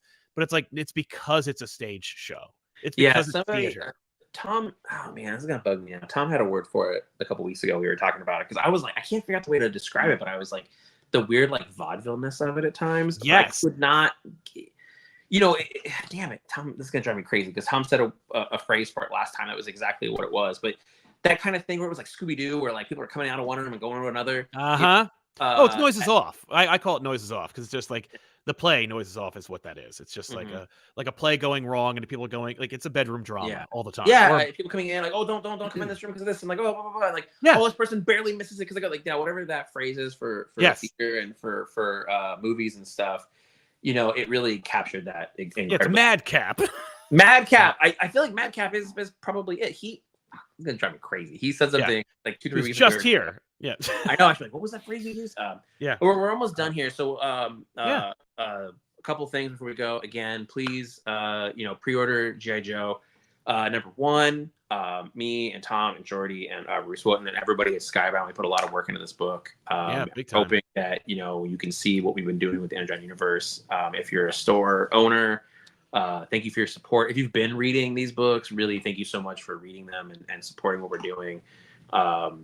I hope that if you're new to this entire thing, if you're new to G.I. Joe, I hope you see that we're trying really hard to make sure this is accessible to you. That isn't just for the hardcore readers. If you are a hardcore reader, I hope you see all the stuff that we're doing there too. Like, we really are putting everything into this. But let's burn through. Do you have any questions we want to go through? Oh, we got plenty. Okay, really let's do some super chats, and then I can burn through a bunch really quickly. I love it. Yeah. Okay. Noted artist Gavin Guidry has dropped into the chat to say, "Oh, nice. Hello. Yes. Tom's kids take care about what he does. How do they pull that off? My kids just go, "Oh, cool, okay." When I talk about making comics, yeah, you know that. Well, my kids, my daughter wants to make comics, so I think that's also part of where her interest falls into. She really wants to make comics herself. Like, she talks about, I want to be a comic book maker, is what she says. She draws and designs her own comics and stuff. So I think that's a big piece of her love. My son is definitely like, he has no idea what I do other than I sit in my office and then he comes here voice. So my daughter's a bit more plugged into it. Sometimes I wonder about if I was thinking about this recently. I was like, I wonder if my wife even knows what books I'm writing right now. Right. Yeah. So she knows because she hears me talk about it. But, of course. You know, but like, which ones ended? Which ones are still going? Yeah. I'm pretty. As you know, I'm a very talkative person. So the information's there. But what else you got? MP, what are some stories or runs you'd want to see collected that haven't been collected? Like Doug mentioned his first Batman run from the 80s. Has that ever been collected? Okay, interesting. I didn't know that. The obvious answer we've talked before: Bloodlines. Where's the omnibus for Bloodlines? Where's the Armageddon 2001? I want them to. Yeah, I want them to go through all those annuals, those like the annual events. Like each Eclipse of the Darkness Within. No, I know it's weird. And Tom was making fun of the pulp ones that I love, but I would love a really nice pulp. Yeah. You know? Yeah. And the design of those books were always really cool. I think gorgeous. Really nice I agree. Omnibus edition. Yeah. I'm like happy with this Hitman one because they got a new cover from John McCree for it. So I know, I can't believe that. That's so cool. Yeah. Yeah. I can't believe he didn't connect with Hitman the way, like, I was like, I was worried he was gonna want to write Hitman after he read it. No, remember he said he didn't start at the beginning. He just jumped in the middle. Random one, and he bought one. I know which one it was. He bought one of the later ones. So it's like he missed the aquarium. He missed all that stuff. That's a whole other thing. I really am going to give him that. Yeah, hardcover for a gift. And be like, take this on the airplane back with you. Yeah, read this on the way home. Hey with the face says, what Hasbro IP would you be excited to write about besides Transformers or G.I. Joe if you had the chance to do it? You know, I don't know. I feel like I'm hitting kind of my bucket list of stuff at this point, right? So it's like years ago when Skybound asked me, they said, Skybound asked me this is a long time ago. They were like, what are some properties you would be interested in? And I made a list of those properties. And number one was G.I. Joe. After that, it was like a little bit of random stuff here and there. And, My Little Pony, obviously. My daughter was super into My Little Pony a long time ago. She is not anymore. Right, it wouldn't impress her. It wouldn't be like, I'm doing it. We're going to get Rainbow Sparkle out of here. No. So I don't think there's really that much left for me. And then again, I can't get into too much stuff, but I'm not sure there's really too much more. And right now, this is where my focus is. There's other properties I think would be fun to write that are outside of Hasbro that I think would be interesting to write about. But yeah. Yeah, fair enough. Has Josh received his league membership cards yet? No, I have not. And it is like, outrageous. Yeah, I feel like the amount of work that Scott and I put into that entire thing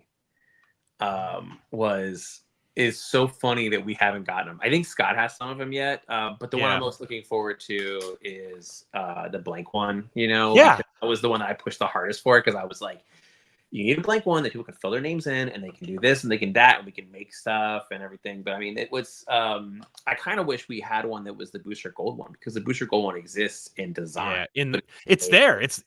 Well, it's in the book. Yeah. The problem is then you need to make them all, and then you have a record of who's more powerful than the other, and you can't have that on record. We talked about this with the power scaling thing. I was like, I'm out. Oh, I know. Yeah, no, because we talk about it on the show. Like literally, we did back issues on DC All In #1. Yeah, and we went all in on it, and I think we got a couple things wrong. I'm really excited about it because I have a theory about where Booster is, and I think it's that he's in the main DC universe. I think we can talk about this. We'll see. Maybe offline we'll talk about. Yeah, it. But there's at least 20 minutes of the cards. Oh man, that's so funny. We put so much work into those cards, dude. It was such a back and forth, and then talking about it and being like what we wanted it to be. And I'm glad people are responding to it really well. Also, I saw when somebody said Groot was talking about Green Arrow. Yeah, I love writing Green Arrow. I'm gonna miss it. Oh yeah, I miss those characters. I miss that cast. The last issue, I actually have to read the last issue. This is the annual. So the annual is the actual last issue. That's like my goodbye to the character. I know. And did you get? We can't say it. But did you get the other thing you wanted? I believe I did. I'm going to look at it right now after we get done. I have to. It was called Last Looks. I have to look at it right now. So, all right. When we're done here, I'm going to go dive into that and look. Yeah, I believe I did. So, yeah, I'll let you know. If you had to introduce a Bloodlines character into your Superman run, who would it be? Well, I think I would have to be Loose Cannon because he was one of the Superman. Yeah, he fought Eradicator. Yeah, I would probably go with him because he was the one that had the actual miniseries. Oh, he actually fought Superman. Yeah, he was actually. He had his own miniseries. Yeah, he had a miniseries. Yeah. But the one that I always regret. Oh, we were talking about this earlier. Argus was almost in Justice League versus Suicide Squad. He was in the first issue, and I had to take him out, and it didn't work out. But Argus, when I was on Flash, I had a rule that I tried doing that I would never use Wally villains. Because they weren't like, if I did, I had to be very specific about it, right? Like, I try to mostly use just Barry's characters, like Barry's villains. When I introduced Hunter, it was because Wally was in the book, and it was a major part of the plot point. That was it, So with Argus, I wanted to get Argus. I'm always like a little annoyed at myself for not getting Argus in there, but it didn't make sense within the context. I could never make it work. Sometimes you gotta let your fandom, your nerd go. Put it on the show. You gotta let it go. What's best for the book? Like yeah. Yeah. Is it true you saw Batman Returns 30 times in the theater? I think you found that out in the show. I think definitely you mentioned that on. It was 17 times. It wasn't 17, but that's true. Yeah. Yeah. What DC team would you like to write for? I think I know exactly what team that is, but I'll leave you to it. I feel like I'm. Oh yeah, I can't talk about that. Yeah. Josh, anyway. What are your thoughts on James Robinson's Starman? It's Love it. Favorites, right? Love it. It's one of my favorite comics of all time. I've actually been debating on doing a reread of it because it's one of my favorites ever. I haven't done a reread in a long time, but I have all the really nice hardcovers they released a few years back. I love Sandman. Or I'm sorry, I love Starman. I think it's definitely in my top 10. I haven't read it in a while, but it is, James Robinson, like that, like Golden Age, but that book, I was thinking about that book recently that I wish we had more books that were able to have the legs that book has. Like taking a character that is, I don't want to call him a C-lister, but he's not an A-lister. But he's Gamma tier. What's that? I said he's Gamma tier. Yeah. That's what. Because that's what Booster is. Yeah, I to take a character and be able to run with them and tell a really big story the way that James did. I wish that the marketplace would kind of support that right now, and it's so hard to do. I think one of the characters that has that right now is that Poison Ivy book that G. Willow does. I think that's a book that's going and it's going to continue going, and you're able to tell the character and really keep telling a story with it, and tell something that feels not contained, but is really telling its own story. I wish we had, because that book was not contained. It tied in JSA, tied other stuff. There was stuff. It tied in with the Hellboy crossover with Batman. Yes. Well, that was because. Well, Batman's only in it because they basically were told. I might be thinking that term right now, but I think they were told you have to have Batman in this if you're going to do it. It wouldn't surprise me in the least. Because what the hell is Batman meets Hellboy meets Starman? Like, I think that was the case. I cannot speak 100%. I think they talk about it in one of the forwards where it was like it was more about Starman, Hellboy, but they were like, no, you have to have Batman in this. I think that was a piece of it. But yeah, I really love that book a lot, and it's easily one of my favorites. Depending on the day, it might be in the top 5 if I was really honest. But I think when I do my reread, I'll come back around to that. Nice. Did you watch the 87 animated G.I. Joe movie before or after Transformers? After. Yeah, because you saw Transformers in the theater, and you were like, oh, shit. That's right. Yeah. Any plans for an Elseworlds or self-contained series? Plans? I mean, we talk about stuff all the time, about things like that I have ideas for stuff I want to do that are to the side and things like that. So yeah, like there's always conversations about that and talked about it. Snake Eyes, when? Who's Snake Eyes? Moving on. Yep. If you could make a design for a G.I. Joe toy, what would it want to be? Character, vehicle, or something else? I'm gonna say character. Right. I would love. I mean, with the stuff now, I wish there was some more. I would be fascinated to see what it would be like for them to build some of the bases and stuff like that right now. I think that's interesting because of the size comparisons. But there are characters that I want them to do. They haven't done yet. Mostly stuff based on stuff we're doing. Yeah. Are 1970s Superman comics lost forever? I subscribe to Ultra, but my Bronze Age supers are not available. Dude, I do not know what that's about. I can't speak to it. I don't know what that's about. But listen, I do a lot of research on Superman when I'm working on it, and there are times I'm shocked that some comics are missing like that. I don't think they're lost forever. I think there's just this stuff takes time because sometimes like restoration, the film might be missing. Have it scanned in. I mean, I'm sure you've had this before where you're reading a Marvel book. Oh, and suddenly you get to a page. You're reading a Marvel book on the Marvel Unlimited.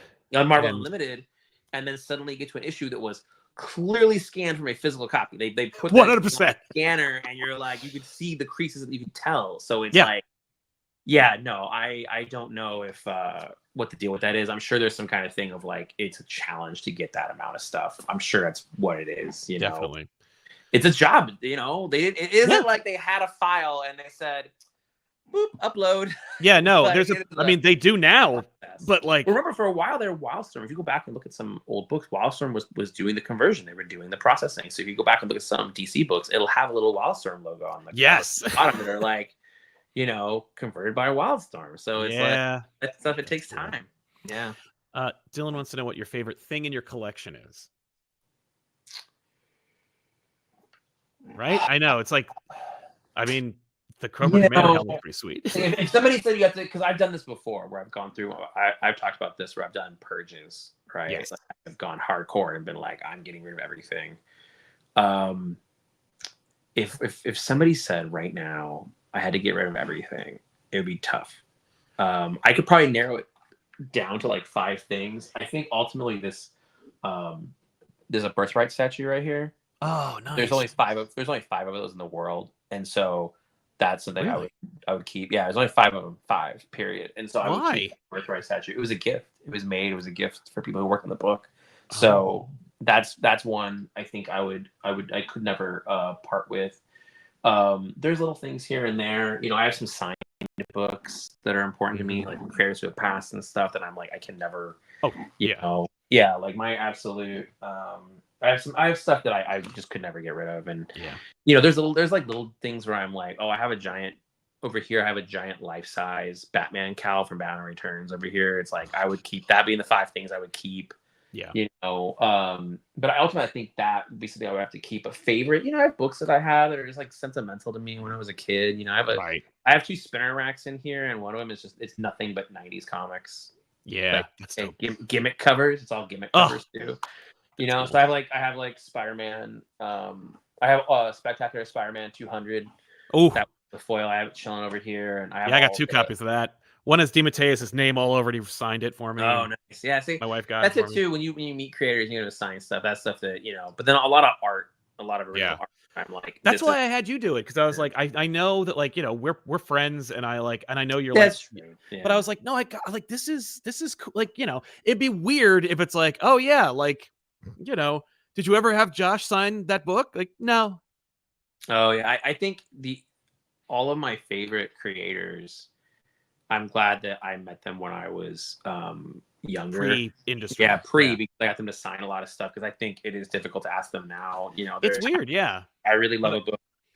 And you're kind of like, I really, really, you know, you're like, oh man, I really love this book. I would love to have it signed by this person, and you know, or have something. But it's you know, but yeah, it's a hard question to ask. My favorite is, because ultimately, what would I be like? I have to keep this one. So yeah, right. What else we got?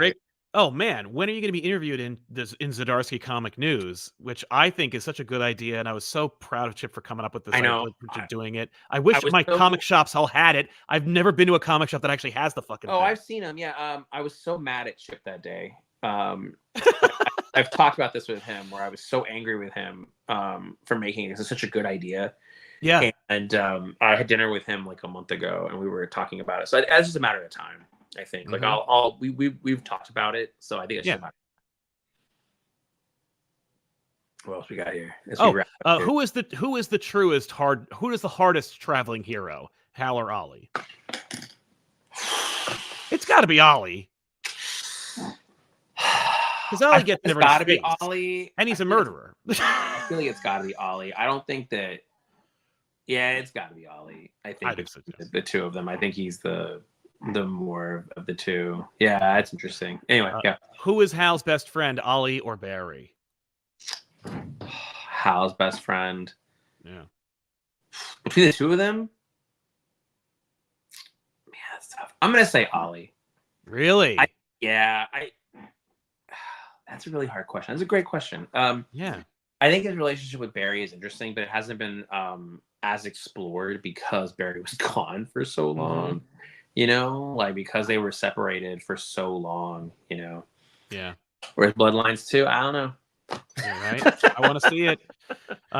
They're never going to do that. Listen. No one who works at DC even knows what the fuck that is. If I could go and be like, we're just going to make sequels to stuff that I love, that's a whole other story. Yeah, we're gonna make Captain Atom will be Monarch.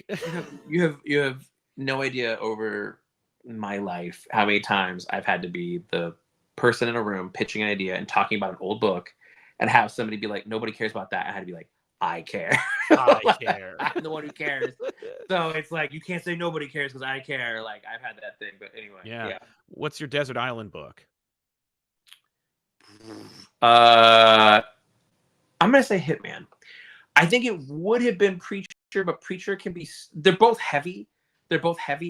I think years ago I would have said Preacher. But after my last Hitman reread, I would probably have to say Hitman. You know? Yeah. I think I have to say that one. Yeah. How much do you love Cry for Justice? I love Cry for Justice. I'm just kidding. Next question. I do love James Robinson, and I feel like he's great. I don't understand, but it's just a rough little moment in time, and it is. I think you can be too mad at people. You have to always understand that sometimes the things that you get really upset about in comics you might be directing your anger at the wrong people. But anyway, what character in the DC universe would be a fun challenge to write for that is a blind spot for you? Oh, where you're like, I've always been wondering about that character. Like, that I don't know well. Like, what's a character I don't know really well that I think would be interesting?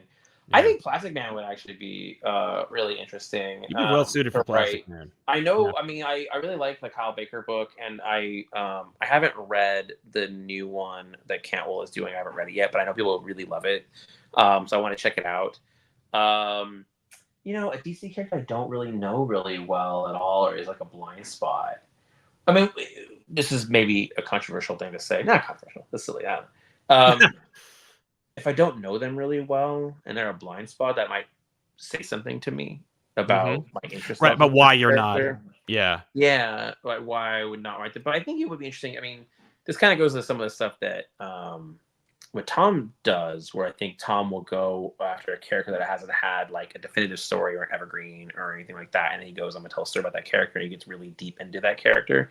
Yeah. There are a few characters I'm interested in that in, but I still like those characters. I just want to be like, I think it'd be interesting to do a story with this character in a different context, or do a bit more of a character piece with them. That's still big, fun action, but something different with it.